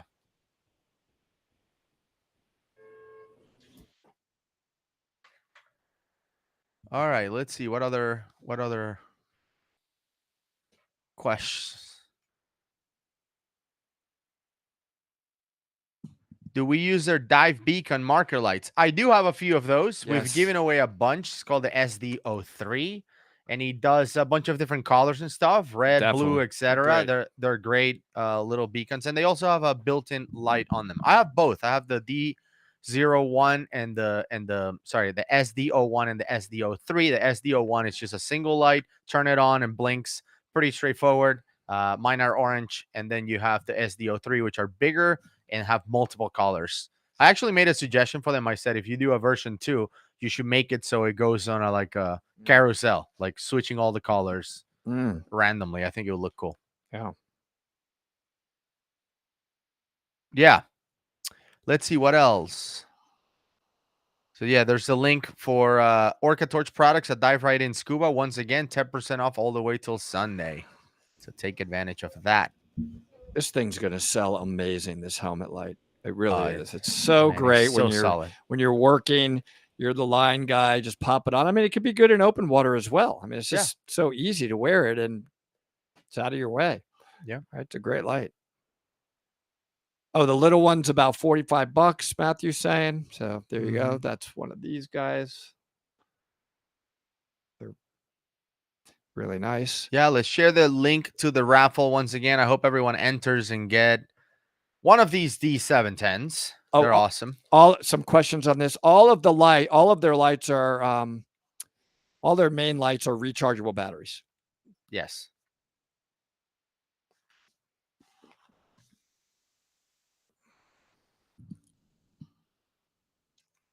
All right. There's the link for Orca Torch. By the way, I'll just show the rechargeable battery since you brought that up, Woody. Yeah, some of them you put in a charger. Some of them you actually plug in the cord right to the battery itself. Yeah, let me cover my You just- face. There is where it goes. That is. So now the you can see it's newest way to do USB it. Type C. So Yep. you plug that in, Plug it in. Boom. pop it in, screw the top. You screw in the top of my light. That's mine. Yeah.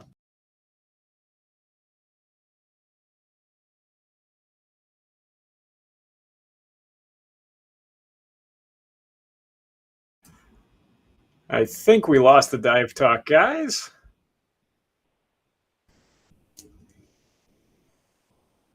Woody, Gus, I'm going to boot you guys if you want to just come right back in. Oh, there you are. What happened? What was that? You went blank for a second there. I was just saying that's my light. And the next thing I know, beep, beep, No, beep. it's probably the other manufacturers. or it could have been a Orca Torch. Like, okay, next time you Or- you guys don't do our, you're not our reps. That's right. anymore. So before we get sniped again by the NSA, can we give away the D710? Let's do it. All right. Great light.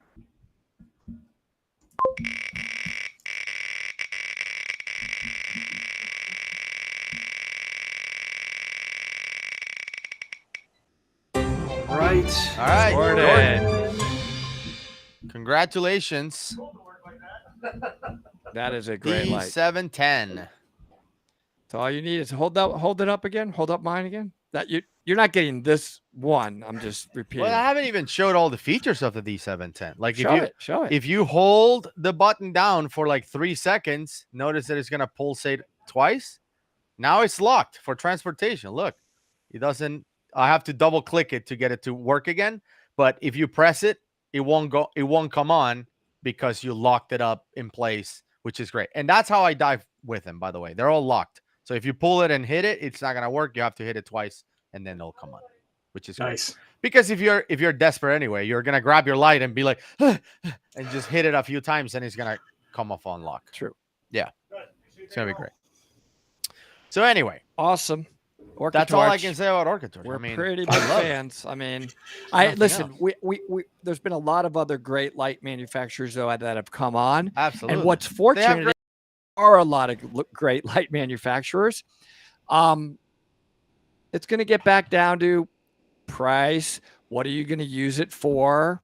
Things of that nature. But I think it's important to know that Orca Torch's quality is super high just because their price is super low. And that's the best part about them. And I think overall, if there's a theme that I see in the scuba industry, in the manufacturing industry specifically, is that everyone is making great stuff. Like there's a whole lot of that of, oh, such and such companies making terrible BCDs, such and such companies making terrible regulators. They're all really, really good. You just have to pick what works for you and your mission profile, right? How are you going to use them? And Orca Torch works for us. Absolutely. That's not even for sale. That's what they sent me a us. gift. Oh, you Yeah. got one? I thought maybe I was special. Yeah, not really. You didn't get more. Actually, than one, did you? yeah, nobody else got it. It was just you. Okay, good. That's what I like to hear. Yeah. I got two. How many did you get? Have you even opened that thing? Do No. you know what's inside? Nope. All right, great. Oops. My bad. Let's do that again. What were you showing off? I was Gus. I was showing off my gift that I got, and Gus was asking me a question. The funny thing is, that was our gift for Christmas of 2021, and you haven't opened it. That's how much, how because it's loyal. a collectible. Oh, I see. If Not- you keep it sealed, it's worth more in the future. Is that what you're saying? This gift of whatever it is inside of it, Yeah. I will never open it. I treasure it. You would never I'm not guess what's exposing inside that of it. to air. I'll give you $1 million if you guess what's inside of it. No way. You can't guess it because I don't even know what it is. Like if you tell me what, I opened mine.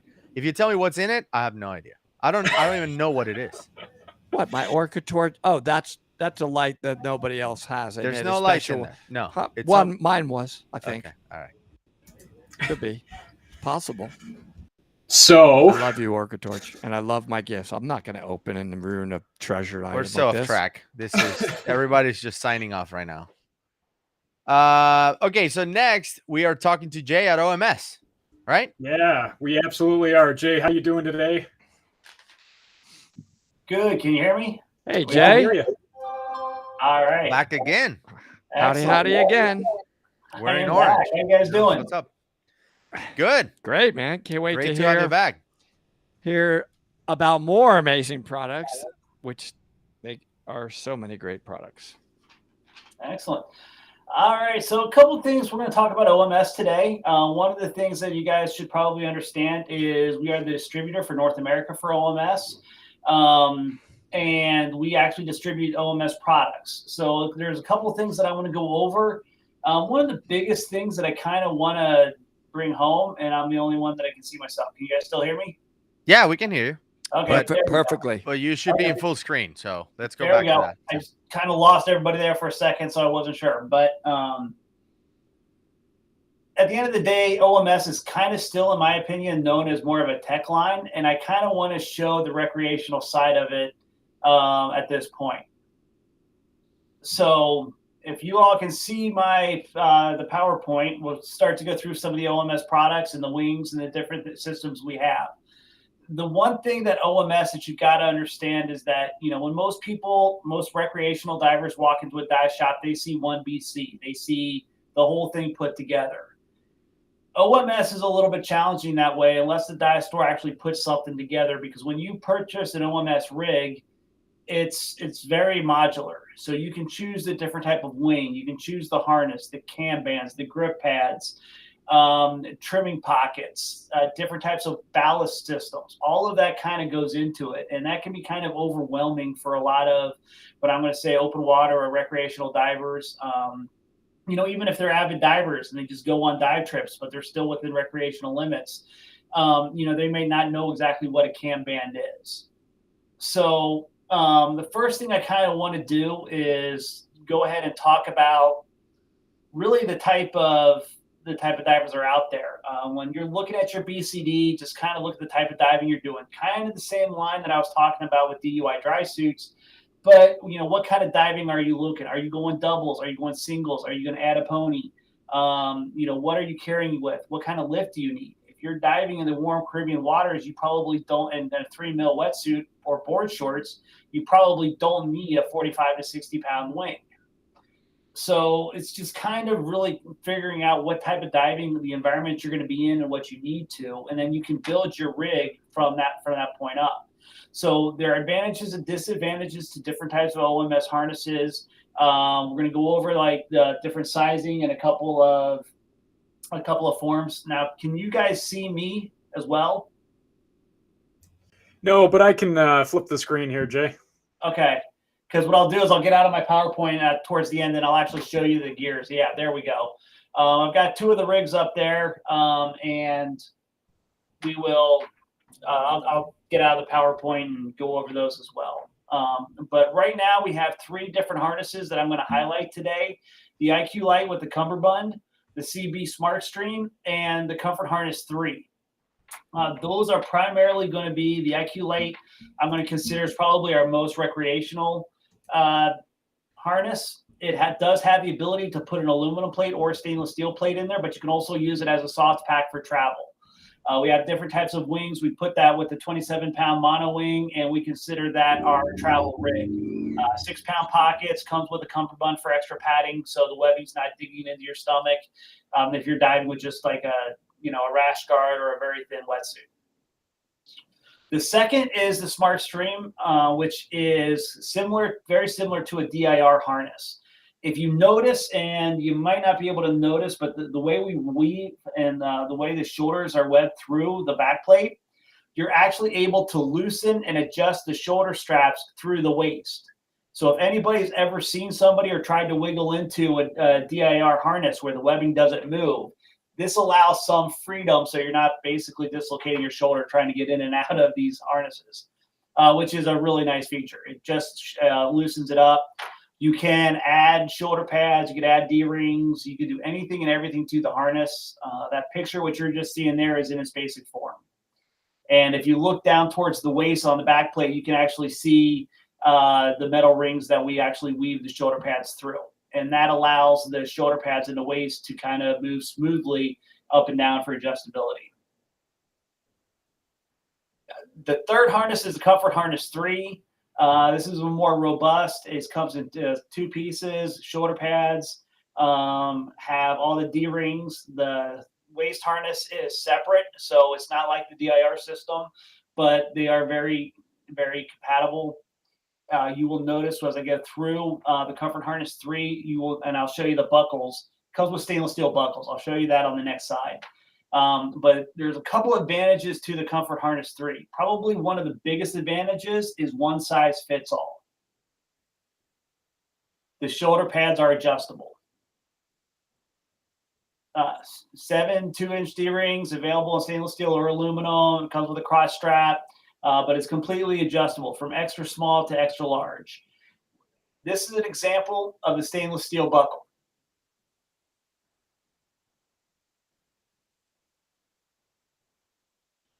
So it might be, this is one of the harnesses that I use. It's very diverse. I use it for diving on a single tank, believe it or not, and I actually use it for my doubles. I've got 2 stainless steel 100 favors, and I love these buckles. They hold up very well. And they're just extremely durable, probably more durability than you need, but they are awesome. Quick release. You just kind of press the 2 buttons on the side and they snap off. So, and yeah, those are really nice. Yeah. Like those and one size fits alls. Those, once you switch to something like these one, quick release buckles like that, man, you're hooked. Those are really nice. That's what we were commenting on in the background when we were on mute. Yeah.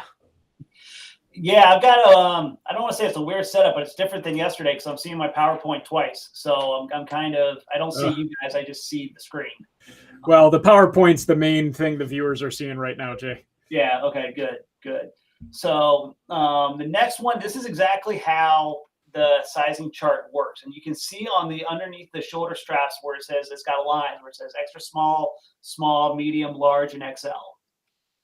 Essentially what these pads do is they slide in and down, and then you can lock it through the webbing. So you're going to use tri-glides, you're going to use the webbing and the D-rings to help kind of lock it in place, and you literally can adjust it from small to extra large.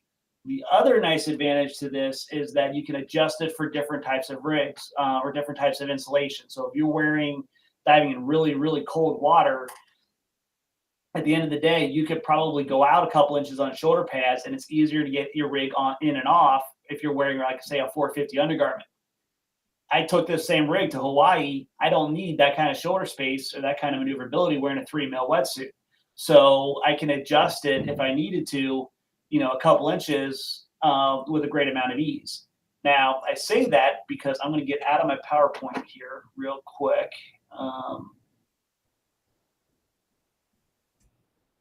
I think I'm going to get out of it.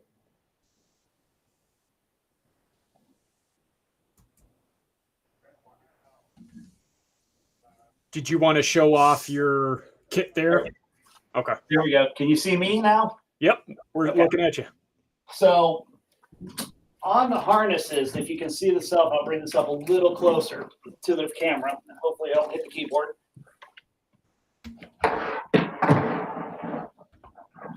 To adjust,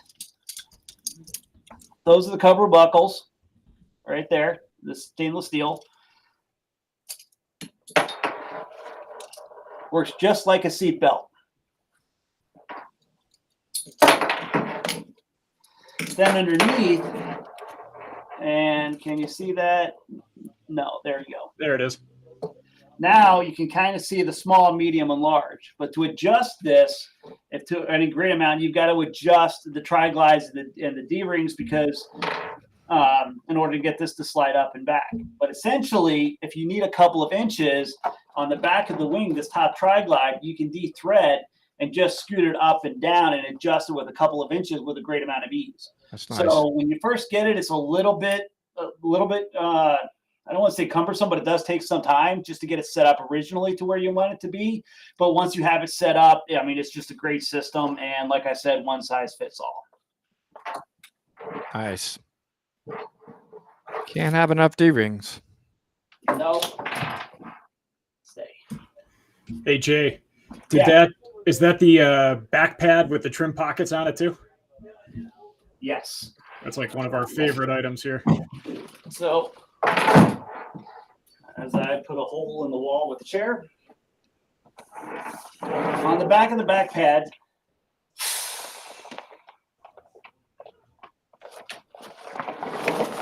oh, and there you go. So you have a total one here that closes it, and then you've got another one down here, and you've got them on both sides. Yes. They'll hold about the most I've gotten in there is a 3-pound soft weight. You could probably get a 4-pound hard weight in there if you had to, but that's a lot of lead for trimming weights too. So, but again, depending on where you're diving, you do have that capability. You also have the customization to adjust the weight on your back. So if you want a couple extra pounds up front, or you need a couple extra pounds on the bottom, yeah, you have some adjustability there. Yeah, Tim, you're right. That's really nice. It's slick. Yeah, definitely. Let's see, there we go. A little bit better. Yeah, those look like they'll trim you out really nice because they're like side-mounted weights. Yeah. Very cool.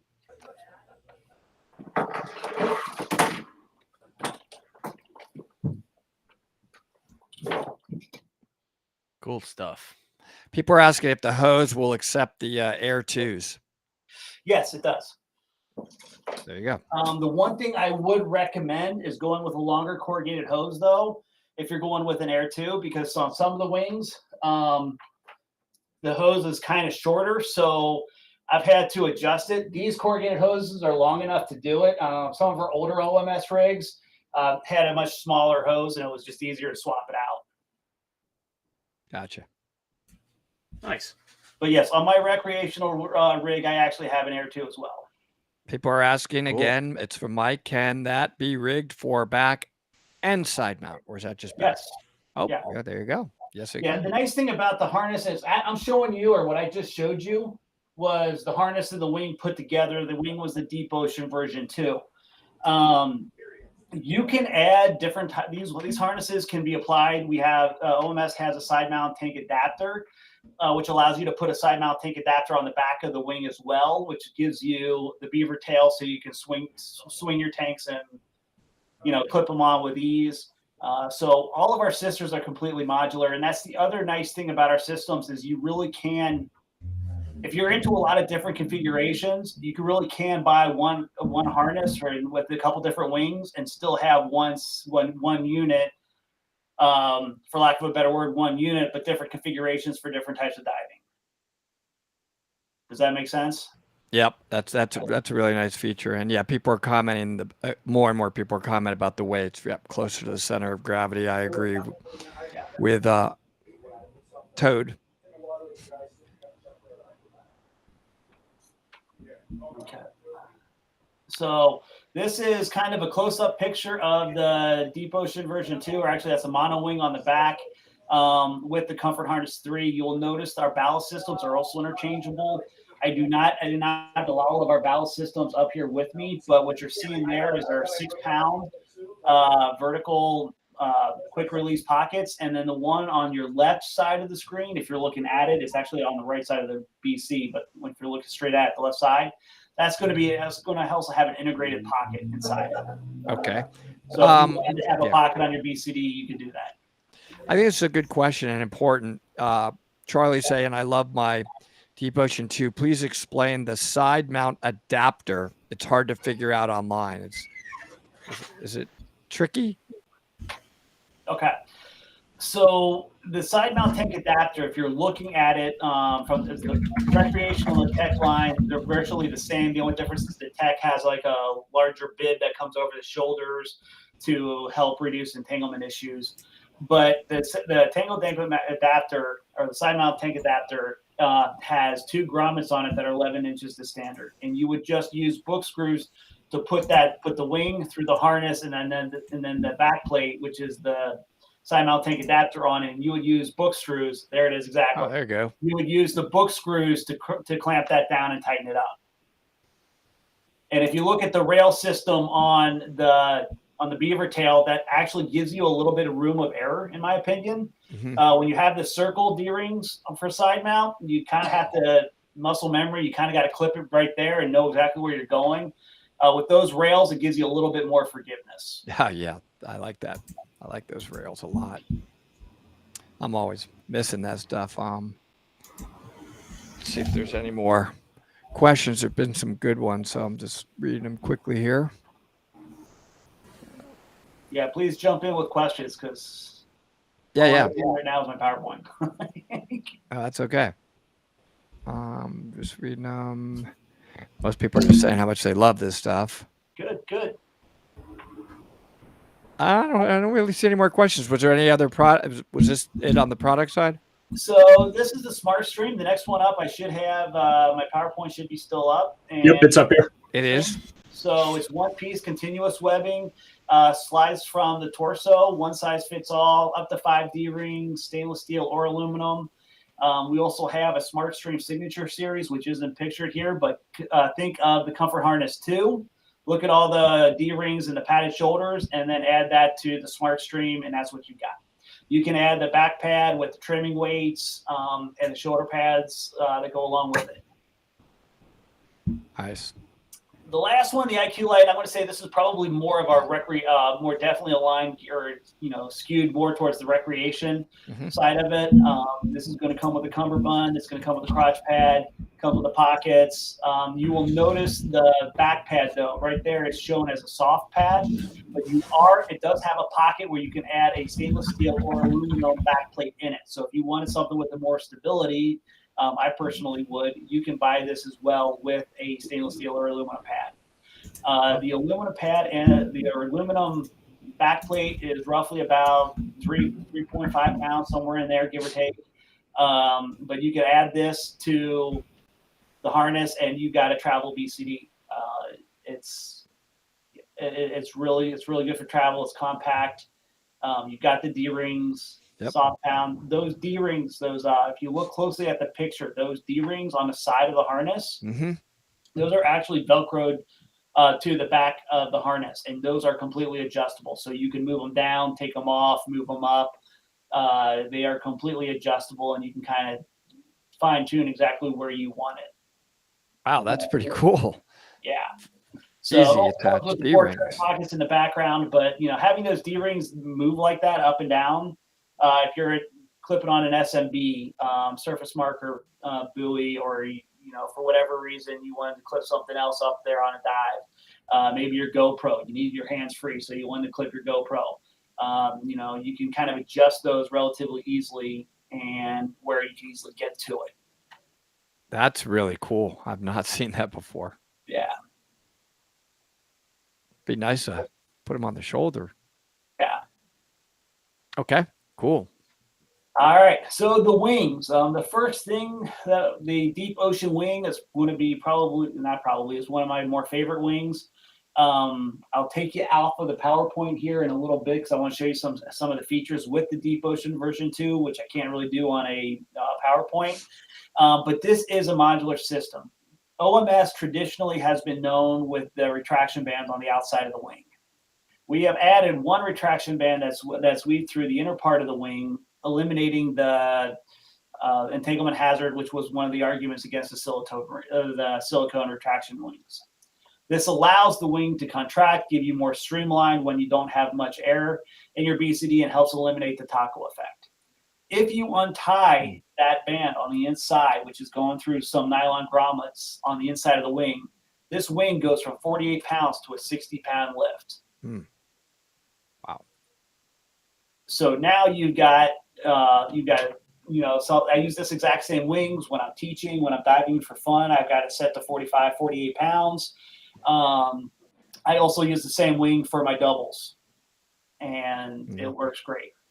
Dump valve, lower left and right side. So you've got dump valves pretty much everywhere. So any type of position, you can always reach around and dump air if you had to.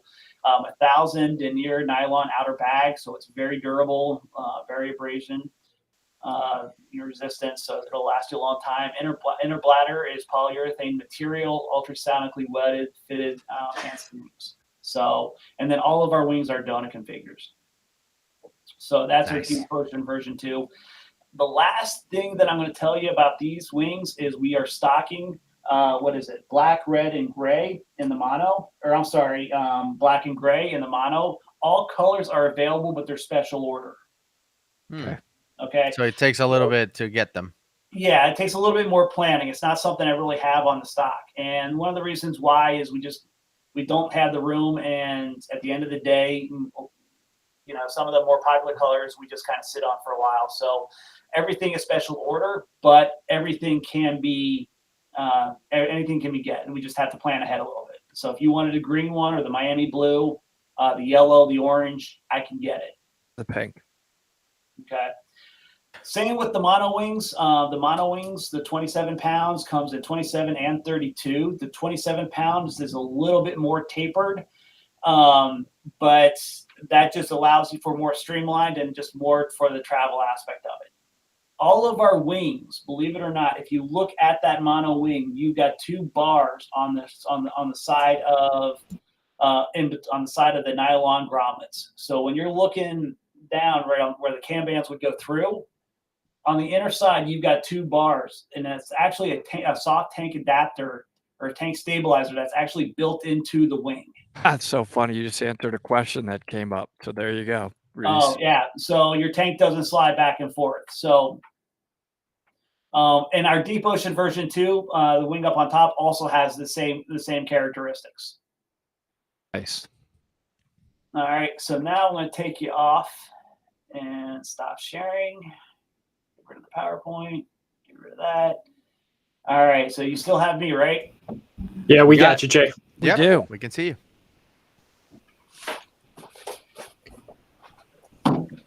So I didn't have to tear one up. I brought my own personal wing in. These are going to be the tank stabilizers on the back of the wing. Nice. Right here. And then I'm going to deflate this.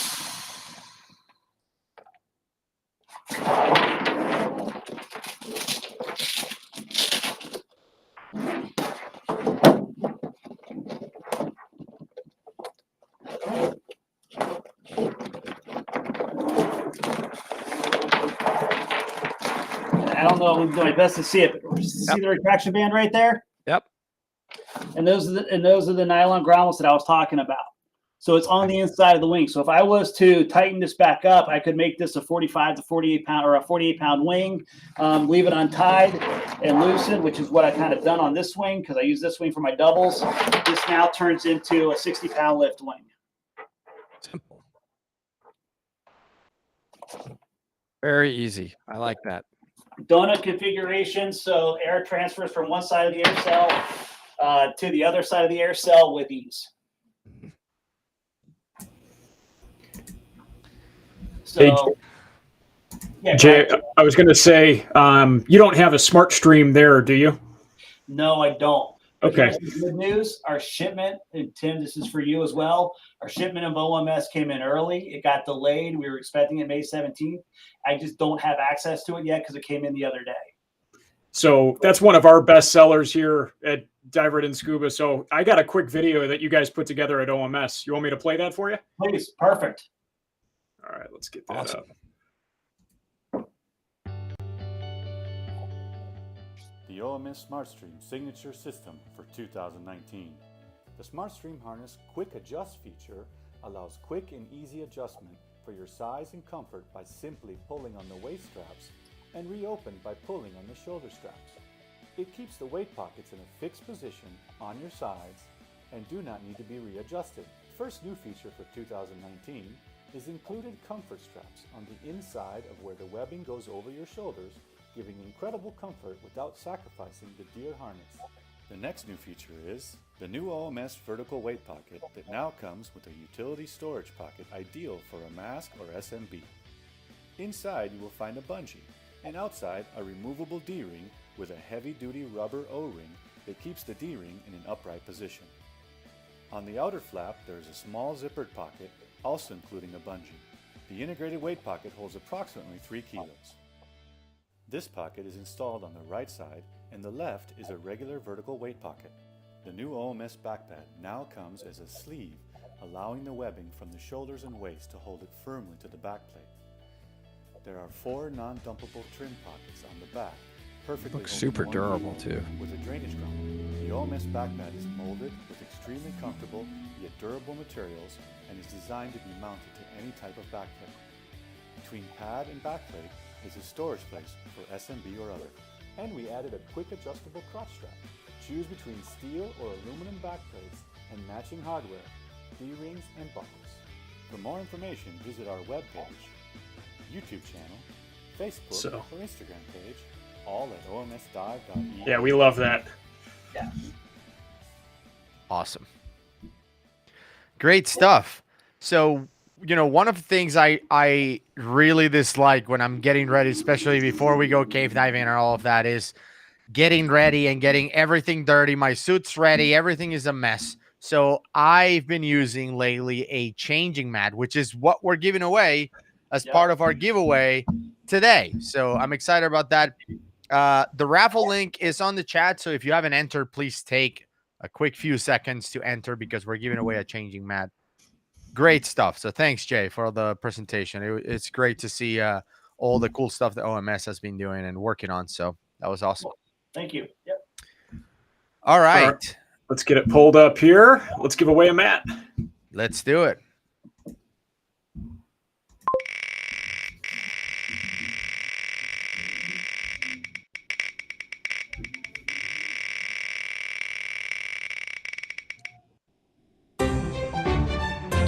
Nice. Jack. How about that? Oh man, now he's Jeff gonna have Walsh. to get, we may Love give you Dive some- Talk. So what? We got to give him something. Well, he's gonna probably get a sticker. Hopefully, Tim, you definitely can get hook a him up. sticker for that. He's getting a sticker. Oh yeah. All right. That's awesome. Awesome. Thank you.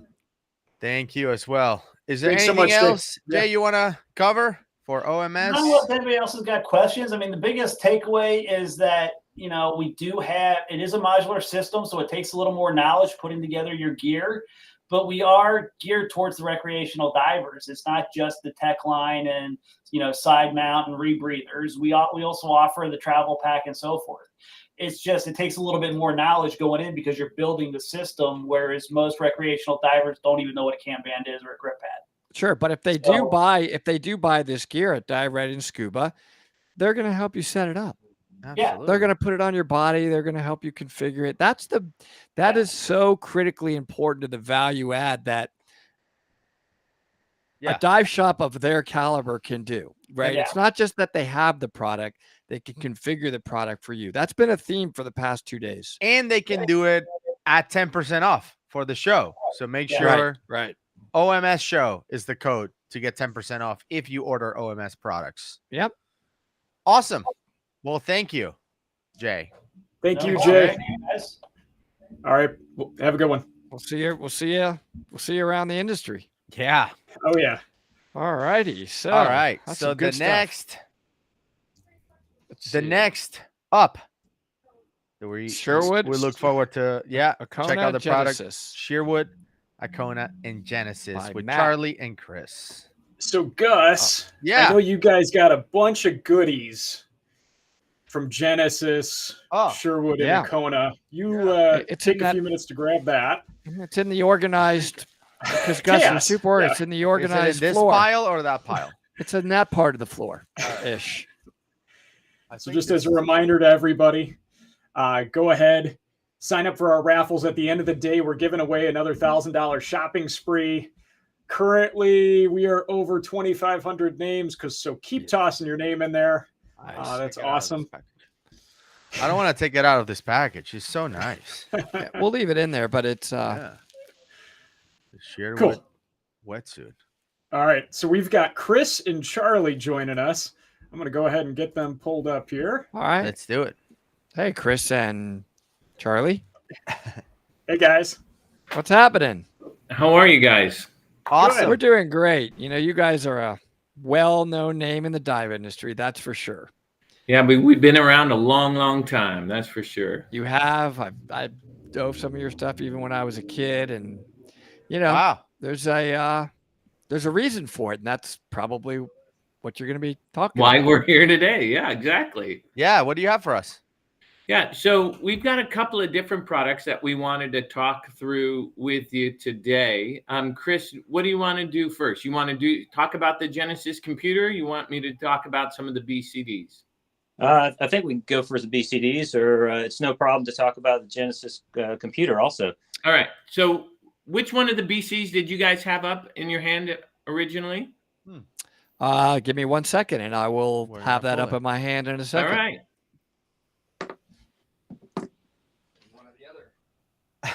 I also saw the bag of the wetsuit there. Yes, I do have the wetsuit. It's Here a we little go. tricky to open. Yeah. Well, I don't want to open it up, because if we are, if then to put it back in it's a problem. But yeah, it's awesome. All right. So we have a couple of different BCDs that we wanted to talk to you guys a little bit about today. 3 different ones, 2 different ones from Sherwood and 1 from Genesis. And then we've got a couple of... Have our pile, so. Yeah. All right. Second. Here we go. Sherwood BCD. Right off the bat, I'm going to tell you that this thing feels rugged. Yeah. This material is pretty tough. Oh, good. So that one, that's the Avid that you have there. So let me tell you a little bit about the Avid BCD. So the Sherwood Avid BCD is been the best-selling Sherwood BCD for, gosh, going on 20 years. And throughout that time, we've upgraded and modified the BCD to improve the form, functionality, and materials. And about 2 years ago, we came up with a marketing campaign called the Phantom, where we initially designed some Sherwood BCDs as well as some Akona wetsuits with this new colorway, the Phantom, that you're holding there. And we continue to develop the marketing campaign with the Phantom in additional products that we'll be releasing in the future. But that Avid BCD there is a traditional jacket style weight integrated BCD. It's an incredibly secure and stable BCD with, in my opinion, one of the most reliable weight integrated systems in the dive industry today. Yes. The CQR3, that weight system that's on there, is a quick disconnect system that is honestly as good as it gets. It's a patented buckle system that is used throughout the military, obviously in other applications on backpacks and other things, but it's known for its durability and reliability. It really is a great system. Listen to this click. Oh, yeah, so if you that's solid. Yeah. You hear that click? So, that's a what's click. That? I just want everybody to hear the click. This is, hang on, let me line it up. For the pocket, yeah? For the weight integration. For the weight integration, listen. And you know that's in there, baby. Yeah. Now, here's a really cool thing. Go ahead and pull the pocket out again. Do me a favor. Watch this. Now, go ahead and leave the black pocket out of the BCD and just buckle the buckle into the female portion. All right.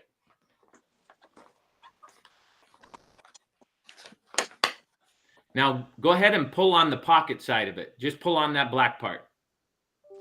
Cannot pull it out. Right? Now, grab the handle and pull. Oh, that's a cool design right there. So how in the world did you do that? The male pocket doesn't release from the female until the actual handle is removed. So no matter how much weight you have in the buckle, in the pocket, it can pull on that buckle as hard as it wants. It's not going to pop out until the actual handle is released. Let me test that again, because this time I'm going to test it. I'm going to really pull hard. Okay. Yeah, please. So here, this is live. So if it comes out, that's the risk, right? I'm not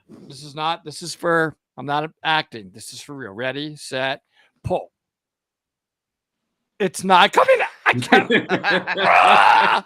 Okay. All right. Now I'm just going to pull the handle. What the heck? That's amazing. Pretty awesome. The BCD I used to have, it would be so simple to come out. It came out all the time, whether you like it or not. Yeah. Students is like, up, there goes your weight right to the bottom, and the student can't get down. It was so efficient that it would come out proactively. Looking at it. Here's how some of my students ones came out. I'd go, oh, pocket came out. There it goes. Yeah. Bottom of the ocean. So that's a patented design. It's used throughout the military. All sorts of military backpacks have those on all their different buckles. So it's a really, really well-designed little buckle system. Definitely. Yeah. So, and additionally on that BCD, 2 tank bands, has massive pockets on the sides to hold really anything you need. I was just opening the pocket holder there on the right side of the BCD. Yep. That's very nice. And then the other thing that's really cool about all the Sherwood and Genesis BCDs is that it's Pro Kit ready. And up there in your right hand, you'll see up on the shoulder. Yep. No, there's the octo holder. Yeah. You see that little grommet up by your hand, up at the top? Yep. Up on the shoulder strap. Yes, I do. So that's a little envelope there that a retractor can get slid in from the top. And you can put a little mini retractor in there and hold a flashlight up on that shoulder. And then on the opposite side, you have another grommet down below by your hip. Chris is showing you in the other screenshot from us. On the side. Yep. Yeah. And then you can put a gauge retractor down in that big pocket. to hold your gauges on a second retractor. And then the two straps with the buckles there, right where Chris is holding on, you can mount a knife onto that as well. And so really we have a product called the Pro Kit, and you can retrofit any Sherwood or Genesis BCD with a flashlight on the retractor, the knife, and the gauge retractor all in one little kit. Awesome. Yeah. Very nice. Yeah. Double D-rings, always like that. Yeah, lots of stainless steel D-rings. You got the trim pockets on the back. The nice thing is, so on that BCD, you have, depending on the size, anywhere from 8, 10, or 13 pounds in each of the ditchable weight pockets. Nice. And then 2 5-pound pockets on the back side there. These are big, and they're big trim pockets. Like you're gonna have no problem getting your weights Saying in. up to 5 pounds each. But look how wide they are. I mean, it's that's a lot. Really simple to put. And that's a big trim pocket. Boom. Nice. Yeah. So like I said, you had mentioned the fabric and how durable that is. I would tell you, out of the 600 Sherwood retailers here in the US, I would guess if they have Sherwood BCDs in their rental department, more than half of them are using that BC in their rental department. This thing's going to last a long time. I can tell you that. For you're sure. tough to wear this guy out. Yeah, no, it's a Quality. good, comfortable, stable BC in the water. Air 2? Can it be an Air 2? Yeah, we have the Sherwood Gemini, which is a breathable inflator, can get installed on there as well. Yeah, Okay. absolutely. I just don't want to take the, it's all wrapped up nicely. So Yeah. But yeah, you can put a breathable inflator on there, no problem at all. All right. Dump valves on the butt. Several people dump valve chiming on in the right saying that shoulder. you're you're right is the best rental gear ever. Sherwood. Yeah. Yeah, it's, Cool. it's just really tough. This stuff's, I mean, you can feel it, man. You're not wearing this thing out. Yeah. So do you guys have, I don't know if we sent you a Crux BCD as well? Let me go to the BC organized section of the flourish. Okay. Space-ish. Hold on one So second. Chris has one. We can look at it from what Chris is doing here. You don't have to pull it up if you don't have it, but. All right. This one looks a little bit more techie. It is. Yeah, there's a lot more features to it. This is one of the newer introductions from Sherwood. It's a really, really cool BCD that we wanted to share some information about this BCD with you. Yeah, let's do it. Okay, so the Crux BC was recently introduced about a year ago, and it's been incredible. It is a utilitarian BCD that can fit practically anyone and can be used in practically every single diving environment. This is a modular BCD that can be assembled to meet the exact specifications of any diver. And that's why both divers and retailers have embraced this BCD like they have. The Crux consists of 2 sizes of backpacks, 2 different sizes of shoulder straps and waist straps, and 2 different air cells. And those various combinations of these 3 components allow you to really design a BCD that meets your needs. So whether you're 5'6" and a 44-inch waist diving in the warm waters, we can create a BCD that fits you perfectly. If Nice. you're 6'6" with a 30-inch waist and you're diving in 38-degree water, we can create a BCD that suits you, that will work for you. Those shoulder straps and waist straps each have between 14 and 18 inches of adjustment or travel. Wow. Not all on the front, but built into the way we've designed the BCD, so you can really fit anybody from any size. We've seen a lot of retail stores kind of sell it to parents that are getting their kids in to diving because they can buy one BCD that's going to last them from being a teenager to an adult. That's good. A lot of people talk about that when they first come in. They're like, I don't want to buy this, and in 5 years, I got to buy my kid another one. Another And, couple years, it's a big expense, so that's a really important. Yeah.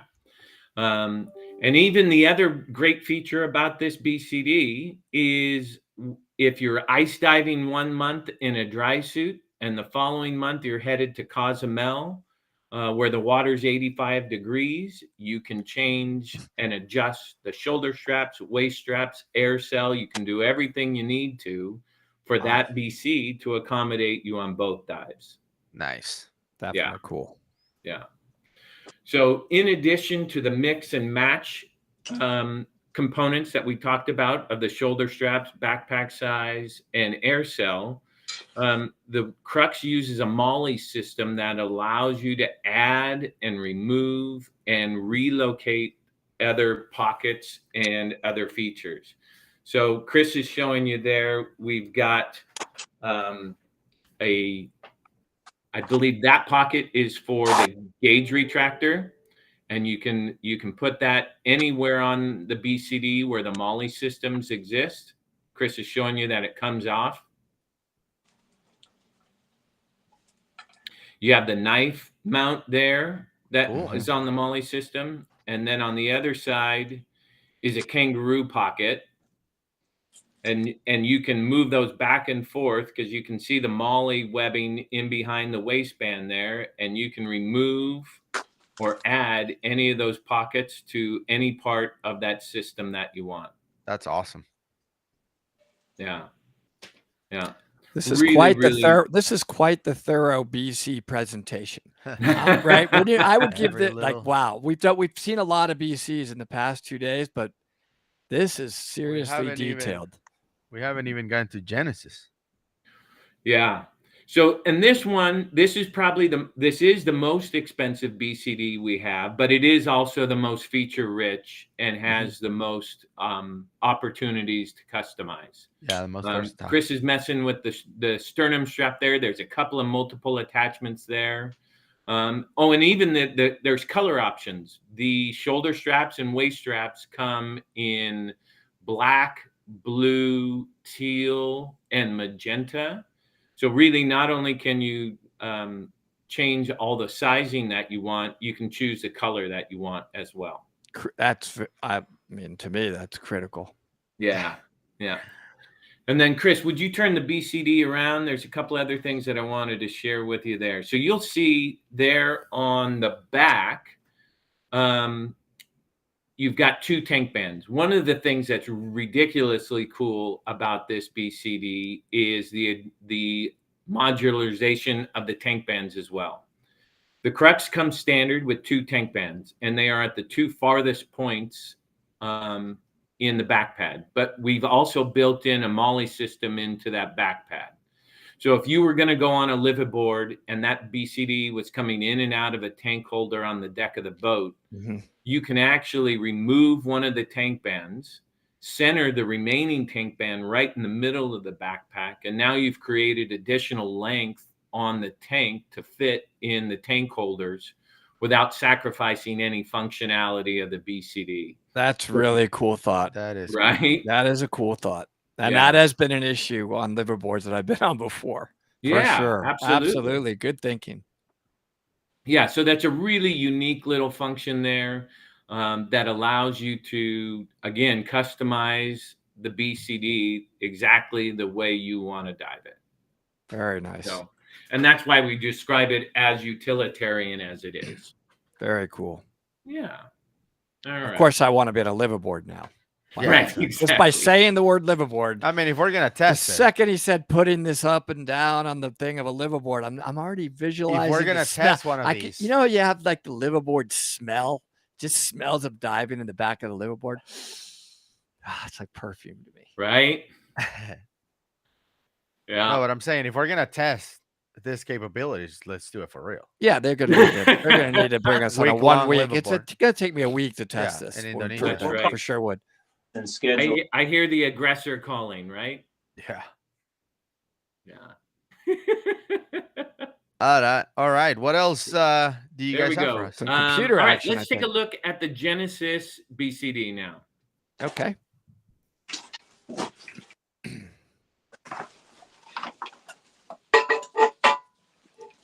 All right.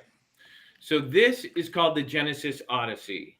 And if you are looking for a reasonably priced travel BCD, you don't have to look any further. I don't think you can find something better than the Genesis Odyssey. This back inflation BCD was recently reviewed by Scuba Lab, and their comments were, quote unquote, this BCD is in a category of one, meaning there was nothing else like it. Wow. This is a travel BCD that you can get for under $500. It's weight integrated with the back inflation, so it packs incredibly small, and it weighs between 6 and 6.5 pounds, depending on what size you're getting. It has 5 sizes between an extra small and an extra large. You see the hard pack on the back, Chris, if you want to turn it around. It's got a nice, super stable hard pack there. So it's incredibly stable once you get the cylinder on there. You've got the 2 tank band, the 2 trim pockets on the tank band there. Each of those holds 5 pounds. Nice and big and open. It also has a bungee on the air cell to keep the air cell low profile and tucked in. Very important. So those many features for a BCD under $500. You know, most other travel BCDs with similar features are going to sell from $100 or $500 more than the Genesis Odyssey. Yeah, I'll probably wear that on our trip. There you go. Yep. I'm picking extra small. Maybe small. Maybe I'll let you guys know. Pink. Yes. I actually got an opportunity to take this BC out to Cocos Island in Costa Rica about a year ago. Talk about good diving. So impressed at how stable the tank band was, how lightweight it was, how quickly it dried. It really was just an awesome product. Same buckles for the weights? The weight system, it's not. That's how we get the price down. We don't have to pay royalties for the patented buckle. Yeah, makes sense. So that's a pinch and release buckle system, which is still really good. Fine. Yeah, it's better than the proactive dumping that I used to.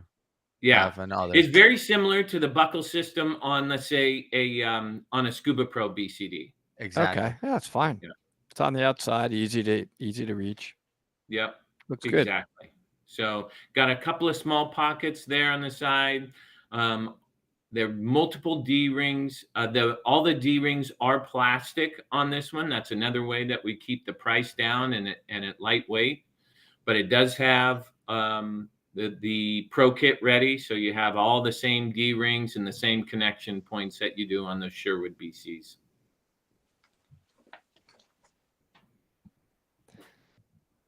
You got a Big Mac. Okay. Any questions on any of those 3 BCs?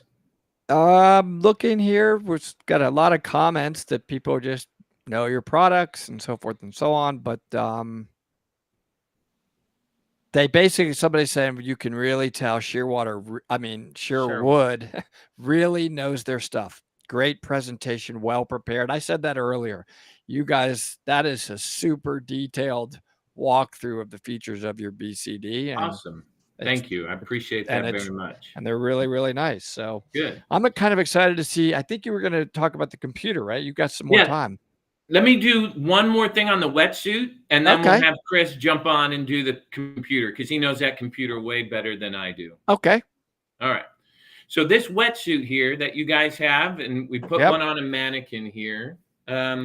This is the first wetsuit that we've ever done under the Sherwood name. We've typically or historically for the last 25, 30 years, always done our wetsuits in the Akona brand. But let me tell you a little bit about the Sherwood marine conservation suit. So our oceans and the animals that live in them are under constant attack.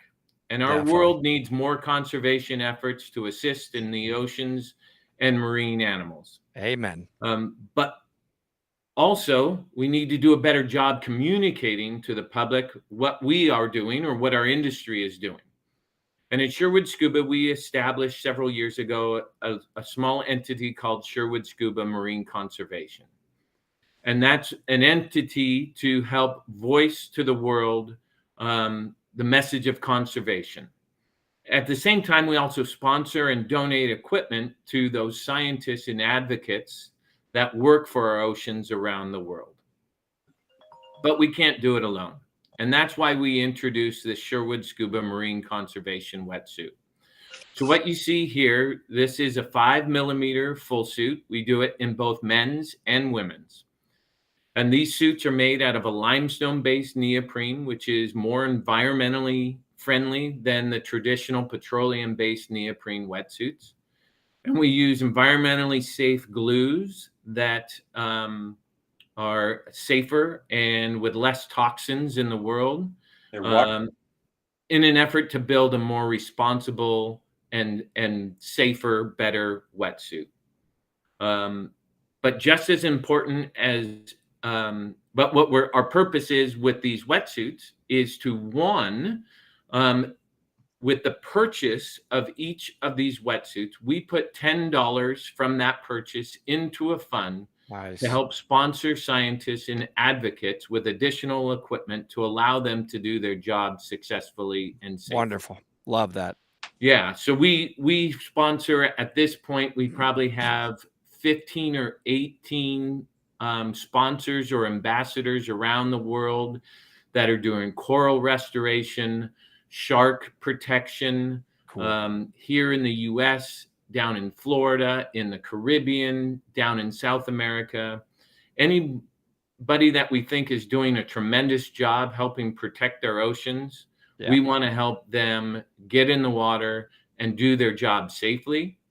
And our hope is that people love the way this wetsuit looks, loves the mission of Sherwood Scuba Marine Conservation, and wants to help promote the ideas behind what Sherwood Scuba Marine Conservation stands for by going ahead and purchasing one of these incredibly comfortable and good-looking wetsuits. Very nice. Love that. Yeah. That's what we got to be as divers, right? I mean, we're so privileged and there's so little of us, and we're witnessing the most fragile part of the planet, but the most important part of the planet. I mean, we wipe out the sharks and the reefs, we're done with this planet. So that's what we are. We're the ambassadors for the environment, the ocean environment. We really are. We're lucky to even be able to do this. There's so few of us. So the fact that you guys are focusing on that with a portion of your, profits and so forth. I've always got to applaud that, and I appreciate it. Yeah. Thank you. We appreciate that very much. So we do as well. Well, cool. Okay. So, all right.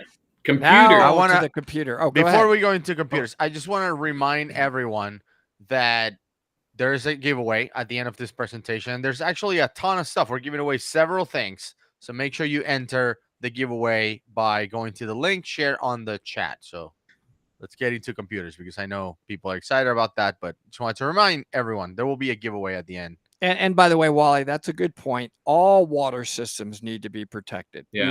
You are 100% right on that comment you just typed in. Our lakes, our rivers, our caves. Listen, we get our drinking water from those freshwater sources. Absolutely equally as important. And I appreciate that comment. You were right.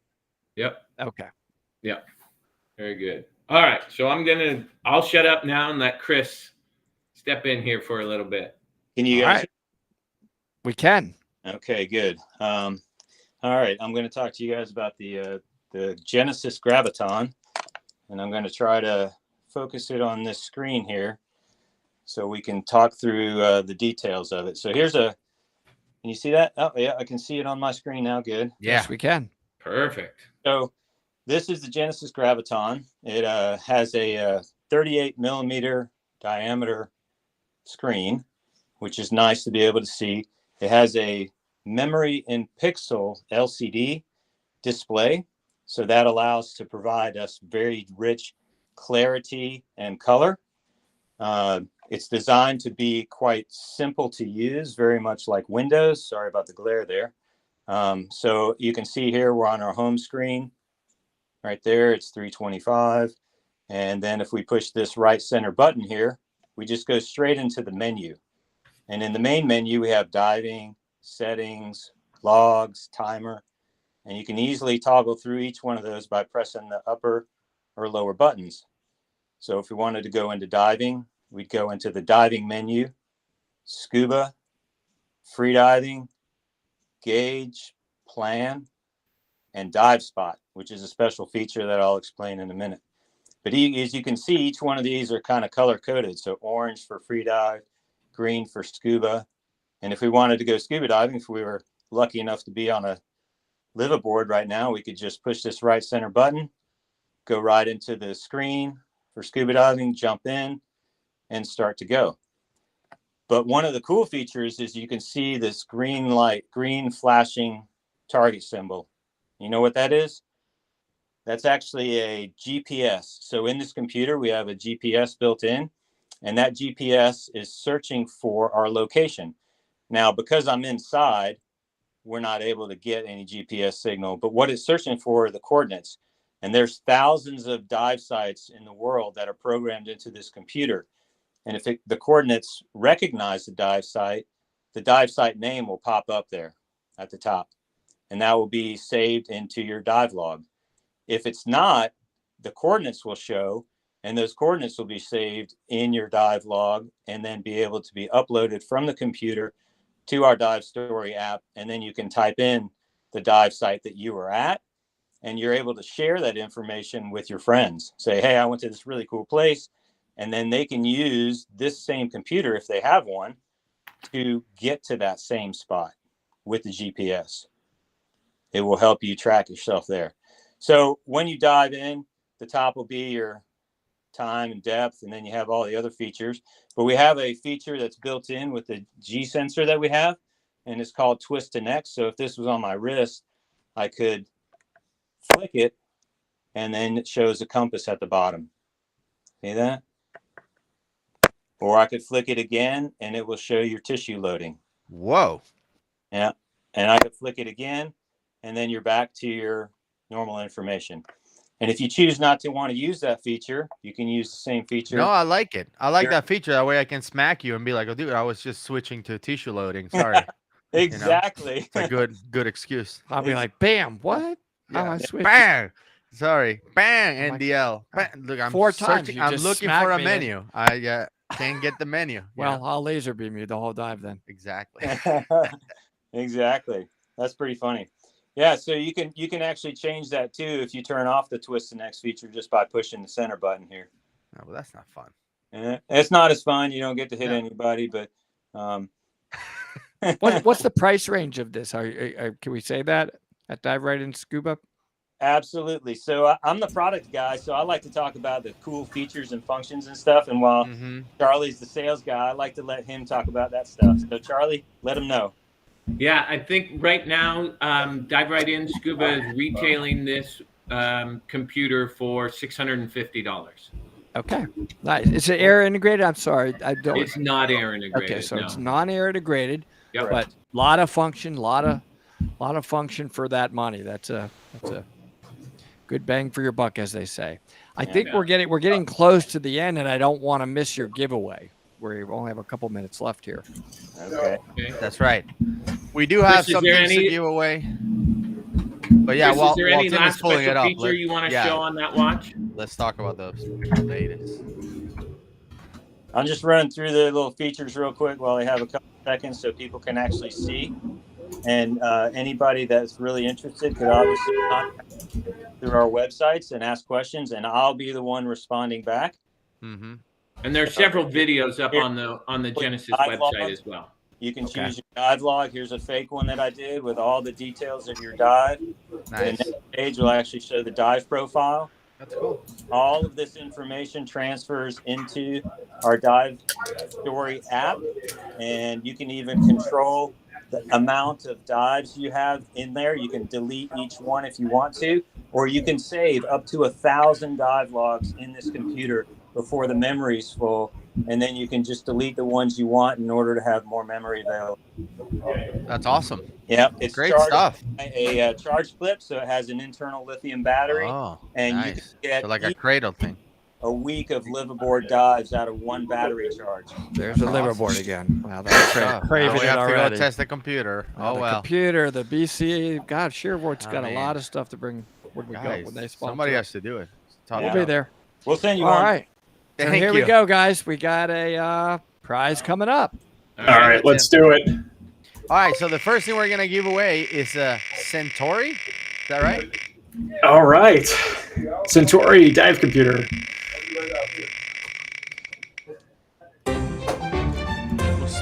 Mustafa, you get a Centauri dive computer.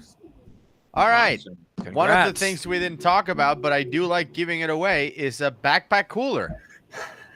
All right. Spin it up Oh, again. nice.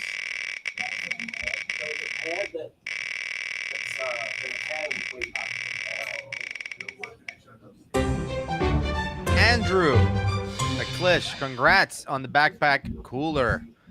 All right, next thing we're going to give away is a regulator. People were talking about regulators earlier on the chat, so let's give one away. Root regulator.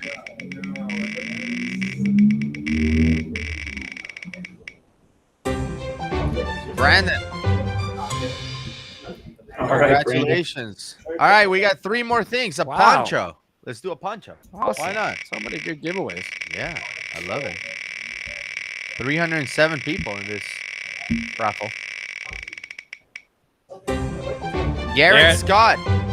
Congratulations. Next up, an Oculus mask. All right. Let's spin it again. Spin it. Love it.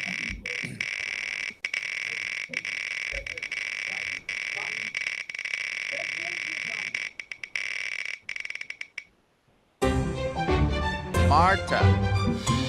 Congratulations on that. And finally, how do you say this? Cedo mask? Is that Yeah, right? Cedo. All right. Here you go. Cedo mask. Let's do it. Okay.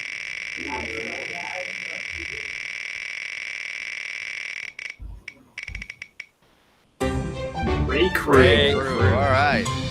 Congratulations Congratulations, to all the everybody. winners. Thank you, Charlie and Chris, for stopping by and showing us all the great stuff Sherwood, Icona, and Genesis has to offer. Great presentation, guys. Thank you. Absolutely. See you later. Thank you. See you guys. See you guys. Thanks, All guys. right. Have a great weekend. Thank you. You too. Thank you. Let's go diving. All right.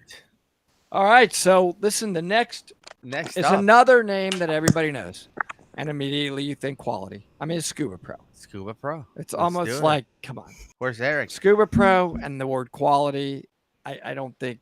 I think it's synonymous. Been around for a while. So, Oh, yeah. Eric, Here you Good go. afternoon. Welcome to Dive Right In Scuba's virtual dive show. I'm Awesome. extremely excited to be here. My name is Eric Peterson. Live down in Texas and cover several territories for Scuba Pro. Want to welcome everybody here. I'm working with Gus and Woody today. Got Chris Lowe in the room as we talk about some new things from Scuba Pro. For those that don't know, Scuba Pro is based up in Racine, Wisconsin. We've been in business for 60 years. In fact, it's our 60th anniversary this year. We're one of the largest suppliers of diving equipment, probably in the world. You can find Scuba Pro all over the world, again, because we've been doing this for many, many years. One thing that we're really known for is our innovations. I think we're second to none in the innovative products that we've come up with in the last 60 years. In fact, some of them are so innovative that they were with us the very first year that we started. So a product that we still have in the line today is called the Mark II regulator. It's a regulator that was introduced in 1963 as one of our first regulators, and it's gone through several evolutions to it. And now we still have that regulator in the line today. Another innovative product is the Jet Fin. I'm sure that many of you are familiar with the Jet Fin. It's kind of the state of the art in a dive fin. So the Jet Fin was one of the first things that we showed. In fact, we showed it right here in Chicago the very first year at a big show called the National Sporting Goods Association show, probably in about 1963. Many people laughed at us when we showed the Jet Fin, but it did so well and continues to do so well that it's still in the line today. We're extremely proud of the Mark II and the Jet Fin fins. Another innovation that we did many years ago is called the Classic BC. We're certainly known for our buoyancy compensator designs, and the Classic is second to none in that type design. We were the first to introduce a ballast inflator, or the inflator system.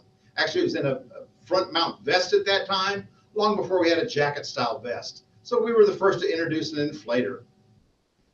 We were the first to introduce a silicone mask. Prior to that, everyone had kind of done a rubber mask. Jacqueline Bisset, many of you might remember, did a movie called The Deep, and in that she wanted something more of a silicone type mask. So Scuba Pro was the first manufacturer to introduce a silicone mask in the movie The Deep with Jacqueline Bisset. Certainly rounding out the current generation would be the Hydros family, the Hydros BC family. Again, a very innovative product. I think we talked a little bit about that last year. So we're not going to talk about the Hydros, but please stop by Dive Right In Scuba and check out both the Hydros Pro and the Hydros X buoyancy compensator. What do you got, Gus? Woody, anything? Gus, turn us on. Oh, there we go. Yep. All right. Hey, guys. So I'm holding this modular fin, right? And I'm super curious. I want to take it apart. Like I want Supernova. So how do I split these babies? Hang on, we're getting there. I'll get there. Wants to. Oh, you want to go? By the way, all right, all right. I just wanted to mention I think both of us are really big fans of the Hydros. Oh, Pro. it's the great BC. Yes, the best. It's awesome. So awesome. It really is the state. It's the biggest selling BC that we've ever made in the history of Scuba Pro. Yeah. Very innovative design. I'm sorry. Go ahead. And the jet fins. I mean, those things have been the same design for a gazillion years, and they're still amazing. I mean, dove them forever. They are the comparison. Like when people talk about other brands, are like, well, it's like the jet fins off, and then insert name of brand here. They're the benchmark. Yeah, and they come in pink. All right. And they come in pink. Scuba Pro is part of a big outdoor sporting good company. As I said, we're based up in Racine. We have several different sporting good companies within our company. We're the only diving company traded on the New York Stock Exchange. It's Johnson Outdoors. We have a kayak company, a canoeing company, a fish locator, a trolling motor, Eureka tents, and Scuba Pro rounds out that company at Johnson Outdoors with what we do underwater. We contribute a lot to the environment. We're working a lot right now with the Mote Marine Laboratory down in Florida, and you'll see a lot of initiatives from us with Mote Marine in the weeks and months to come. But I want to get into products. I've got just a short amount of time. And I thought I'd kind of start with maybe a quick recap of what we do in regulator systems. One regulator that really is the state of the art is called the Mark 25. The Mark 25 first stage, actually this one's made of titanium, so a super lightweight first stage for the traveling diver. When weight becomes a consideration, then you want to minimize all the weight, and the Mark 25 titanium regulator does that. Most of our regulators now have the swivel turret to them for great hose routing or hose placement off of that first stage. In the Mark 25, we put 135 hoses coming off of this, and we put 135 divers diving, which you can see on YouTube. So this regulator delivers so much air that with 135 divers breathing off of one first stage, there was no drop in performance or in pressure to it. So it's really the state of the art. It's just gotten the European norm testing for cold water testing. So we're extremely proud of the Mark 25 that we do in both either a titanium or a chrome first stage to it. We also have then a second stage called the S620. We hired a tremendous engineer from Ducati Motorcycles, and he really showed us how to make changes in the second stage based on gas expansion at depth. So we've completely changed the case in the S620 as well as the exhaust system. I don't have time to get into all that this afternoon, but please stop by or check out our website or the YouTube videos on the Scuba Pro channel to learn more about the Mark 25 S620. Another regulator, I'll continue with a piston design. I mentioned the Mark II, so this is the evolution of the Mark II, a very simple design in a first stage, and a first stage that you'll see really all over the world, particularly useful in rental applications all over the Caribbean. Really the state of the state is the Mark II first stage, and now also has that cold water certification called the EN 250A in the development or the design of the Mark II first stage. We've got some different type second stages with it, from an entry-level price point all the way up to a more technical type second stage. All of our regulators offer a lifetime warranty to the original owner. worldwide warranty, and you can certainly get Scuba Pro service all over the world. I think that's one of the greatest things about Scuba Pro is that should you have trouble or challenges anywhere you go diving, there's a Scuba Pro dealer there to help you. Because we've been doing this for so long, we've got dealers internationally.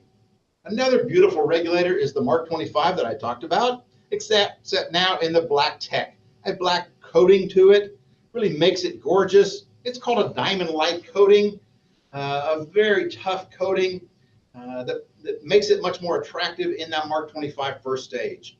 Same features we talked about in the Mark 25. Another innovation really in the second stage is one that we call the A700. So the A700 offers a different choice of materials in the second stage. This particular one is made of metal, so it's a little heavier. We reduced some of that weight with a carbon fiber front cover to it to make it a little lighter in the mouth. It's handmade. In fact, all of our regulators are made in our own production facility in Sesto Levante, Italy. My wife and I were fortunate enough to go visit there a couple years ago, and it's an incredible production facility that we make Scuba Pro regulators in the Italian Riviera. Yeah, that setup that you're holding right now it used to be my setup, and I dove that thing everywhere, even in Iceland. It's really good in cold water as well. It's really Thank you. Very good. It's a shield, right? Environmentally sealed. Yeah. Stop me if I'm talking. No, Another design that we've done along the lines of a Mark 25 is called the Mark 19. It is a diaphragm movement, a little different mechanical movement to it called a diaphragm. And now it also then offers the swivel turret to it, much like the Mark 25 that I just mentioned. The second stage that I have here is called the G260. It's designed really along the technical community line in that you can change the hose routing. You have a sealed cap or the cover to it. Again, a carbon fiber front cover to it to reduce some of that weight in the mouth on the second stage of the G260. A complete family of regulators from Scuba Pro available at Dive Right In Scuba. Questions? What do you got, Gus and Woody? Well, let's see. Are you ready to talk about the fin yet? Yeah. Not yet. I just want to take this thing apart so bad. Yes. I'll talk about the fin now. I mentioned that in 1963 we developed a jet fin. Just a little bit of engineering, I guess, to it. Really, the jet fin. I don't know how well this shows, but the jet fin, as any diver knows, you get thrust or propulsion lift with the fin on your downward kick.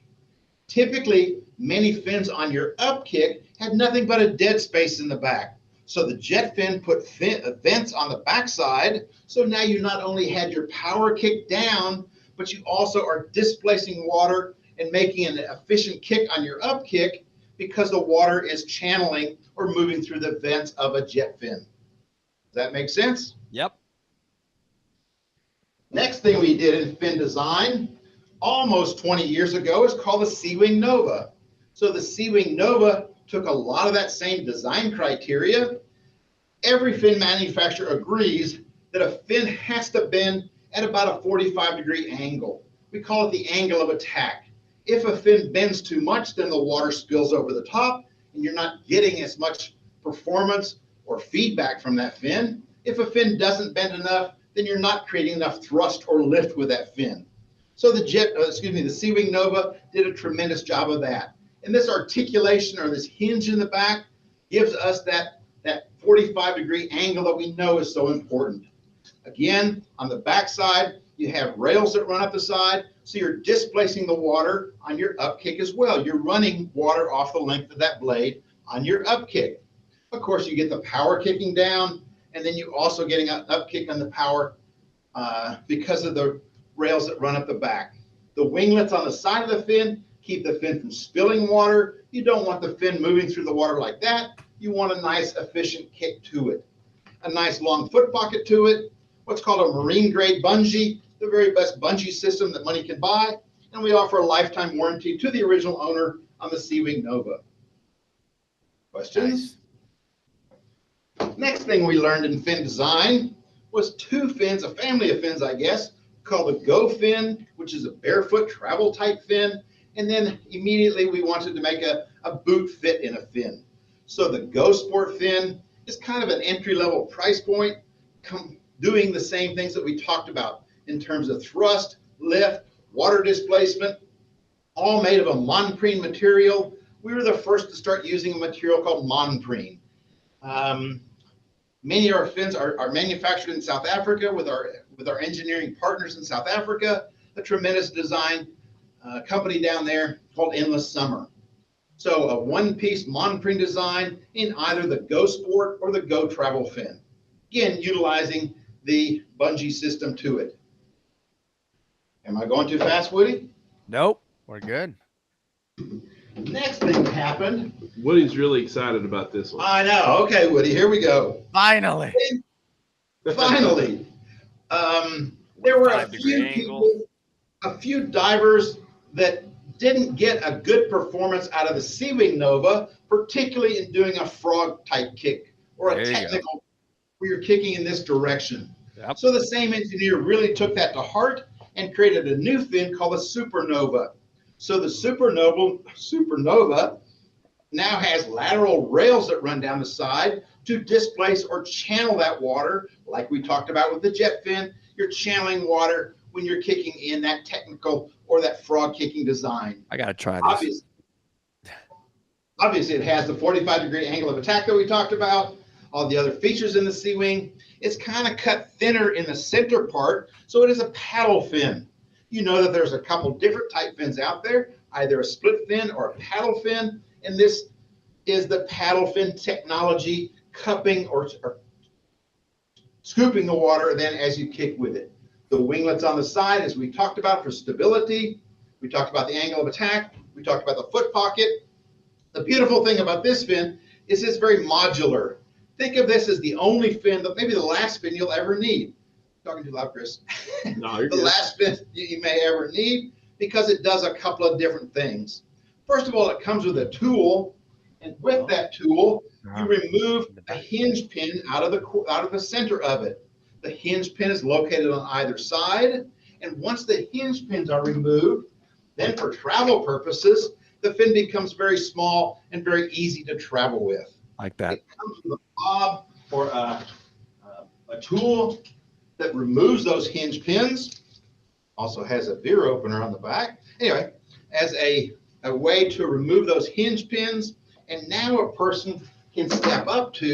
diver can step up to a full foot fin just by removing that foot pocket as we talked about. Wow. Again, thinking this as a modular fin. You can start with the blade of the Supernova and then change out the foot pocket for about $60 here at Dive Riding Scuba, putting the hinge pins back in place and then having the comfort of a full foot fin. A full foot fin is really the most efficient kind of fin because any kind of movement from your leg or from your ankle goes right into the blade of that fin. Every fin manufacturer takes their very best fin and creates a full foot version of that.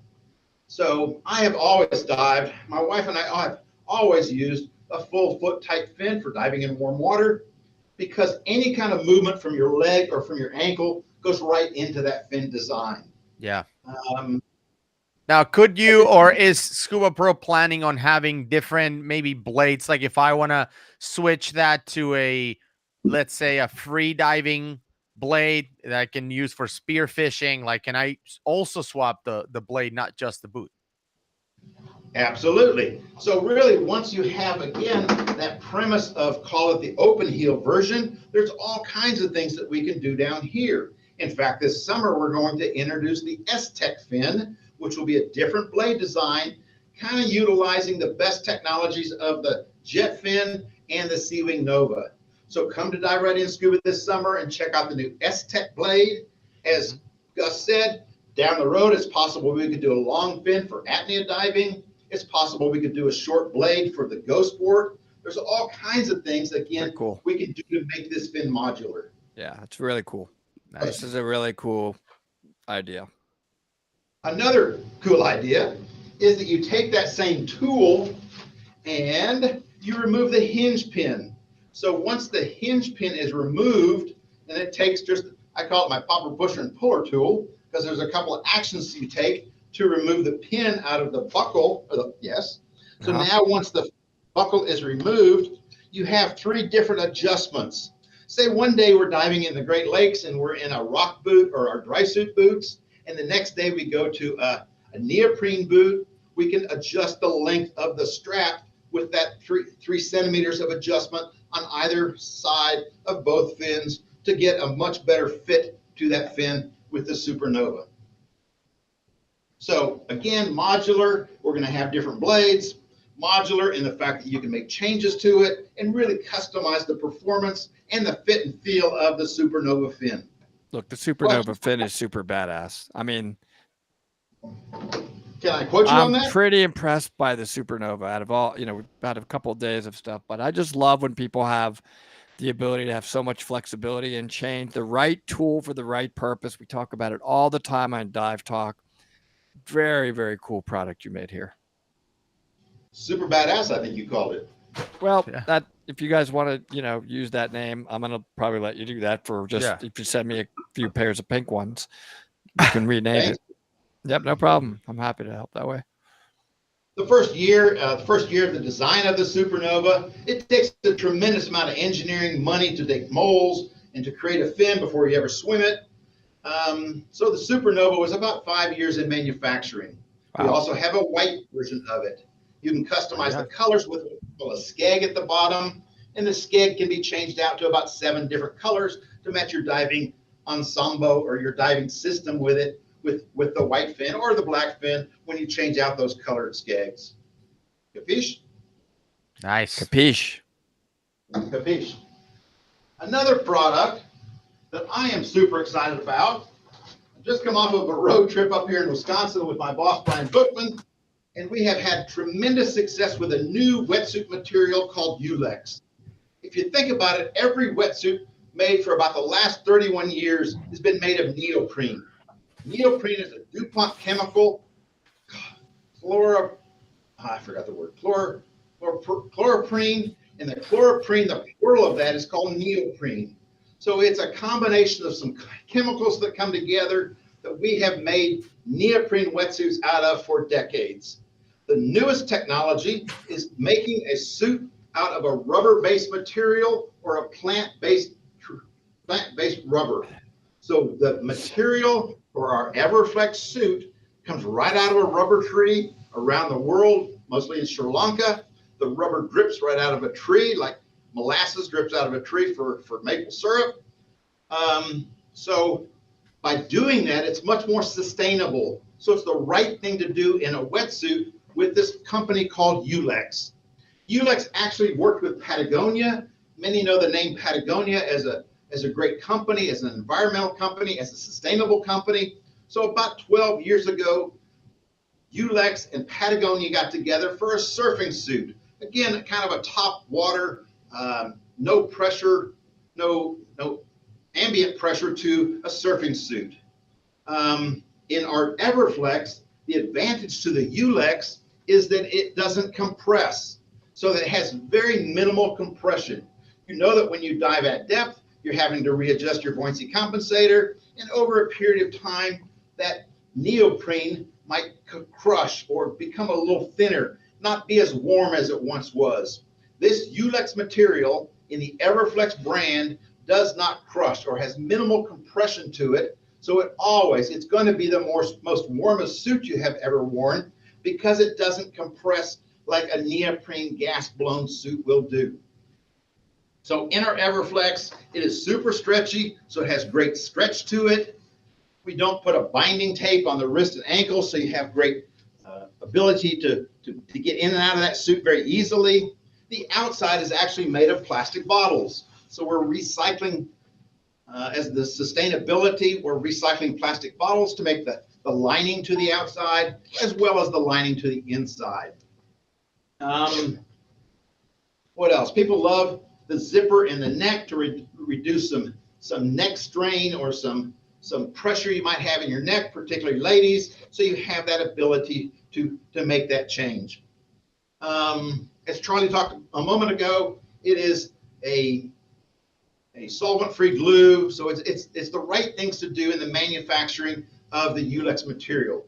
Now we make a limestone-based neoprene in a couple of other models, but the Everflex is made of the Ulex material with a company called Ulex. A fascinating concept then in the design of wetsuit for warmth for the diver, non-compression or minimal compression to the wetsuit when you're diving it. Nice. Everybody knows, you should know, I guess, that YKK, anytime you look at a zipper, you should look at the initials YKK. That's the very best zipper that money can buy. So all of our suits, boots and gloves utilize YKK zippers with a metal slide and pull. The inside is made of a diamond span material. The beauty of this suit is that Velcro doesn't pick or pile that suit. I think this week I've done this about 50 times in this area, and there's no picking. You know how the suit might pile. Yeah. Same thing on the outside. The Velcro, in fact, does not even stick to the suit like some competitive suits will do. Yeah, that's awesome. A skin seal. I think most divers realize that in a YKK or any zipper, these teeth are going to leak a little bit amount of water. So you can reduce that seepage. We can reduce that seepage into a suit by putting a skin seal to a skin seal behind that zipper to reduce that water entry or to eliminate that water entering the suit like you might get with a suit that doesn't have the nylon one or the skin-to-skin seal to it. We actually measure the thickness of this 3 millimeter suit, and we make it a 5 millimeter and a 7 millimeter. We make a ladies swimsuit, we make hood vest. So we have several models in this, and when you feel it, it's going to feel much thicker, maybe thicker than the competition. We measure the foam, the rubber I mentioned, before we put the lining on the inside and the outside. So it has a nicer feel to it, or maybe the hand of it is a little bit nicer because we measure the thickness. It is it's actually thicker than a 3 millimeter or thicker than what our competition does in the manufacture of a wetsuit. So the Everflex suit made of the Ulex material is currently the state of the art, an innovation. Again, I talked about innovations that Scuba Pro has come up with over 60 years, and this will go down in the log of history as the most innovative suit that a diver can get for warmth, non-compression, long-lasting, much warmer suit than anything that we've ever done in neoprene. That's awesome. Awesome. Eric, thank you so much. And like Woody, that couldn't wait to talk about the fins, the Supernovas, I can't wait to give a pair away. So let's do it. Tim, let's spin the wheel and give a pair. Oh, wait, there's more. I just want to tease you with. So a couple new computers coming out from us this summer. One is called the Luna 2. So the Luna 2 will be an entry-level price point in a computer, soon to be at Dive Right in Scuba. We're going to have a new watch computer called the G3. We've got a new second stage called the R105 and a new computer called the G2 Tech. So Scuba Pro is constantly innovating products for divers. Again, deep down you want the best, and that's what Scuba Pro is the very best at. Please spin the wheel. Awesome. All right, here we go.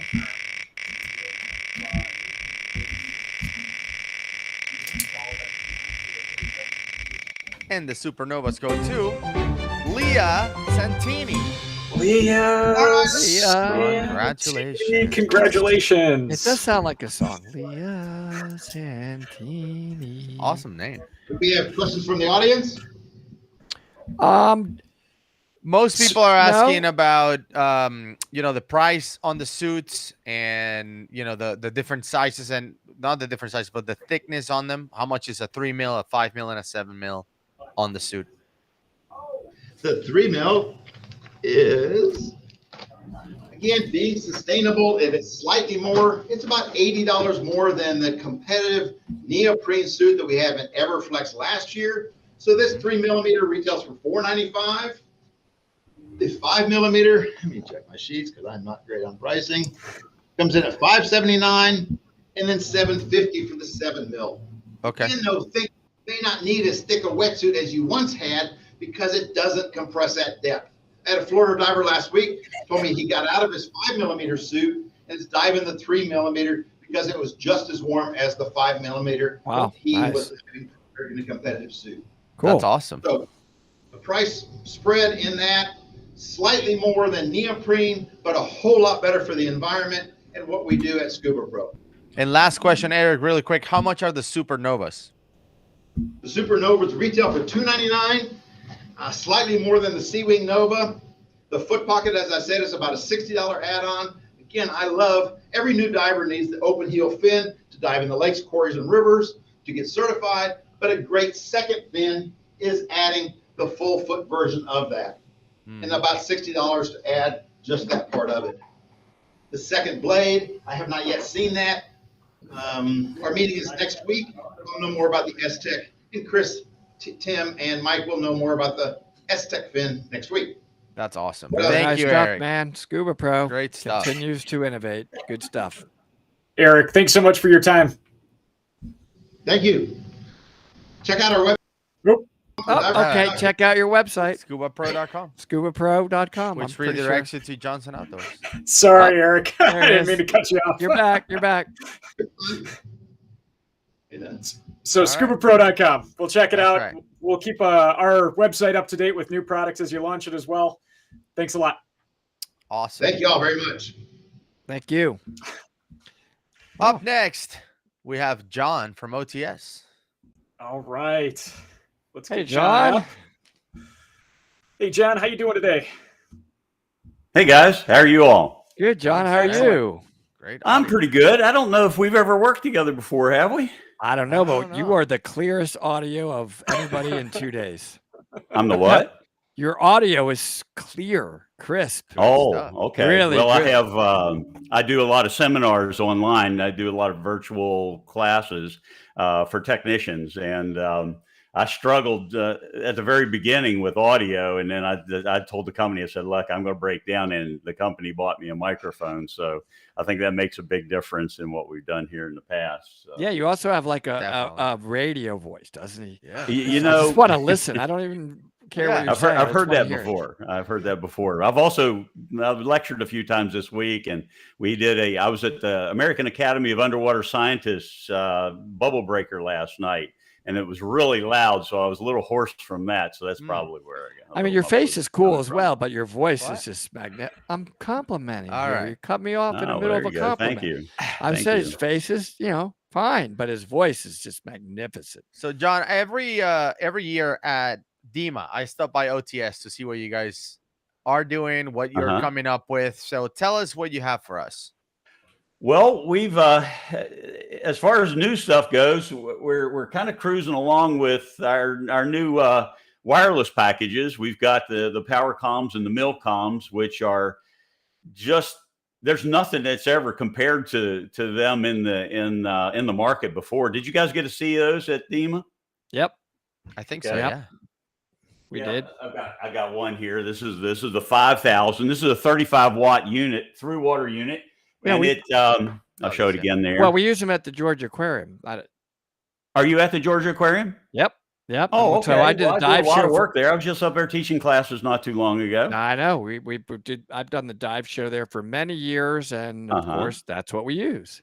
Yeah, but let's go over it because we know what they are, but people watching Of they might not course, be of familiar course. with it. So let's go into cons and full face. I think you guys probably have. I know you have some SSB 1000 or 2010s, 2010s. I believe that's right. Yep. This has been around, and of course we're talking wireless communications technology here. This has been around since, oh good Lord, before my time. I've been with the company now 23 years come September, and this was our sort of our premium wireless communications when I came to work for the company. And then just a couple of years ago, after a lot of development, we came out with the 3000, the PowerCom 3000s, the PowerCom 5000s, and then also we have a military version, and that's called the Milcom, the Milcom 6000. Now these are 25 watts, 35 watts, and 70 watts, respectively. When we're talking about power like that, out of 70 watt units that I've done testing for or with in the past, and that's our old Magnacom, which these are very comparable to, the Milcoms are. We got literally, well, wasn't literally, I mean, it's actually what we got was 7.5 kilometers, which was just crazy. When you're communicating that far through water, the lag time between the time you transmit to the time it's received, comprehension, and then they reply, it takes a while for the communications to go back and forth. So it's kind of like talking to somebody on the other side of the moon. So, so the power comms are the new stuff. They've come around, like I said, just a couple of years ago. Have you been diving with full face masks out in open water before? Have you used that? I've dove it a couple of times in open water, but the main use, at least for me, has been in the Ocean Voyager environment. And of course, any surface supply diving that we do at the Georgia Aquarium is always full face. Right. I just did your shark experience back in the late winter. Awesome. And with Jim McAllister and the crew. So great operation there. If anybody goes by the Georgia Aquarium, and if you're a diver, if you have any interest in it, it's a little different. I mean, you're in a cage and they put you on. You don't have to be certified to do it. Right. And you're on track and you go through the water and they talk about all the different sharks. And they're all using the Guardian full face mask. Yes, we are. I mean, when I was in there, I was just thoroughly impressed with how many masks they had. I mean, 80, a ton. They just got a bunch of Guardian masks. So let's talk about full face masks for a little while. We're an underwater communications company. Ocean Technology Systems is. We were founded in 1984, and I'm going to kind of break down on a personal note here. The Jerry Peck and Mike Pellissier were the founders, or are the founders of our company, and we lost Mike on Monday. He passed away of a fairly rare form of cancer, and he was diagnosed 3 months ago, and we lost him. And I tell you, it's been a tough week for everybody with the company. He had so much influence on the industry. I mean, he got the Interspiro mask and our communications U.S. Navy approved in 1984. If you're familiar with the Interspiro mask, it's the U.S. Navy Mark 20, and he managed to kind of sneak it in the back door to get it approved. And it's been the mask that the U.S. Navy has used. Mine's back here. I don't want to pull it out, but and he's the one that got it U.S. Navy approved then. The Interspiro mask, which is similar to this, but it was the predecessor, sort of. If you want to say that, it's not. This is our mask, not Interspiro's. It replaced the Jack Brown. Do you remember the Jack Brown? Nope. You don't? It was it was a triangular full face mask, just open. There's no equalizing assembly or anything in it. And it was free flow, and it was literally designed in the 1930s. And so the Interspiro mask, it was till 1980 that they went really and made a jump into the modern era of diving with an integrated full face mask. And so we continued the tradition with the Guardian, but we did a few things that are a little bit different to bring the Guardian into the 21st century, or full face mask in the 21st century. We have a quick release on the regulator. Did you guys do a video a while back where a guy had lost his regulator? Oh yeah, we did. I saw your all's video. I just see that, and of course it was.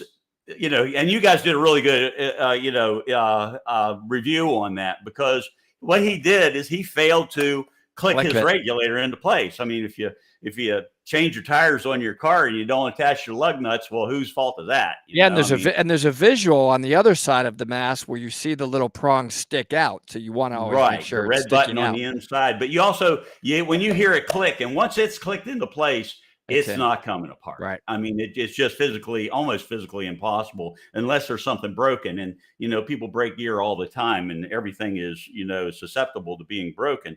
But properly assembled, that just doesn't come out. But the convenience that removing the regulator, and there's a little spring on the inside there that when I press that button, the spring retracts it, you see there, and that lets go of the regulator.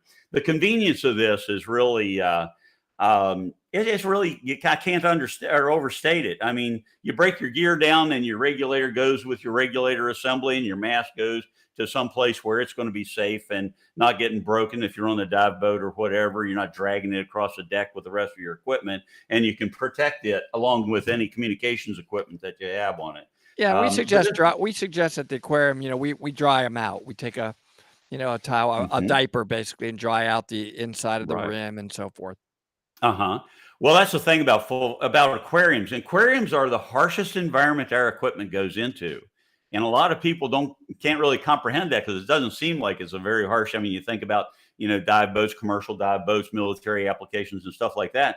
But the thing about aquariums is that the equipment is dived, how many times a day, and day in and day out, and it may not get the opportunity to really dry out. Now, you guys have a great system up there for drying out your equipment. And again, if you get in the Atlanta area, you got to go by the Georgia Aquarium. There's really nothing. Well, it's one of the, it's probably the, well, not probably, it's the premier aquarium in the United States. No offense to any other aquariums that might be listening. But that's the Guardian full face mask. And let's talk about full face masks a little bit. We also have the Spectrum, which I have a Spectrum right here. Spectrum, you put your own regulator in it. This is my personal mask. Both of these are well, this is not mine, but this is my personal mask, one of them. And then this Guardian here is also my personal mask. But you put your own regulator in it. It's really easy to think about this. It replaces your mouthpiece. And instead of a mouthpiece going in your mouth, the whole thing goes over your face. And you have an oral nasal pocket. And that's one of the reasons why how we got into full face mask, being an underwater communications company, is that we had to have a place to put a microphone to be able to articulate into the electronics, whether it's a hardwire tether or the wireless system, like we've already talked about with the power comms or the SSBs, or even the buddy phone as we've got here. I'll talk about the buddy phone and the wireless communications here a little bit more in a couple of minutes. But let's talk real quick about why we dive full face masks. I've already covered underwater communications. It gives us the oral nasal pocket so that we can articulate into the microphone and thus into our electronics. Public safety divers, we deal a lot with public safety. We carry a vast, we kind of, I don't want to sound pretentious, but we kind of own that market. About 95% of the market share of public safety diving or divers that are using full face masks, and most of them are, and they're required to now, and also required to have communications, are using our equipment or Interspiro full face masks. And we work very well and tight with Interspiro. I teach Interspiro classes, and we have a good relationship, and we sell a lot of underwater communications for the Interspiros. But for public safety diving and others where you're diving in water that may be contaminated, if there's any question about the safety of the water that you're getting into, you don't want it to be anywhere close to your mucous membranes, any of the mucous membranes between your chin and your eyebrows. A full face mask will afford you some protection against any contaminants that are in the water. Okay. With a dry suit with attached latex or attached gloves and a latex hood, and the mask sealed over top that latex hood, you're afforded what we refer to as total encapsulation. So that protects you as prophylactic protection against any of the contaminants that may be in the water, be they petrochemicals or pathogens or whatever the case may be. If you think about it, the cities have some of the most, probably the dirtiest ponds, municipal park ponds, with all the geese and everything else. And then golf course ponds, you think about all these golf ball divers out there that are diving in golf course ponds, and everything that keeps the grass green and the bugs dead is going into that pond. And so for golf ball divers, I really highly recommend you use a full face mask. So environmental protection. Another reason that we dive full face masks is for physiological protection. If for any reason that a diver may go unconscious underwater, with a full face mask and a 5-point strapping system to secure that to your face, you're at least afforded an opportunity of survival that with a bite mouthpiece you just don't have. If you think about all the accident reports that are out there, the reporters often don't know, that we dive air. They say, the diver's oxygen mouthpiece was found out of his mouth. He was pulled to the surface and failed to revive or whatever the case may be. But with a full face mask, you are afforded that opportunity of survival. We had a case here, and I'm not going to get too much into the details, where a diver, and he was worked in harbors. He's a hull cleaner, had gone in the water, and he had gone unconscious. Ends up he had bad gas. He had monoxide, carbon monoxide in his cylinder. And it's this real weird case where the air was going to kill him, but the fact that he had a full face mask where he could breathe the air that was killing him kept him from drowning. You see where I'm going with that? Yeah. It's like which one would kill him faster? Probably the drowning would have, rather than, is what you're saying, than the carbon monoxide. Exactly. Yeah. And they managed to pull him out, and he's fine now, but he spent a lot of time in the hospital recovering from that. But apparently he's doing okay. He learned some lesson, I think, about proper air safety in filling his tanks and so forth. People asked this earlier in a previous segment. How do you clear a full face mask? They're asking that again. I see that. Yeah. Well, there's two things as far as clearing your ears and clearing the mask itself. Clearing the mask is really easy. It's no different, really, or not much different than clearing your regular half mask. You're going to look up at an angle. You want to pull out on the mask a little bit and hit the purge, and it'll just flush the air out. So you want to make sure that you're looking up and you have that the ability to displace the water. And then if you do have any, and if you got any air in your lungs, you can also, a slow exhale will also evacuate that out. Each mask is going to clear a little different. The Guardian clears a little bit different than the Spectrum does, and you do want to take the time to learn how to clear with that. Now, as far as clearing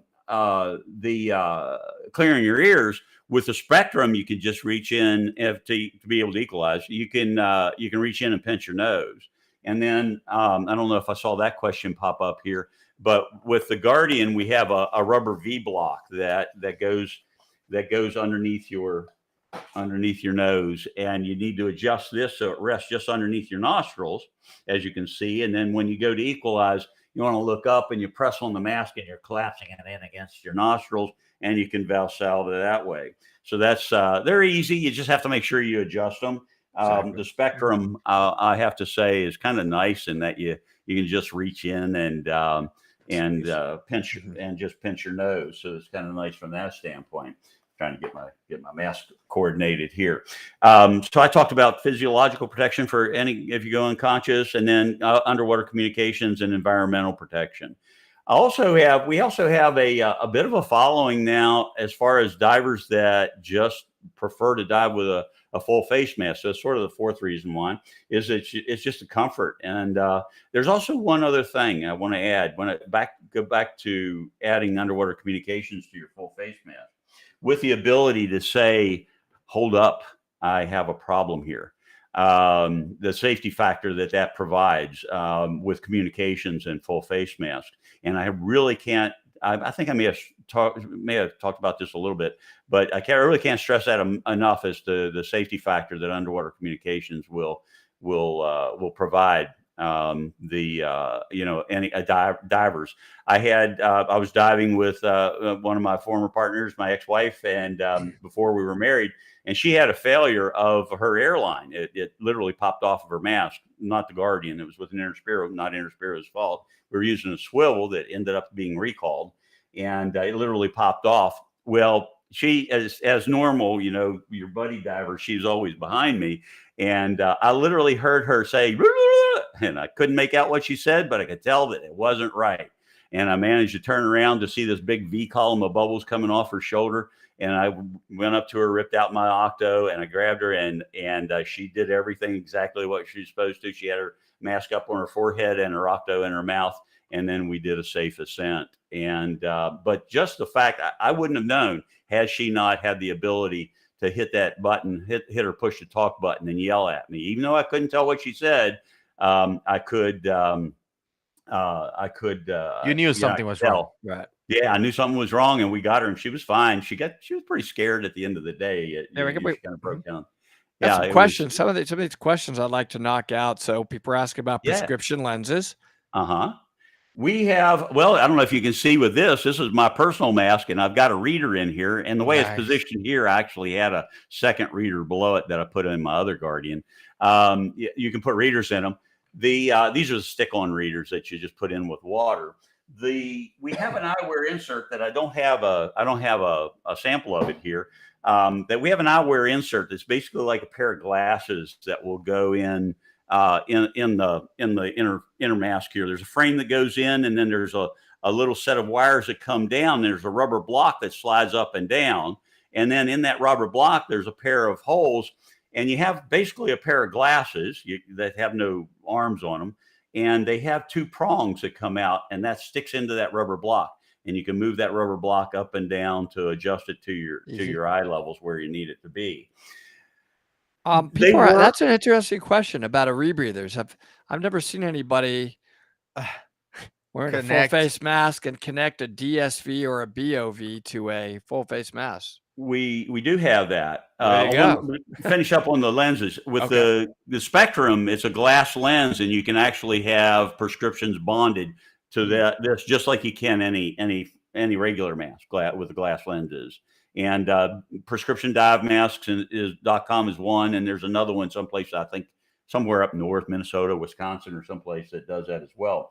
As far as rebreathers go, there are other options for rebreathers. There's the M48 mask, which I don't have one here, made by Kirby Morgan, that they have a pod that goes on that has a BOV on it, and it's their own BOV with their second stage regulator. And that's if you need to get into full face masks with a rebreather, that's probably where I recommend the direction people go.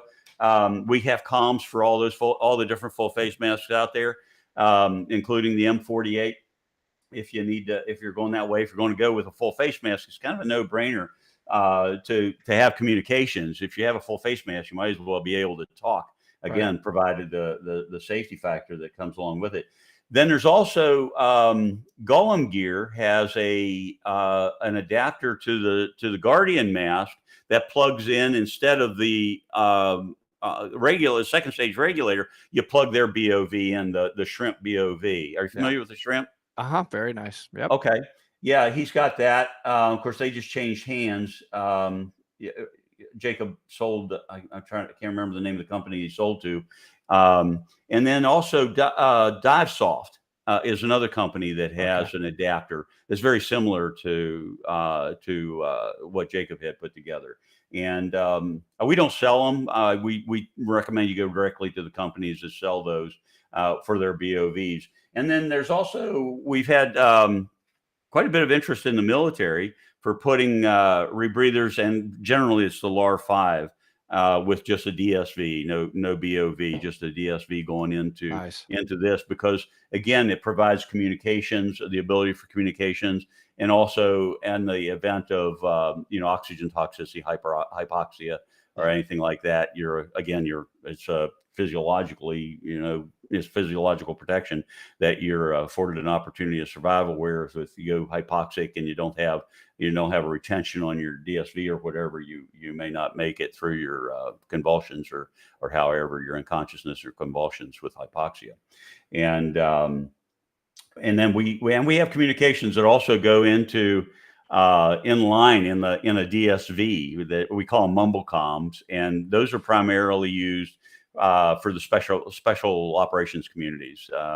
We built a bunch of them for the British SBS and our militaries, Navy SEALs and others that use them, because we provide communications to almost the vast majority of militaries around the world, and then all the militaries in the United States. We have Marine Corps uses them, Army engineers primarily, but also combat divers and SOCOM. And then the U.S. Navy, the SEALs, they use our comms. We have specialized equipment that they use, and then the Coast Guard. And the Coast Guard uses. Yeah, you guys are doing well. That's what you're saying. Yeah, they're doing well. They're doing pretty well. But I wonder if the Underwater Cave Diving Community Society, which has a membership of what you don't know about the Underwater Cave Diving.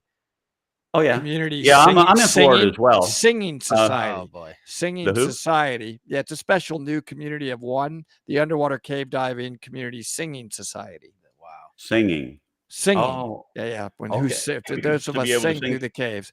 Right now, it's gonna explode. This society. Yeah. There's one member right now. Yeah. I'm trying to get member number 2 to join Gus, but he hasn't paid his dues. but he's not biting off on and that. then yeah, I just think it's going to explode eventually. No. Yeah.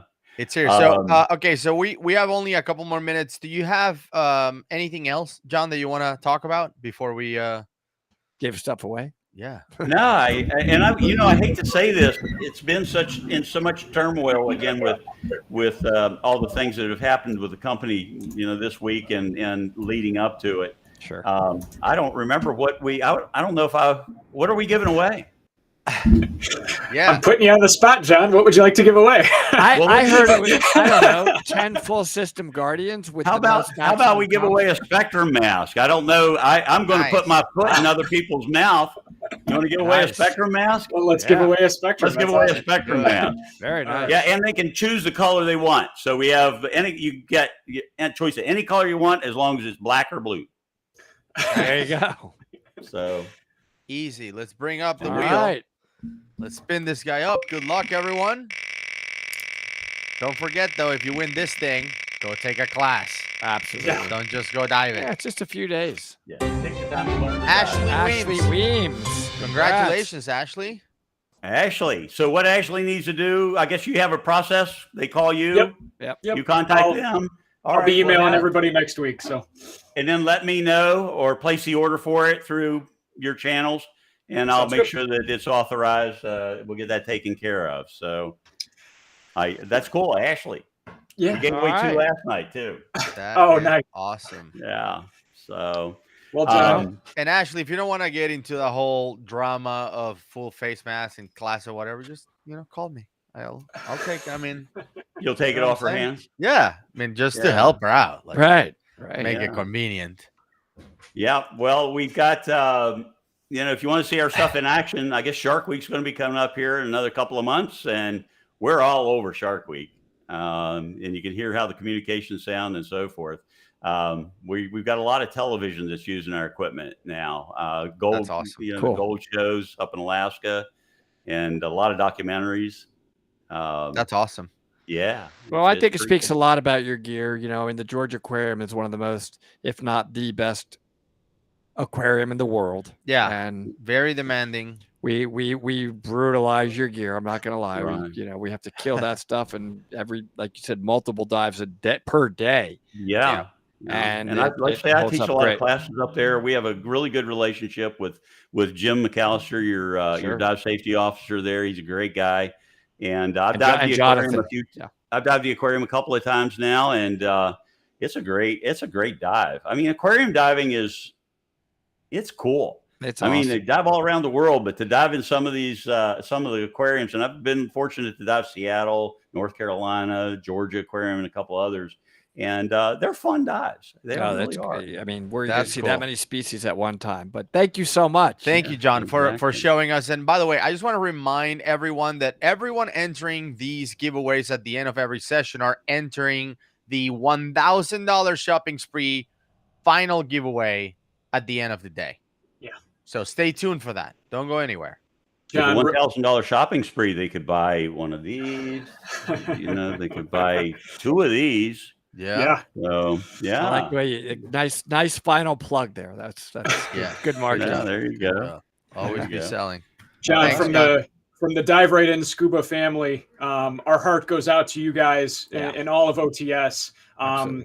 We didn't expect you to make it today. I'm glad you did, because I love talking with you. You're just awesome. But well, thanks. It's like I said, it's been tough. We've lost it's been a rough year in general. I mean, with Bob Hollis not too long ago, and others. I mean, it's we're getting to that age. The founders of diving are there, and Mike was. I mean, he hired me 22 and a half years ago, almost 23 years ago, and we had a lot of dives together. He was a great guy, and he's going to be sorely missed.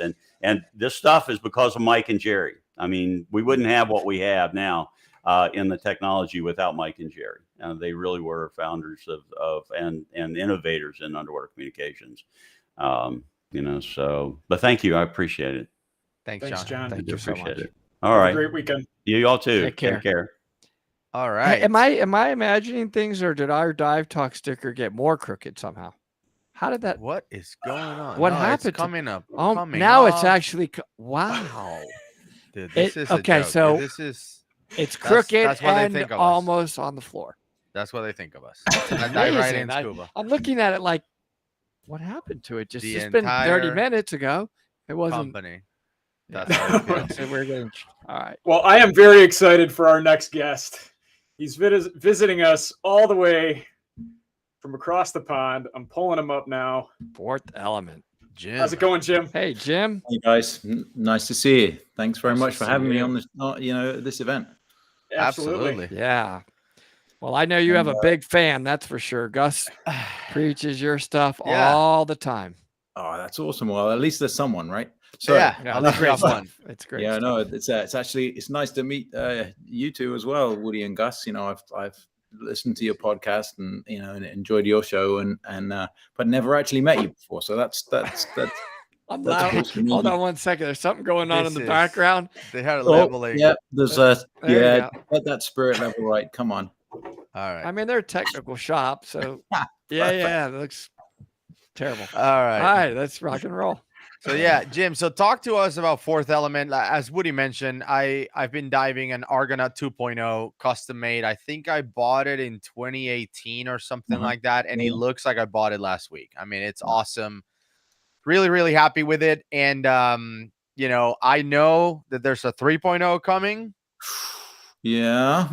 Yes, there is. someday. Someday, a couple guys that may want to test the three, Right? Or at least Anyway, Yeah, we're tell working them. on it, and we're getting it ready to launch later in this year. That's right, and the Argonaut has been a labor of love for us now for just coming up to 10 years, and it's been it was the logical progression for us to move from trying to develop the best gear to keep you warm, especially we cut our teeth in the world of dry suit underwear. Yeah. And so to move into dry suits was a logical thing for us, and we're enjoying that process and trying to bring some new ideas to the table, like you mentioned the custom fit that we did with presumably you got biomapped for that. I Gus, did, yeah. And using Perfect. photogrammetry and to actually create the pattern without having to use a tape measure, without having to take the risk of somebody maybe taking the measurement wrong or anything like that. That was something we brought to the industry a little while ago, and we hope to continue to try and do things like that as Yeah. well in the future. It's amazing. And every time you put somebody through that biomap process, they just stand on the the template thing, and you just take a couple pictures, and then they're like, "That's it." There's no way they can get this suit done right with just 2 pictures. And then we deliver, and it's perfect. That's awesome. Tailor-made perfection. Yeah, well, and I've got cleverer people than me to thank for that. The team here are just super devoted to that and developing and improving that process all the way through. yeah, and not only the dry suits, literally everything Fourth Element makes is the best, like the best quality. I have Thank you. I don't know if it's not a puncher, but it's like a changing thing, like I Yeah, have one of swim. those. Yeah. I have cargo shorts. I have like everything I have from Fourth Element is awesome. Like you guys do such a good job, but I know you want to talk about a few things. I don't want to just Yeah, no, well, I rave about it for 30 minutes. this is my I will. favorite subject, Gus. You can just keep going for a while. I'm happy. You just, I was taking some tips from John in the previous presentation about how to sell stuff, and and taking some tips. But I'm actually thinking I'm just going to go with you. You can just tell everyone how Exactly. amazing it is, and I'll just sit back and enjoy. But no, it's I've got a couple of things to show and to talk about, but but I actually, what I really wanted to do was to kind of talk to you guys a little bit more and to talk to your audience as well about how, about how we as divers have a responsibility for the health of the planet and for the future, of our oceans, and that we all share that responsibility too, and maybe to talk a little bit about what Fourth Element's doing and where we see the importance of changing the way that we work and changing the way that we think about our diving, and particularly in terms of us and in terms of our product development as well. So important. Yeah. So without further ado, although I promise you, I'm going to make this not death by PowerPoint or anything like that. I thought I'd just share a screen and and talk a little bit about what I call what I've nominally titled, and again, maybe sounds a little, maybe don't want to sound too arrogant, but the future of diving. So I'm just gonna. We can see. There's my. There you go. There's my my opening slide, and really what I wanted to say was that the future of diving is full of technology, and there's some incredibly bright things coming in the future. In this slide, obviously so many people are familiar with the developments and the leaps and bounds that are taking place alongside things like the Apple Watch Ultra, but there's so much in terms of communication. The console on the other side of that screen there is a device where instructors can be plugged into multiple students. They know exactly how much gas they've got left, and not only that, also know which direction they are relative to the instructor as well, in case they can't see them. There's also prototype designs there for new kinds of rebreathers, or at least envisioned new kinds of rebreathers. But we're also involved in that sort of technology, and this is somewhere where we've been developing our technology. And I did talk about this a little bit last year when I did this presentation, but at the time we still weren't delivering the Halo AR undergarment at that point, but we have now brought it to market and launched it. And at the end of this, I'll be giving away one of those in the prize draw.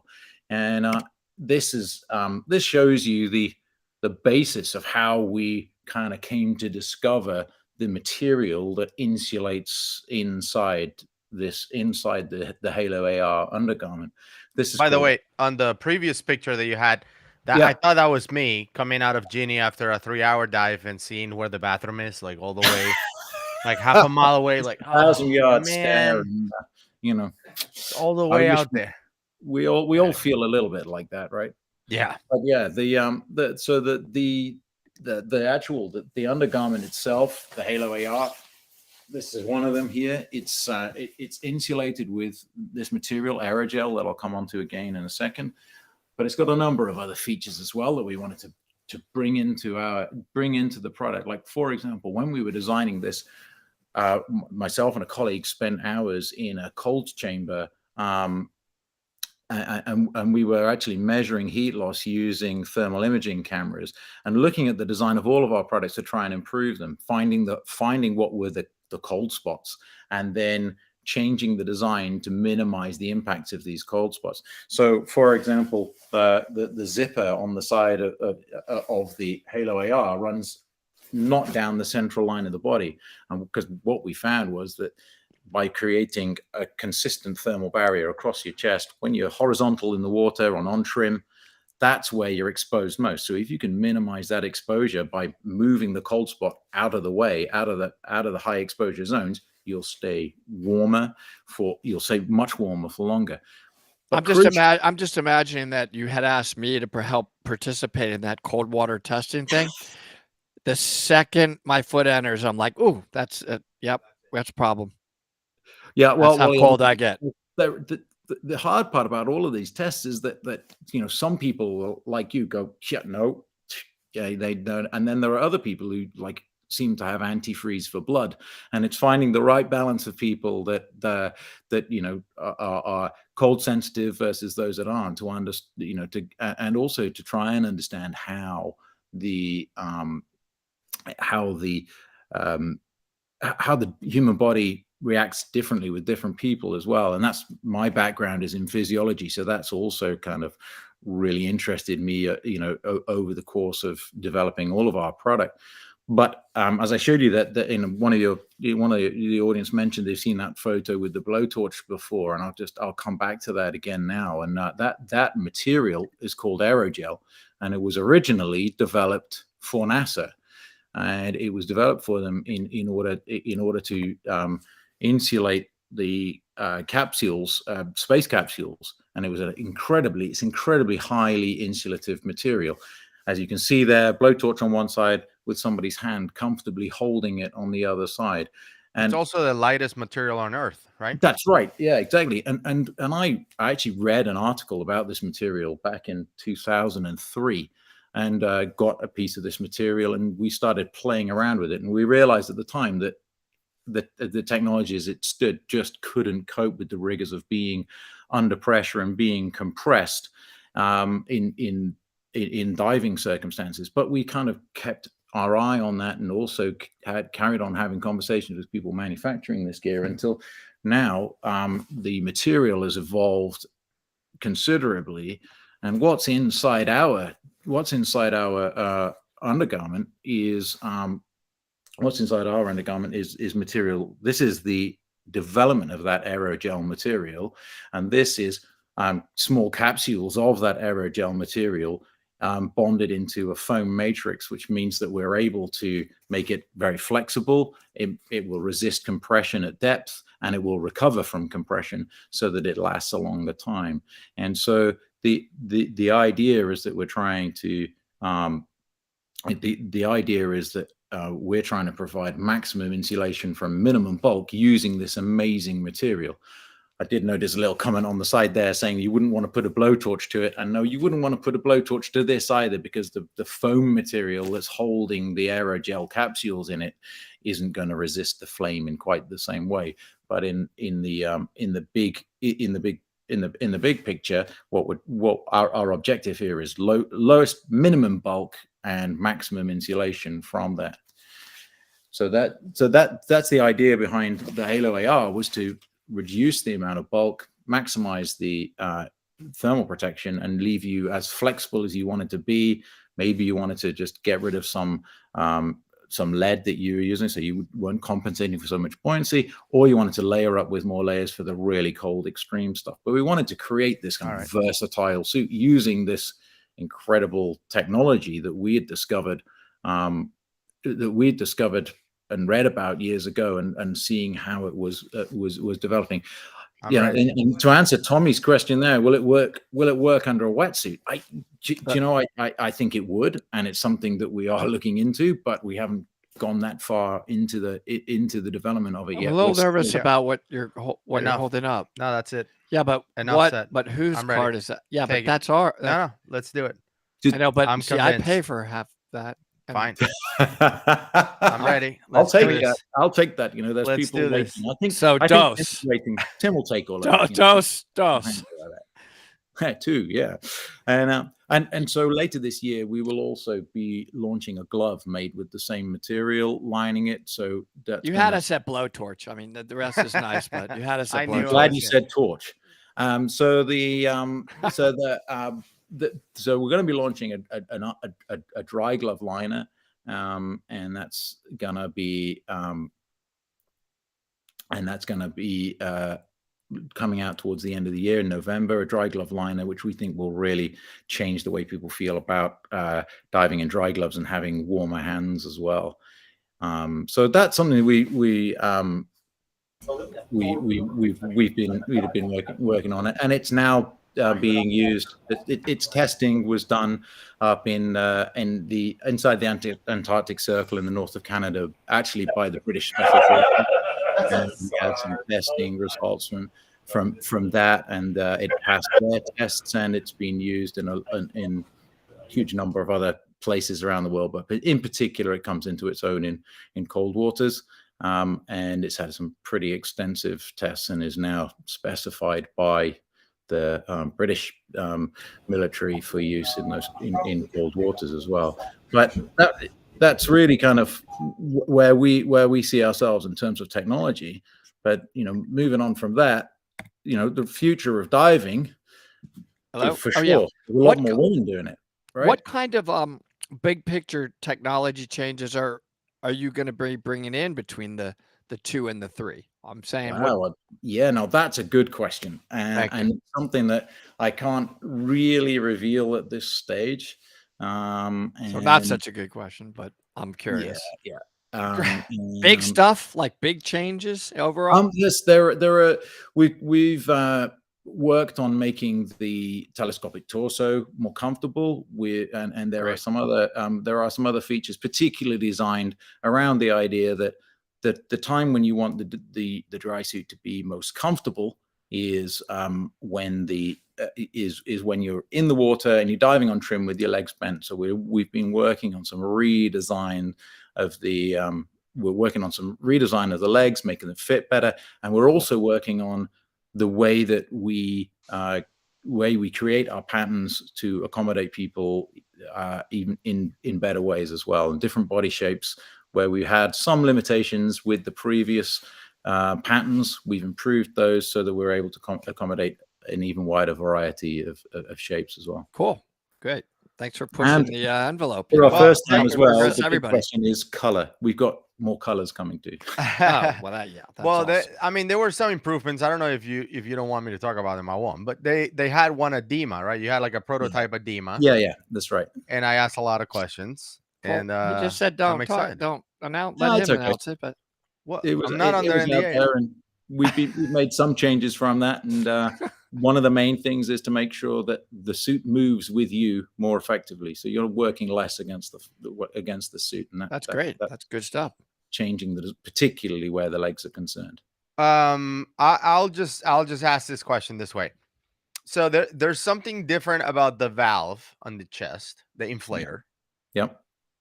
Is that your technology, or was that by someone else? No, that we've actually been using those valves in our Hydra dry suit, which are the neoprene dry suit, for a few years now. They were developed by Apollo in Japan, and they've done some work on the valves on our behalf as well, done some specific development for us in recent months, which will be included in this new suit. But to all intents and purposes, those are valves that have been around on the market now for a few years. The advantage of the chest valve is that there's a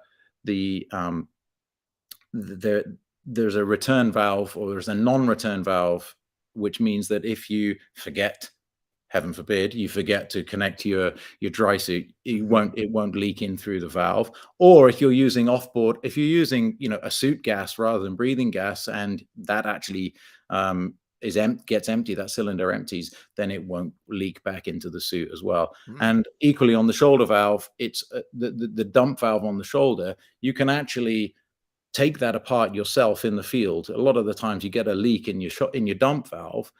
You can undo that. You can usually attribute it to either a salt crystals building up or a bit of grit. Well, in the field, you can actually correct that, fix it, and put it back together. It's very, very easy to do. So we think there's a lot of advantages in that valve. They're low profile, they're easy to use, and they are side inflation, really, really reliable.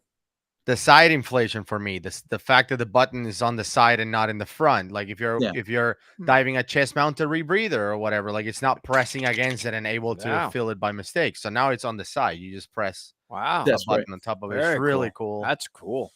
Yeah, there's some they're a really nice valve. Yeah. And could you upgrade an Argonaut 2.0 to those valves and stuff? Some of those improvements? Now, I'm not sure which one it is, depending on which valves you have, because we fit either Cytec or Apex valves to our current. I have Apex, I think. I think it's mutually exchangeable with Apex valves, so you can actually fit it into the same fitting as the Apex valve. Cool. I don't mean to keep stealing your time. I know you have. No, that's fine. It's just it's good to talk about these things, and it's great to be able to talk about what's coming. And certainly in terms of talking about what the future holds for diving, and that's something that very quickly I'll just kind of return to as well, and just say they're saying that the future is very much driven by the development of diving and women in diving in particular. Here we've got Jill Heineth, who is one of the most accomplished, if not the most accomplished, scuba diver that I know. She does incredible things, and she's pioneering. She's a pioneering diver in her own right, but also is leading the field of women coming through. There's a huge amount of development in the terms of the cohorts of women divers coming through and doing incredible things, which in a world that traditionally maybe 10, 20 years ago seemed to be the domain of men, it's now not so much. And that's a great change for many of us to be witnessing happening. Also, freediving's coming through as a sport that more and more people are getting involved in it, and certainly playing a bigger and bigger part in free diving itself, right? And that's in diving, the world of diving and being underwater. Free diving is a much bigger part of the industry and more influential, especially in the world of Instagram, where everyone wants to look totally cool in the water. You know, no, it's explosive. I was just speaking at one of their one of the big free diving events recently, and it's just it's the growth is unbelievable. It is incredible. But above all of this, what we really want, you know, there's no question, is that we want a healthy ocean. We want to go. The reason we go and get in the sea, and the reason we go diving, is to see awesome things, to experience awesome things, whether it's seeing wildlife, or whether it's seeing wrecks, or whether it's going into caves. The quality of the water, the quality of the experience is largely determined by the health of the ocean, or the health of the water that we're in. Absolutely. We want experiences like this, right? I mean, this is why I go diving. Wow. To dream of seeing something like this, you know. Oh my goodness! Look how many eagle. I mean, I've never seen that many. Yeah, it's absolutely incredible. Where was that, by the way? That is unbelievable.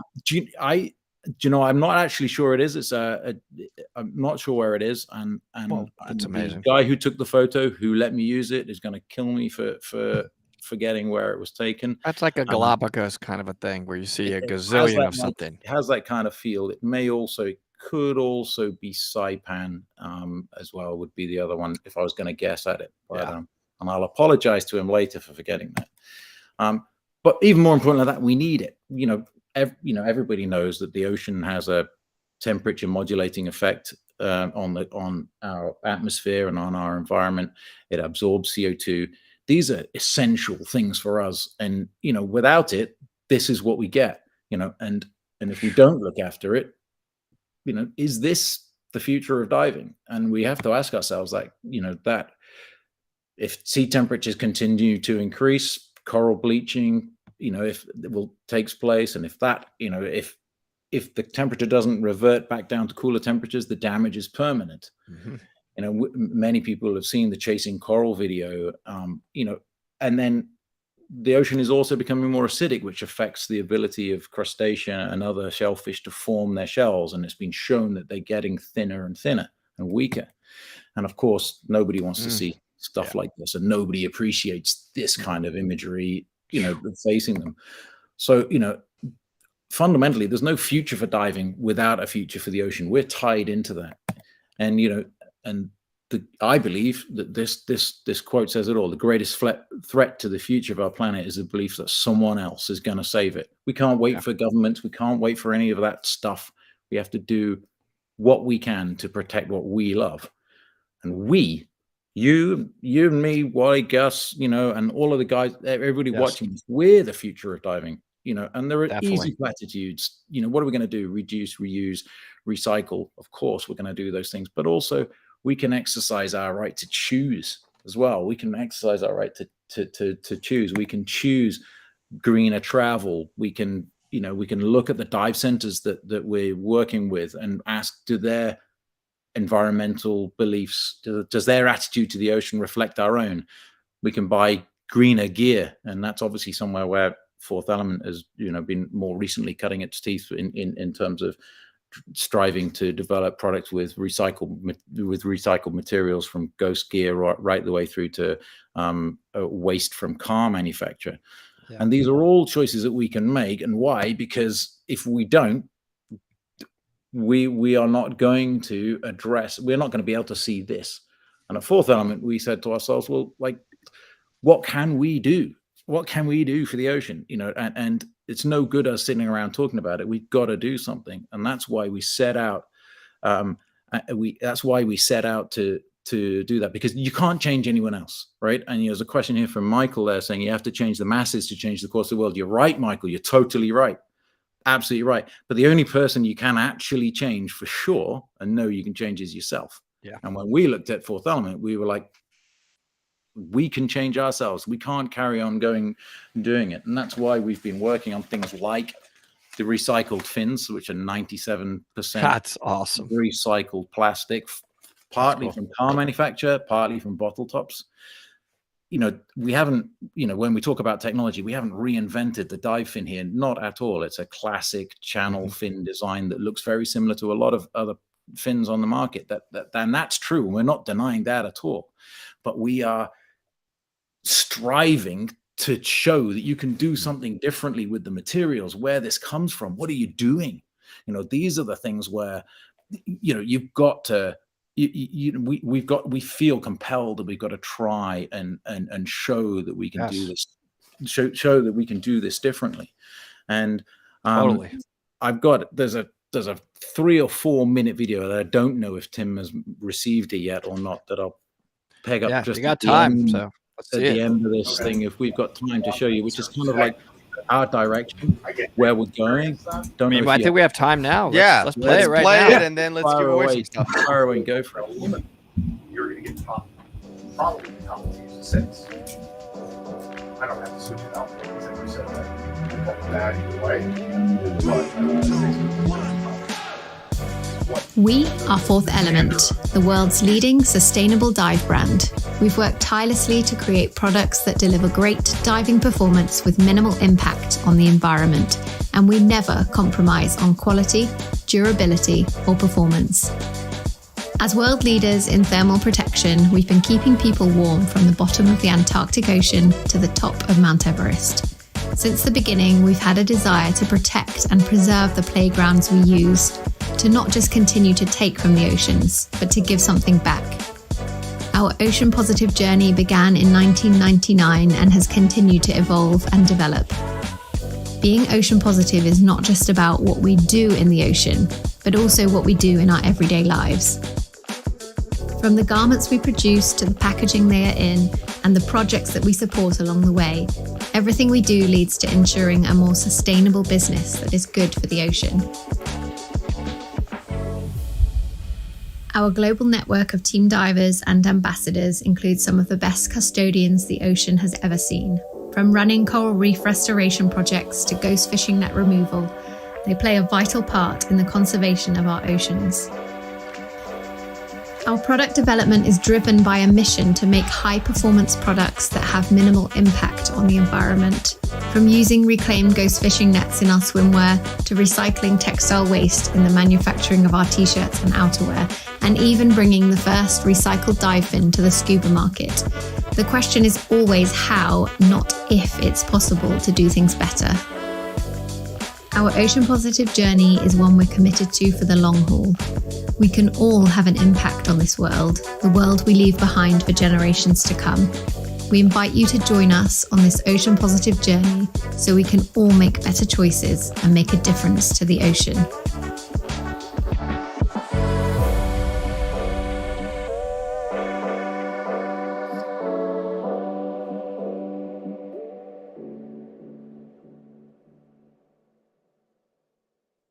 Amazing. Yeah, I mean, it's great stuff. I'm gonna say that, I like to figure. We've had so many great presentations, and I keep saying, well, what am I going to take away from that presentation? I think most people know you have incredible products. You don't have to even say more. Fourth Element, totally incredible products. Absolutely. But the fact that you are so passionate about the environment, and the statement that you said is one that I really like it, and I'm going to start practicing that more. Just change me. We don't do a lot of good when we post things on Facebook. Like, people are like, stop preaching to me. I'm going to preach to myself. But hey, Wally, it's also easy to make these changes. We can also see these. It's incremental. You don't have to change everything at once. Just make a small change. I mean, totally. Pre-COVID, it was very trendy to be not using a disposable coffee cup, and then COVID changed all of it. But it was a great thing. It was an easy thing you could change. You could then change whether or not you would use a single-use plastic bag or all of these. But you can see all of these things as incremental changes, and you can make little choices. Even at the level of how you travel. I'm even not. I'm not even. Sometimes there would be some people who say, I'm going to travel business class. Well, sometimes just travel economy occasionally if it's a short haul flight, because that's got a lower carbon footprint.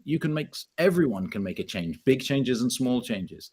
And I think that, for my journey, I've been from right the way through to I don't really eat meat at all anymore. Certainly not if I'm choosing it. If someone's serving it to me, I never say no. I don't do that, but I don't do that as a choice. But that was a journey that got me there, and we just have to start where we start. And our company has done the same thing, and our mission now is to get to the point where, right now, 45% of our products have at least 30% recycled material in them. Nice. But by the end of 2024, we'll be up at 65%, and we'll be at 78%, hopefully the following year. And our mission is to change the way we work, and at the same time, not compromise on the quality of what we make. That's awesome. Fantastic. If I had the same Thank beer you. that you have in back of you, I'd just cheers, man. Cheers. Yeah, exactly. Well, I'll Thanks, just say Jim. thank There you and go. cheers to Take a you. swig of that. Cheers. All right, let's give away something. What are we giving away, Tim? We're giving away Halo AR. Halo AR. Halo AR. Let's do it. The one where I gave him my credit card. Hopefully. Pat McKinley. Matt, Congratulations. I guess you just communicate with the guys at the Dive Right in Scuba, and we Sure will. Put up for you, and that's great. Take But care of yeah, it. congratulations, Pat, and hope you enjoy some long, warm dives. And thanks. I want to say thanks to everyone who's listened. I really appreciate people taking the time to listen to this. And sometimes I can get on my soapbox, and I hope that doesn't come across too much. No, like it came across. You were very authentic, and there's a lot of comments saying, it's really nice to hear just natural, authentic talk. Yeah. Both about your product. It just you came across as very honest and real. And Well, it's been I a think pleasure people talking to recognize you, that. and I'm Thanks, really Jeff. looking forward to seeing you guys again at DEMA and having a good chat. And I'm thanks looking for- forward to let's do it. diving with you. Like everything else to me is Amazing. always comes Yeah, back to diving that. with you would be absolutely fantastic. I would be love- honored. I would really love be to. honored. Next time, do I'll it. tell the story of ghost nets on Sipadan and how we all need to change. Sipadan, but talk about another amazing place. All Wow. the places we need to protect. But at this Yep. point, I'll leave you guys because I know my time's up, and I'll say thanks to Tim and to the guys at Dive Right in Scuba for everything you've done to set it up. Really appreciate you guys and setting this up for people. And to Wally and Gus, really thanks, guys, for keeping us entertained and informed. Awesome job. Thank you, and thanks everyone. Thank you. Thanks, Jim. Have a great one. Thank you so much. Super All cool. right. All Up right. Next, we got Steve from Lafitte. Sounds great. Let's get Steve on. All right. I'm going to go use the restroom. So I'm only Yep. going to miss I the got first this. 60 seconds, and I will be right back. All right. So don't say anything too earth shattering in the first 60 seconds while I'm pee-pee. All right. You know I'm Steve, going how are you? when he leaves. What's going on, Steve? How's it going? Thanks for joining us and letting me join you guys and Tim and Dive Right In. Really excited about spending a half hour with you guys. Awesome. Yeah, absolutely. We're excited as well. So, Lafitte, what do you got for us? So we've got something that is just really fun and exciting. And I think the whole direction we're looking at is letting a dive scooter for the masses. You know, if you think of Henry Ford, when he came out with the Model T, it was for the masses, not just the exclusive rich guys that had a car. So what we've got is a small, portable, airplane legal, 5-pound, powerful dive scooter that is priced at $799, where everybody that owns their own gear and takes a dive trip, they can certainly afford it. And the capabilities that it has are phenomenal. You know, we've had one report of a guy, 300-pound guy with the single unit with a diver on each fin, pulling him through the water. So wow. Some of the details of the product are what make it fun and exciting. You know, you start with the modularity of it, and you have your basic propulsion unit, but then you can do different things up here.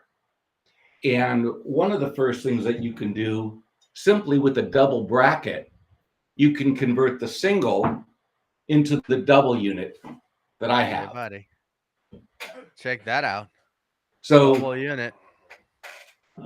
So weighing 5 pounds or 10 pounds for the double, it really lets it be portable, lightweight to travel with, depth rated down to 130 feet.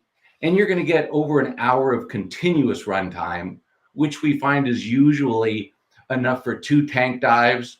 And then some of the other little fun things about the product is that battery cost is always a big issue with DPVs. And they often range from $500 to $1,500 for a replacement battery. Our battery is retail $160. Most of our users buy a spare battery. So when you take that 4-dive boat trip, you do 1 battery in the morning, swap batteries, and go back in for your other 2 dives in the afternoon. And they charge pretty quick too.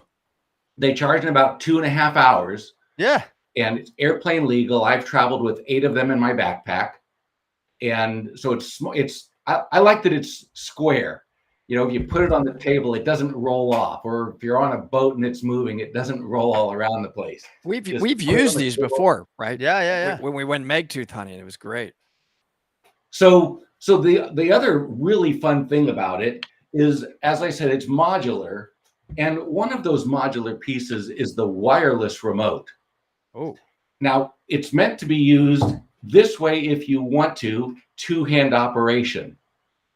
But what we found is that, and sort of tagging on to what our last presenter just said, the free diving market is really growing. And our leg mounts, where you mount 2 on your legs and simply hold this to control the jets on your leg. Oh, I want to do this. Free diving. badly want to do this. Okay, now, as you get all amped up about that, we also have the tank mounts. And we just got a video from one of our users that had 2 tank mounts and 2 leg mounts, all controlled with 1 remote. We can control up to 10 units with 1 remote.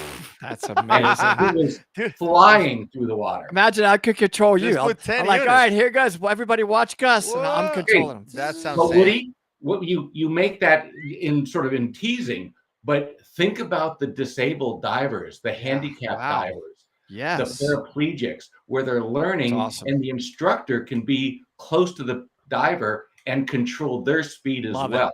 Love it. Look, Love it. completely, So completely separated. Take it apart, use it. I love it. I'm a classified dive instructor. It's always been a passion of mine. I think that's awesome, man. Yeah. Awesome. And then we have also just a 1-hand mount. It just puts the controller where you just point and shoot. So now it's 1-hand operation.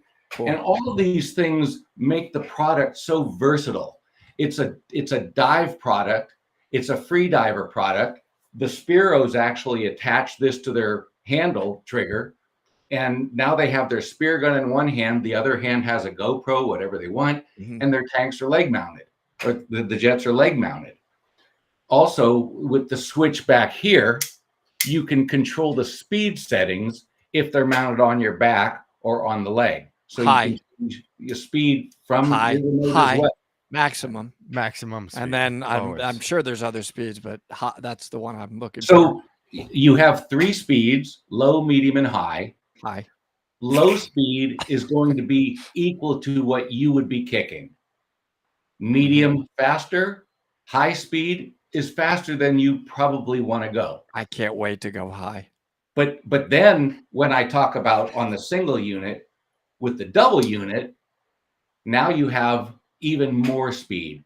Top speed on the double unit is over 5 miles an hour, which keeps up with the big guys in the dive scooter world. So we match them in performance. Maybe we don't have the 4-hour runtime or things that they may have, but when we're looking for a 1 or 2 tank day, we're this small, portable, compact. Cannot wait to play with everywhere this you thing. go, instead of leaving the big other brand at home in the garage because you're not going to bring it with you. So I got this thing here. This is the speed control. Yeah, you have to hold both switches on the handle and the DPV. Hold them down for like a few seconds. No? Oh, okay. That's how so I did. to turn them on. Yeah. to turn them on. There you hold that to turn it on, and then you hold that to turn the remote on. Yeah, that's what I was saying. And then once you have to turn on once the you're DPV. running- There's another one on the top of it. Up here? No, on the actual unit. There's a switch. It's a slide He's switch. showing you. I got Yeah, it. hold it down for a few seconds until you see the light on. There you go. And you don't have to pair or anything. I just turn it on and it just works. So, and out of the box, it will be that way. Now, if you get two and you use your dual rail bar, you will need, and some people make the mistake of using a remote on both sides, but you can use one remote to control both units.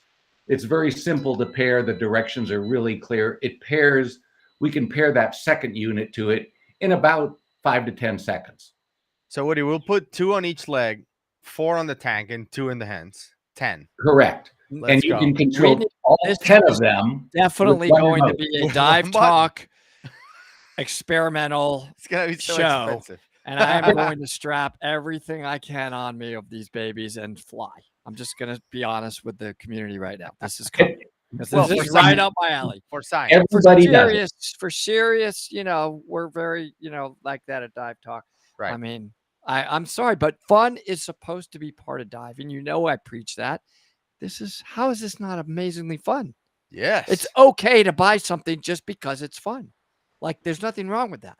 Yeah. People are like, oh, but do you really need it? No, maybe not. The thing that I would like to have it. Yeah. The thing that I talk to with the dive shops that are selling it, or the consumers at the dive shows or at DEMA, it's a product that if you've bought your own gear and you've invested in getting certified and you're going to spend the time to go to a resort, why not have a little bit more time down below? Right. Or make getting to that dive easier and see maybe the whole wreck instead of half the wreck. Yeah, why not dive like a missile? Right. Why not? Plus, swimming is for savages. We've always said. I'm never going to be a savage again with this thing. Why should I ever swim when I got this? Well, This is the awesome. free dive community is really embracing it, not necessarily so they can zoom around underwater, but they can get to where they want to be quicker and then experience what they got to. Yeah, quicker. that makes sense. Sure. And the videos are, we're having almost water ballet using power. And sometimes they'll let out a bubble and it'll blow through the jet, and it's just a lot of fun. Again, I'm going to definitely be a ballerina soon on that thing. Don't worry, you'll get a little ballet action. So as we talk about diving and free diving and snorkeling, one of the beauties of Lafitte is that when we're finished our dive, we typically put all our gear away after we've cleaned it, etc., until the next dive. I say when you finished your dive, leave the Lafitte out, because if you have a paddleboard, you can simply put this onto the paddleboard, and now you've got your wireless remote that you can control from above the paddleboard. Yeah, and never you've coming out of the water with this thing. Just an- keep throwing me an batteries. You need another battery? Why would you paddle like an idiot? I'm No. never using any muscles again. Think about an e-bike, eating a an pizza. e-bike on the water. Oh my god, I love this. Eat thing. a pizza with the left hand. Hey, throw me a slice and another battery. And So the product will come fully complete with everything that you need.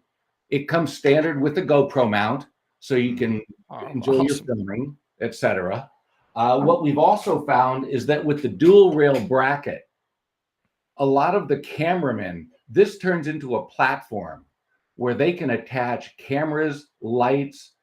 We have another company that's making an accessory for us that holds a depth gauge and a compass, and they're looking to make some more things too. So your tabletop for whatever accessories you want, lights, camera, action, and now you can keep up with some of the subjects that you're filming. Instead of watching the whale shark go by you, now you can keep up with it and continue filming.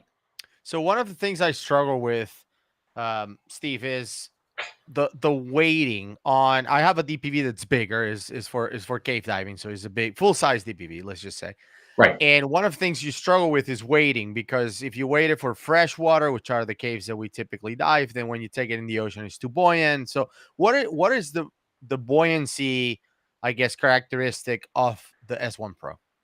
So the S1 Pro is by design negatively buoyant. And the difference in weighting seems to be a little bit different per person.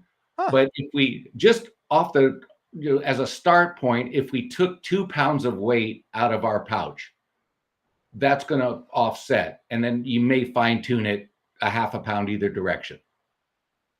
Okay. So it would be negatively buoyant. So we always say, use a wrist lanyard, use a waist belt, always have it connected to you in some manner or another. So we put 10 of these on us. Well, I got I got a head mount. I'm going to put one on my helmet. The helmet jet. Will you buy the neck? The helmet jet will be in my neck, but that doesn't matter. I just want to fly. Let's get after. To answer the snorkeling community, we have this lovely accessory, which at first, personally, I thought it was a little bit, but the snorkeling community and the snorkel rental tour operators love this thing. They attach it onto the S1 Pro. Yeah. It gives it the flotation that it needs. And the snorkelers aren't diving anyway. They're just on the top of the water, and you have all the little baby sharks powered around, and they get to see more of the reef that they're on. Or we can encourage more people. And this is the thing the last presenter was talking about saving the ocean, and I'm all behind that as well.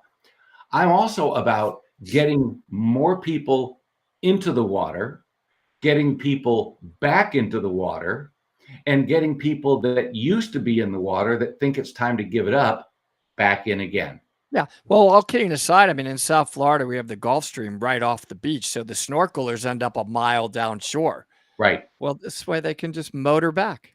They can motor back. Because you're not swimming back against the Gulf Stream in South Florida. It's or not or happening. when you're diving and you encounter, a horrendous bottom current. Yeah.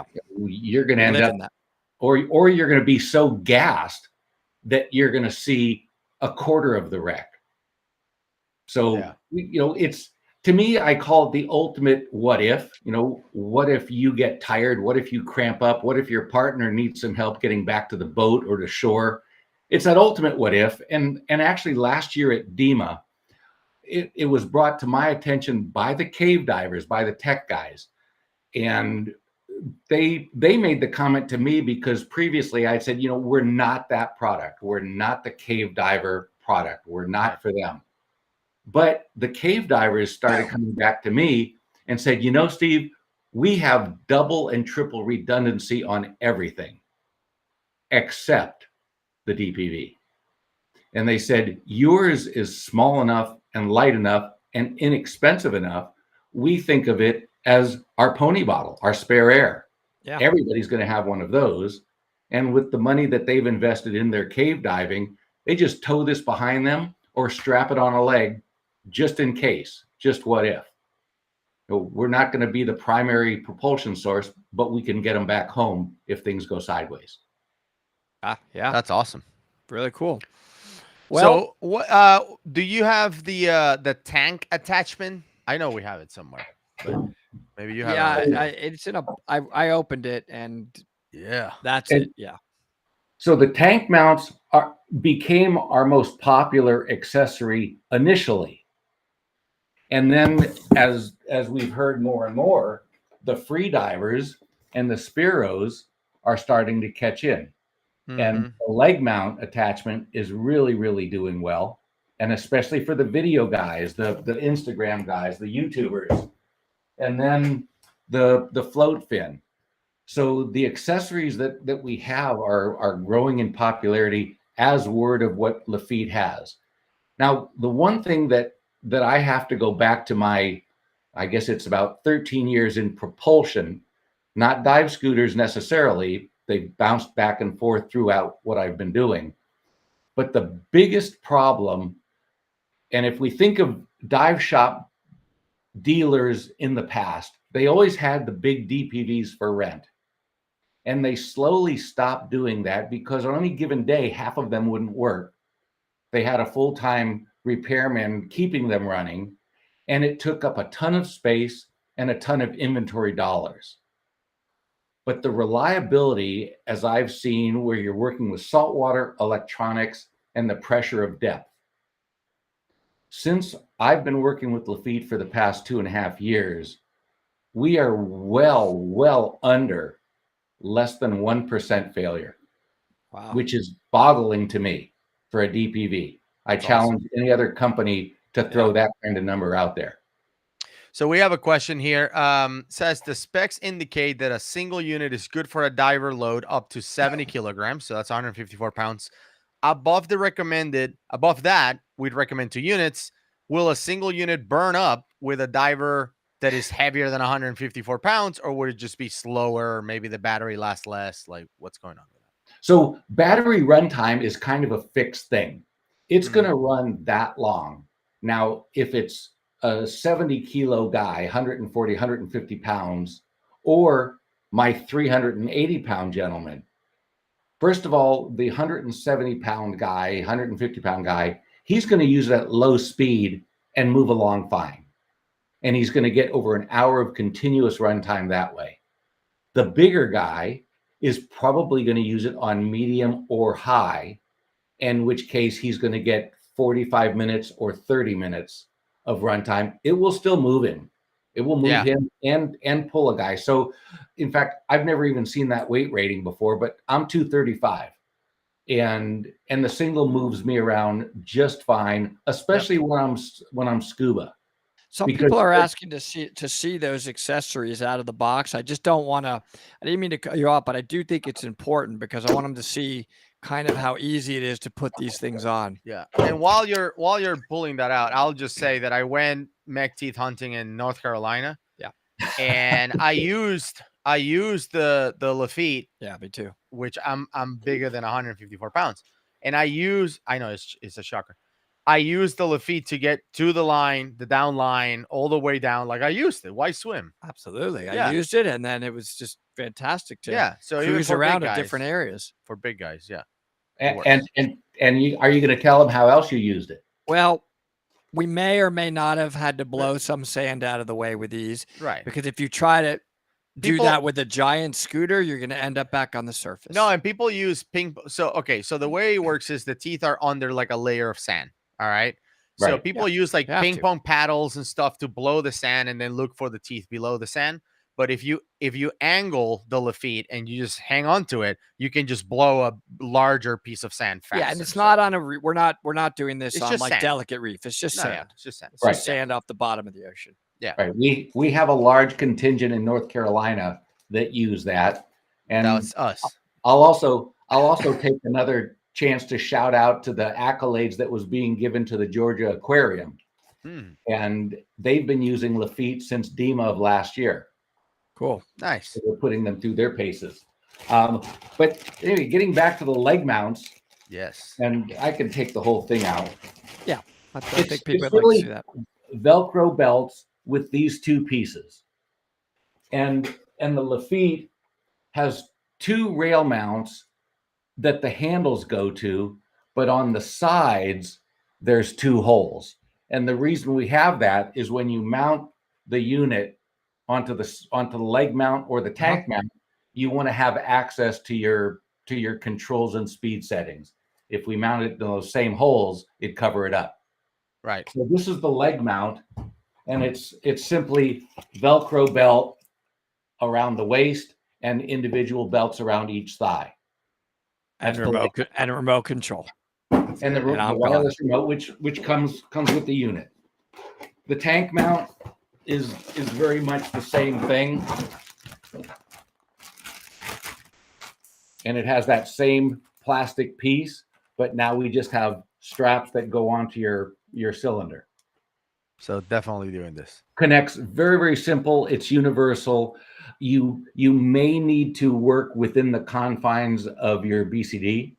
It may want to be in the way a little bit, but it'll always work. It also comes, both of them come with 2. So if you bought a single and your buddy bought a single, you can buy one set of these and split it up and both put one on your tank. Yeah. Also, if you buy 2 singles and then turn it into the double with the rail kit, you always have everything you need to make 2 single units as well. And what we found is that the adult diver might get the double, but then when he comes home, he might break it back into 2 singles and let the kids jet around in the pool, or use it around the boat or around the docks or some things. And sometimes you might put the float fin on for the smaller kid. That's cool. Okay, so if people are watching this and are going to go running to Dive Right In Scuba and buy one of these S1 Pros, the promotion for the show is you get an accessory like the ones you were just showing for half off.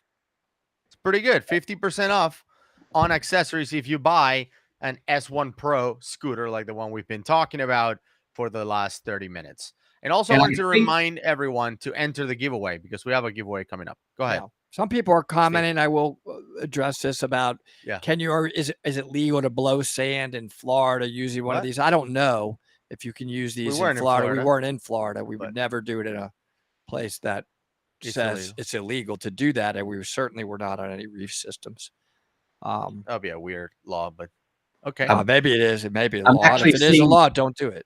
I'm seeing some names of some of the people that I know are my customers, and it's interesting seeing that they've used and abused them, and they're just still having a great time. Oh, they love them. You're getting comments of these things are awesome. But to me, the biggest 2 things about it are the reliability and the versatility.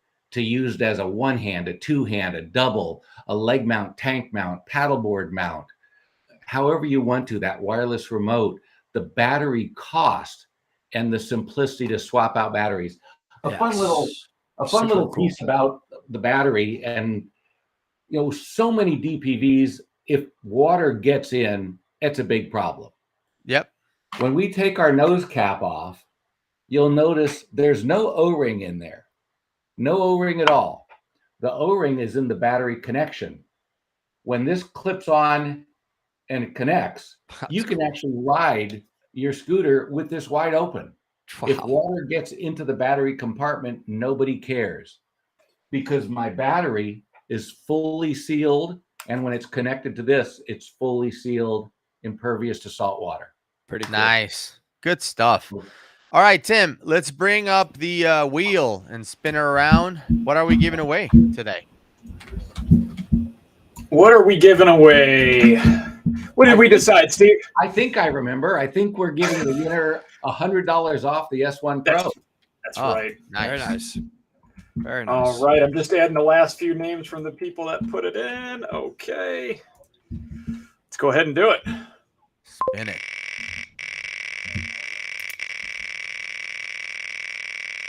$100 off an S1 Pro. Join the team.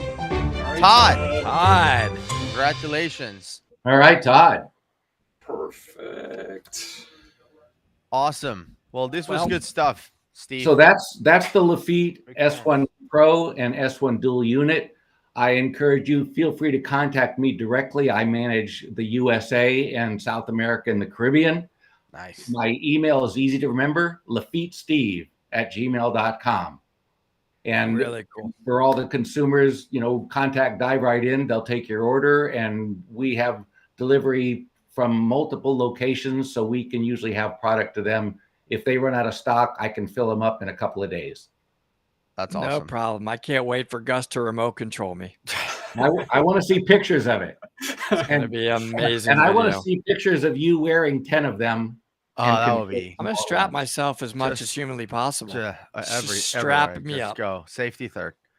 Awesome. I want to thank you guys both. I want to thank Tim and Dive Right In. It's a pleasure, and I look forward to seeing you all at DEMA and maybe in the water somewhere. Sounds great. Awesome. Thank you. Thank you. All right. Thanks a lot. All right, y'all. We are coming up on the last session of the day before the big giveaway for $1,000 shopping spree from Dive Right In Scuba. And the last presentation is going to be with Russ from Sea Pearls. Yeah, let's bring Russ on here. All right, Russ, how's it going? Hey, gentlemen. How you doing today? How are you, sir? Doing well, doing well. So you got a big presentation because you are literally the grand finale of the 2 days. I know, right? Knock it out of the park, you man. Gotta save the best for last. It's unfortunate. I have a very heavy message to bring you, though. So. I see. Get it? Yep. I do. All right, let's talk about Sea Pearls. Well, so Sea Pearls, to start, my name's Russ Buckingham, and I'm the division manager for Sea Pearls. Sea Pearls is a division of Excess Scuba. It was acquired some time ago, but what we do here is predominantly die-cast lead scuba weights. So I always think it's kind of fun. We thought about doing something different, and we're like, why don't we talk about Sea Pearls? Scuba divers always want to know where their equipment comes from, and it's kind of one of the underrated items in the industry. I mean, nobody really thinks about, where does my lead come from? Well, it comes from a factory like ours. And so Sea Pearls is the largest manufacturer of scuba lead weights in the world. And we're proud to do what we do. And it's right here in Minneapolis, Minnesota. So I guess to start, do you guys have any questions initially, Gus and Woody? I mean, not yet. I don't think I know enough about what kind of details could I ask about weights other than how many different variations of pounds? No, I have a question. Who is using these humongous weights you have behind you? They look like they're 100 pounds each. What is that? We're going to actually talk about these, but these are the ingots that go into our furnaces. And so I'll address those in a moment here. Because God. What about when you talk about ingots, there's even some variations in ingots to get the scuba weights that you have. That's a new word that I'm learning today. What I'd like to do, Tim, is I'd like to put up a little presentation. We'll kind of guide us through. Let's do it. And we'll talk about the manufacturing process. We'll talk about a little bit of the history. So I'm going to put up a PowerPoint right now. Can you add that on? Yeah, let's see.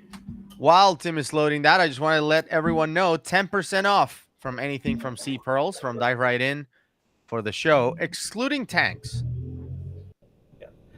So that also extends to Excess Scuba. Excess Scuba is the parent company.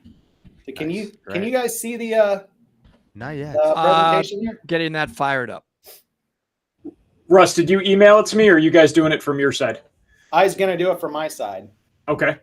I don't see it yet. Left-hand side, hit screen.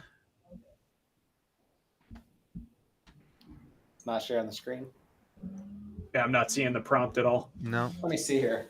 I could just shoot it over to you in an email as well. Sure. I mean, I use weights and I like weights and we need weights. I'm trying to say some other things about what you could put weights in various places when you dive. Weights is an integral part of diving. What do you put on your weight pockets? Oh, I'm seeing something here, Russ. In your weight pockets, what do you put? Let's see my weights. I have put weights in my weight pockets before. That's cool. How about your trim pockets in the back? Typically what I use on those is weights. I use different kind of weights. With different, and they weigh a different amount. The weights weigh a different amount. So when you dive dry and do you have to add something more so you can go diving? Tim, the only thing I've ever added was weight. Oh, yeah, that's not what we're looking for there, Russ. No, I'm looking at the show. There's soft weights. There's metal weights. Mm-hmm. What it's like bubblegum shrimp. It's like bubblegum shrimp. I'm thinking right now. We got your silver weights. Some people paint their weights. We got a 1 pound weight. We got a 2 pound weight. I can do this. Weights can be in kilograms, metric, or imperial. And blue weights, red weights, yellow weights, ankle weights, trim weights. Well, let's just ditchable weights. Ditchable weights in general. So, Gus, Woody, when you think about a lead weight, I mean, the typical way a weight was made back in the day was through hand pouring. And so Sea Pearls, 30 years ago, there was a gentleman by the name of Lee Selesky, who actually was a die caster by trade, but a diver at heart. So what he wanted to do was kind of marry the two up. So he got into die casting of lead weight. Now, a die casted lead scuba weight creates a superior product to your hand pour. Reason being is because when you die cast a lead weight, you're actually using equipment that's using a die, and it's using a pump that pushes the lead at high pressure into that die. So what you do is you get a very nice clean finish. And to kind of show you the difference, I'm going to show you a hand poured lead weight. This is kind of a hand poured lead weight, and then you have a die casted lead weight. And so you get a much cleaner finish on your lead weight, and you get accuracy. And I'll bring up the accuracy and why that's important. It's because Lee did see a lot of variations in lead weights. And 2 pounders, he'd see them range from anywhere from 1.7 to 2 pounds. Now, if you think about wearing six 2-pound weights and you got 1.7, you're actually at 10.2 pounds. I can't think of how many times as an instructor I thought, how can I go ahead and just add in 1 more pound to my student and get them trimmed out just perfectly? So that was kind of the premise behind C-Pearls, is just get them accurate and get them, you know, really at a larger scale. So that's where kind of C-Pearls came up. I'll kind of show you a die here for one of our die cast machines, and we'll even get into it as we're flipping through here. Wow. So this is actually one of the dies that goes into our die cast machine. And what this does is it actually gets forced into the lead gets forced into this mold. There's 2 halves there that come together. And then there's what's called a dwell time. So the machine will dwell and it'll actually go ahead and then get ejected from that mold. Yeah. And that's what actually creates the scuba weight. So then we get the scuba weight out of the mold, and you're actually ready to go. I'm going to talk a little bit about the anatomy of the scuba weight and what makes a C-Pearls lead weight different. And that lead weight is different because of the lead that we use. So you're asking about those big, large bars that we use. Yeah. These are what's called our ingot. Yeah. And these are 70-pound bars that get loaded into our furnaces, and then they get transformed into scuba weights. Wow. And the difference between a standard lead weight and a C-Pearls lead weight is actually the material that goes into the lead. You notice this bar that I have here is a lot shinier. Can you see that? Yep. And the reason for that is because we have what's called antimony put into our lead. Dude, And those so are what 70 pounds, you said? Yes, these ingots are 70 just pounds. pick that up like they're 10 pounds. I mean, he could one You know, that. it's one of those it's one of those things. Working at C-Pearls is, you know, not for the faint. It takes a lot of effort, and in fact, funny story is UPS. We're a training route for UPS, and they actually send all their new trainers or new individuals to our facility to actually train them because they know it's a very hard facility to pick up at. Wow. So that's kind of one of the funny things. Yeah, so I can imagine. That is actually what creates that. So we have a proprietary formula, antimony for the hardness, and we actually add tin in there for the shine. So then on the next slide is talking about kind of what makes a better lead weight. In addition to just the lead weight, its overall appearance, its hardness, really you got to kind of think about it being responsibly sourced. So, and what I mean by that is you don't just want to go dig lead up out of the ground and go try to die cast it. That's not how you do it. We actually buy all of our lead from a manufacturer that reclaims old car batteries. And it's quite an amazing process because what they do is they bring rail cars in of old car batteries.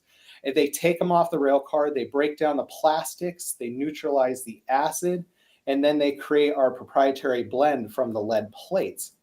And so all that's very important. You got to really think about what are the upstream advantages to buying a C-Pearls lead weight. And that's really ensuring that when you go and pull that lead off the shelf, you have something that's very responsible to the environment.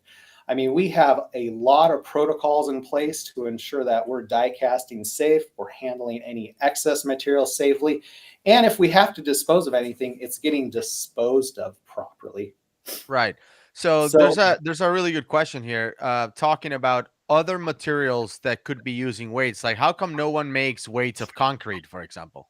Are probably well, I think really what the reason for that is when you look at the density of lead compared to most other materials on the market, there's not many that compete with lead on the same pound per density level, you know, size level. I mean, you could do things, there are others out there like stainless steel, but then you talk about an exorbitant price increase. I mean, that just just drives the cost of lead weight. So when you're talking about something being economically priced, something that's, has good density for its size, lead is really the best option. Wow. They could make them out of whatever my aluminum 80s are made. Those things are heavy. Well, your aluminum 80 would be aluminum, and that would actually be No, too light. I think those are mine special. Those are mine are special. made of adamantium. I mean, think. I was literally immediately on the bottom of the cave without any return. So you get all these, benefits by buying a C Pearls lead weight. Another thing that factors into lead weights is actually the shipping of a lead weight. I mean, it takes a lot to move a lead weight. So when you do it on a large scale, you can ship in, big quantities. That actually brings the overall cost for the consumer down. So those are the types of things that we look at C Pearls. In fact, the reason C Pearls is located in Minneapolis is because it's in the center of the country. And so that actually allows us to distribute to both the West Coast as well as the East Coast without any issues and without any impact to the cost. So you don't get a huge swing across the country. You guys could be in Louisiana too. That's kind of in the middle of the country and closer to the beach. So yeah, we could. Nobody thought of this. Now, one thing I would also like to talk about is kind of lead safety. One of the fun things about working at C Pearls for me is that there's all these protocols in place to be safe with lead. Lead can only go into your body through a mucous membrane. So if you're touching it and then touching your hand, touch your eyes, or eating a sandwich, that's how you get lead into your body. So when you're talking about being safe with lead, here I am touching it, but I'll go wash my hands immediately after because I don't want any of that particle. Oh man, I've been taking out my dive weights and then immediately eating the Doritos. Yeah, you don't want to treat it like a snack. Dive weights out, Doritos in. We have so immediate. That's so much lead in our bodies. Different. Yeah. But ultimately, it is a naturally occurring resource that occurs naturally in this world. So it's just we're using it in a manner that's good for the diving industry. So I want to talk a little more and touch on that die cast and manufacturing process. So how we die cast is through what's called a hot chamber die casting machine. And I wish we'd get my PowerPoint up so I'd show you what this actually looks like. And I wanted to run through making a weight for you. That's cool. I want to see that. Yeah. Fire it up. The what? No, I want to see that die cast boiling. Is that the right word for metal lead? It's a hot chamber die casting machine. And essentially what that is it's a chamber of lead, and we feed the ingot bars into that chamber. Yep. And then there's a plunger that actually comes down and shoots the lead into the back of the die. And that's actually what then fills the die out and creates that lead weight. So let me, hey, Tim, I'm going to try one more time, see if we get this PowerPoint up, and then we can show you actually that process. Yes, I want to screen here. I want to boil some weight. Yeah, boil some lead. But I'm just thinking about how many lead-based Doritos I've eaten now that he mentioned that. That explains a lot. Because it's hard for me to wait to actually take the lead out. Yeah. And look at those bag of Doritos on the dive boat. You think I'm going to go around, wash my hands before eating the Doritos? I can't do it. Yeah, we can see it. Do you think it's like coincidence you started diving and messing with weights and then you lost your hair? So maybe that had to do with why I've started diving at 11 and by 12 I had no hair. Bald. I don't know. Could be. Probably. That's a good. But no, that's a good observation. Don't worry about it. That's just a coincidence. Yeah, I mean, lead Doritos. Tons of people probably lose their weight at 12. You guys got my screen there? Yep. Yeah. Okay, great. So this is what we refer to as a hot chamber die casting machine. And you can see there's that chamber of molten lead. And within that chamber, you have what's called a gooseneck that's actually submerged into the lead.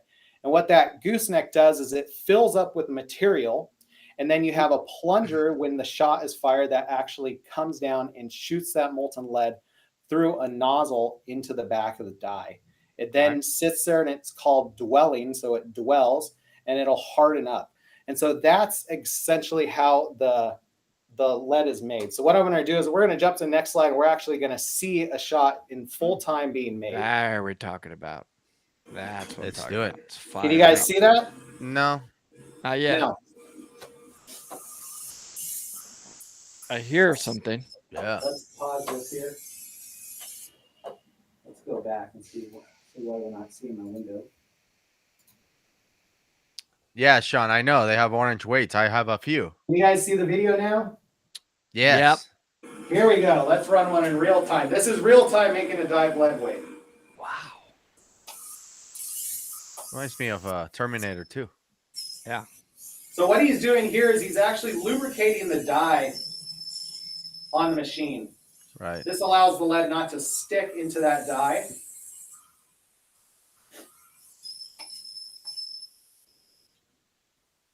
Now the machine's going to cycle and it's going to close. And now the lead's being injected into the die. Got machines for everything. Yeah. This is the dwell time. So this is the time it takes to actually for the material to harden. So it's about 30 seconds. Again, this is all running in real time.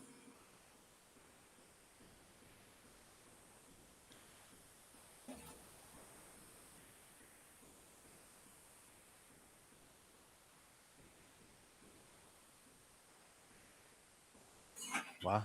Now it's opening up, and that's the ejection process. So it's getting pushed out. Look and at that's that. what actually Dollar brings bills. it to the lead. Just printing Yes, dollar dollar bills. bills. And here's it from the back. So that's the molten chamber of lead. You can see there. It's going down. So that got pushed in. So that was it on the back side of the die, pushing that material in. Dang. And those burners are keeping what's called the gooseneck very hot. Everything has to be hot. And in fact, one of the things I learned early on is when you work on a die cast machine, everything happens when it's up to temperature because you have to be able to move the material around. You think do you think their insurance bill is high? Well, what's your business? Well, we melt lead. We melt Now lead. the die is actually, or the weight's actually trimmed off. Cool. So he's clearing all the belt loops and trimming all those things off. And whatever you trim off, you just throw back in the pool. Yeah, so lead is really can be recycled over and over. It's one of the most recycled materials in the world. I mean, this is So it's trim, and you'll this actually was see that in a liquid 10 second minutes here. ago. Yeah. So you have that trimmed.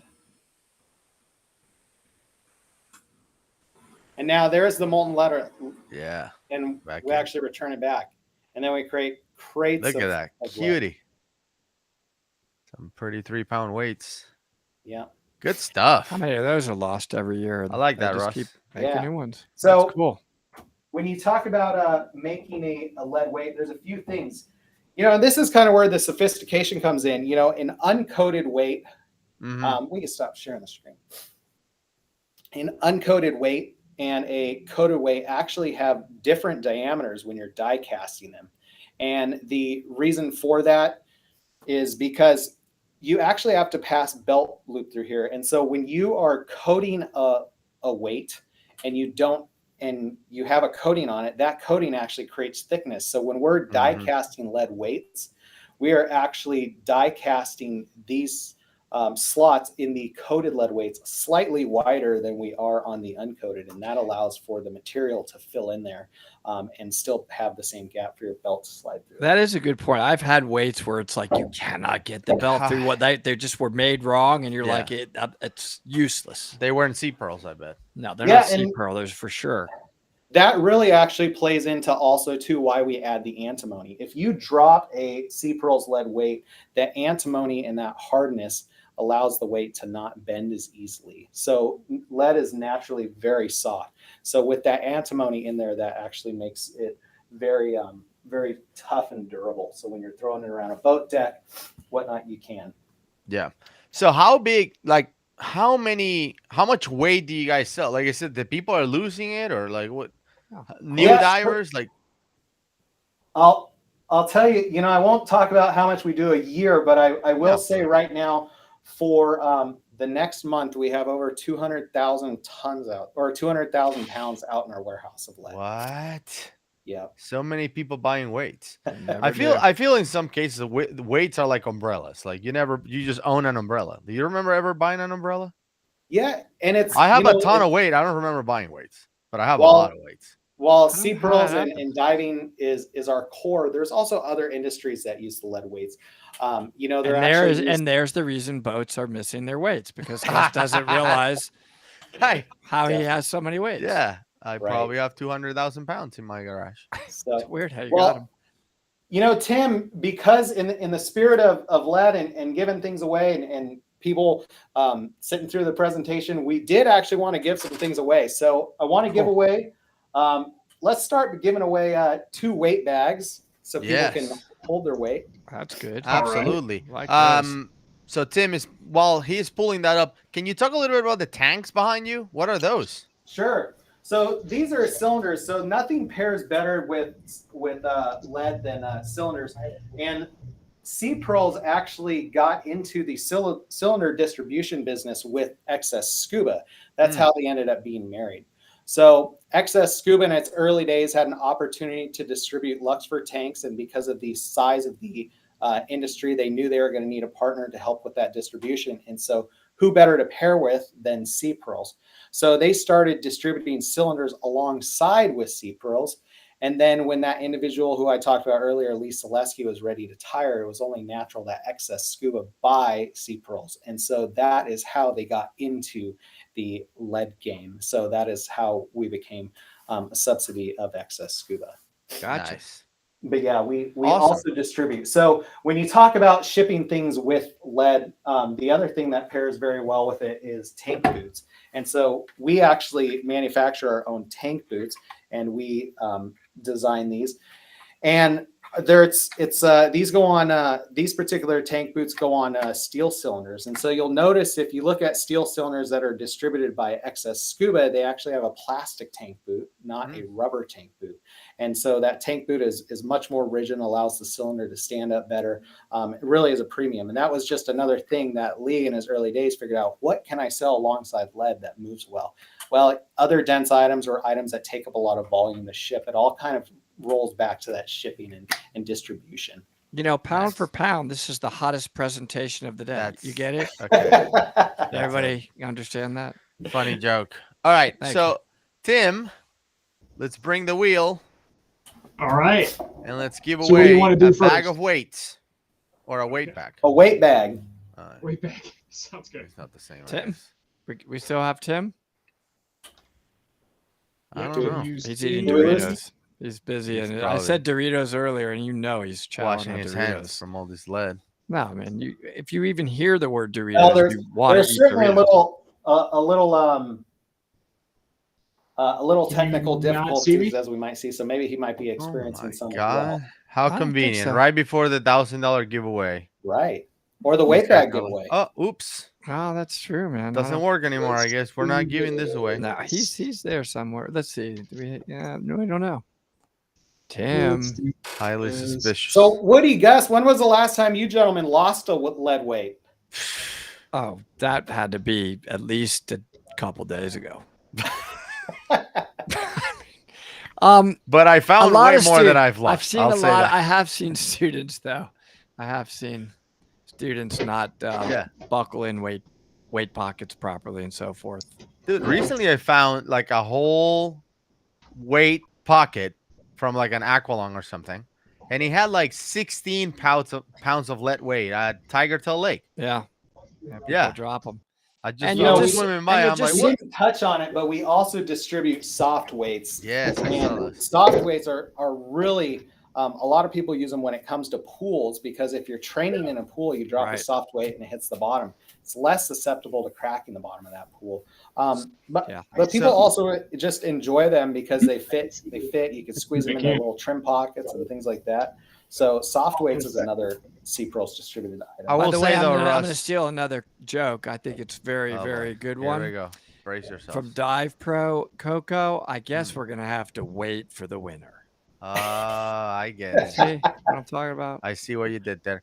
I will say, if you guys want to do some innovation on the soft weights, it would be great if the amount of pound, like the weights, were like printed on the actual pack instead of that label that falls off on dive number 2. You're talking about this label that falls off? Yes. I mean, maybe not the Sea Pearls one, but the ones that I've I was about seen. to say, I've never gotten that complaint. Oh my God. I don't think I own a single pair of soft weights. Again, I own many. I don't think I've ever bought one, but they all have the thing that fell off. So you just have to hold it. And you're like, I think this is 3 pounds, maybe 4. Yeah, ours is actually stitched into the material. Yeah, see, that's the difference. That's the difference. Yeah, because the ones I've seen are stitched on the sides, but not at the long, at the horizontal ones. So it always just falls off. Yeah, and then we talk about Oh, I specialty do. weights I like that we those. make also. We also do like clip-on weights They're great. as well. I like those. Really Those are- beneficial for like a perfect buoyancy Yeah, for class where trims. you're clipping weights off on people in different spots so they can feel. Oh, they're Oh, good. Tim, how was the Doritos? It's funny, I bought a couple You of absolutely those. were eating Doritos. Don't even Russ, say you So I bought everybody a couple was of those. telling me that they could see me, but you guys could not. So I grabbed my No. laptop and I'm going to transfer over the wheels and everything, and we'll do it here. The dive. Well, I touch feel sticker better, looks Tim. I'm not amazing, the only one finally. having technical difficulties today. But I was gonna say I bought a couple of those trim weights and then I painted them orange and I botched them. Like the paint was sticky and horrible. I had to throw them away. I never actually used them. Well, I disposed them. They're not on the trash, but like properly. Remember, we talked about just change one person at a time, and we're not Well- going to preach. I'm going to preach to only one other person to change What? their environmental hazard. I'm saying I didn't throw them on I a think we should river. be a little more environmentally conscious. I'm going to change myself and you. Dude. I'm not going to change All right. anybody else. Oh. What are we doing? We're giving stuff away. We're giving away weight. Yep, I just transferred the bags. wheel over this laptop. I'm pulling it up now. Let's see how we do this. Oh, look at Derek. The weight You is got the wheel killing me. Everybody with the weight puns. Somebody said tanks for the shout out. Get it? Tanks. I get it. There's a lot of good Everybody's ones silly coming late across on here. a Friday. They're waiting for the 1,000. But right now, I'm dying for. I don't know why, but a giant bag of those Doritos, nacho Stop cheese. it with the Doritos. Nacho cheese right now. Wow. We'd kill those. All right. That was Here's the too much wheel. work. All right, so this is for a weight bag. This got is for a the- weight All right, man. bag. Waiting for the Get weight it. bag. All right. Kenny, And he can't. congratulations. Can you give away another one, Tim? I sure Yes. Let's do it.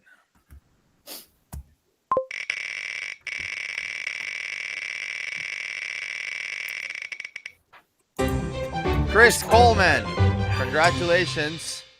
All right, Tim, Or- let's up the ante. Why don't you give away one and 20 pounds of lead? Oh, now I'm hoping. Now we're talking. Now we're talking. All right. You could pick the lead too. And you know this is 20 Nice. pounds. This is not like 20.4 pounds. No. This legit is 20. spot on. All right, hit it.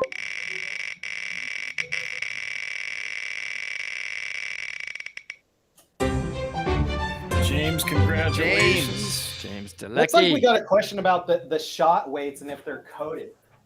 And just I'll answer that real quick. Shot weights are not coated. They're actually small little beaties inside. Yeah. Yep. And then Nice. Cool. another question that came in was, do we sell more hard weights or soft weights?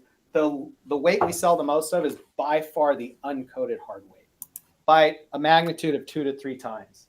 Wow. So That's awesome. Well, congratulations to all the winners, and thank you, Russ, for the presentation, walking Yeah. us through the process. Hey, I'm the kind of guy that likes to watch how it's made and stuff. So the video was my favorite. That was cool. Yeah, very Great. interesting. Hey, Tim, too. And for all the viewers that are watching, I wanted to throw out a little Easter egg. And so here's the Easter egg. On the Excess Scuba Instagram page and Facebook page, we just posted a crate of lead. The first person that can guess how many pounds are in that crate of lead, we're going to give them a weight bag with 20 pounds, but they have to be following us. Oh, wow. So go I like comment that. on that picture that just went live and see if you're going to be the lucky one that guesses how many pounds of lead are in that crate.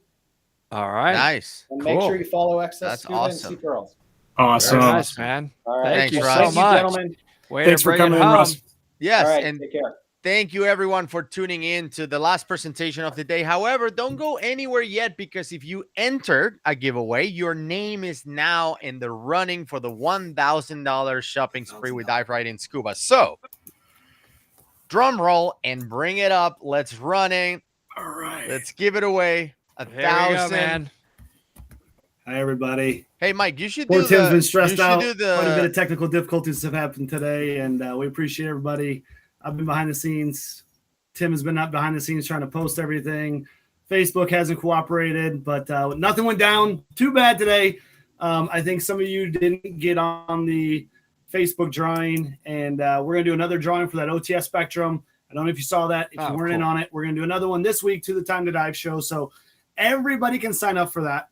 Awesome. To try to make up for the people that missed that one.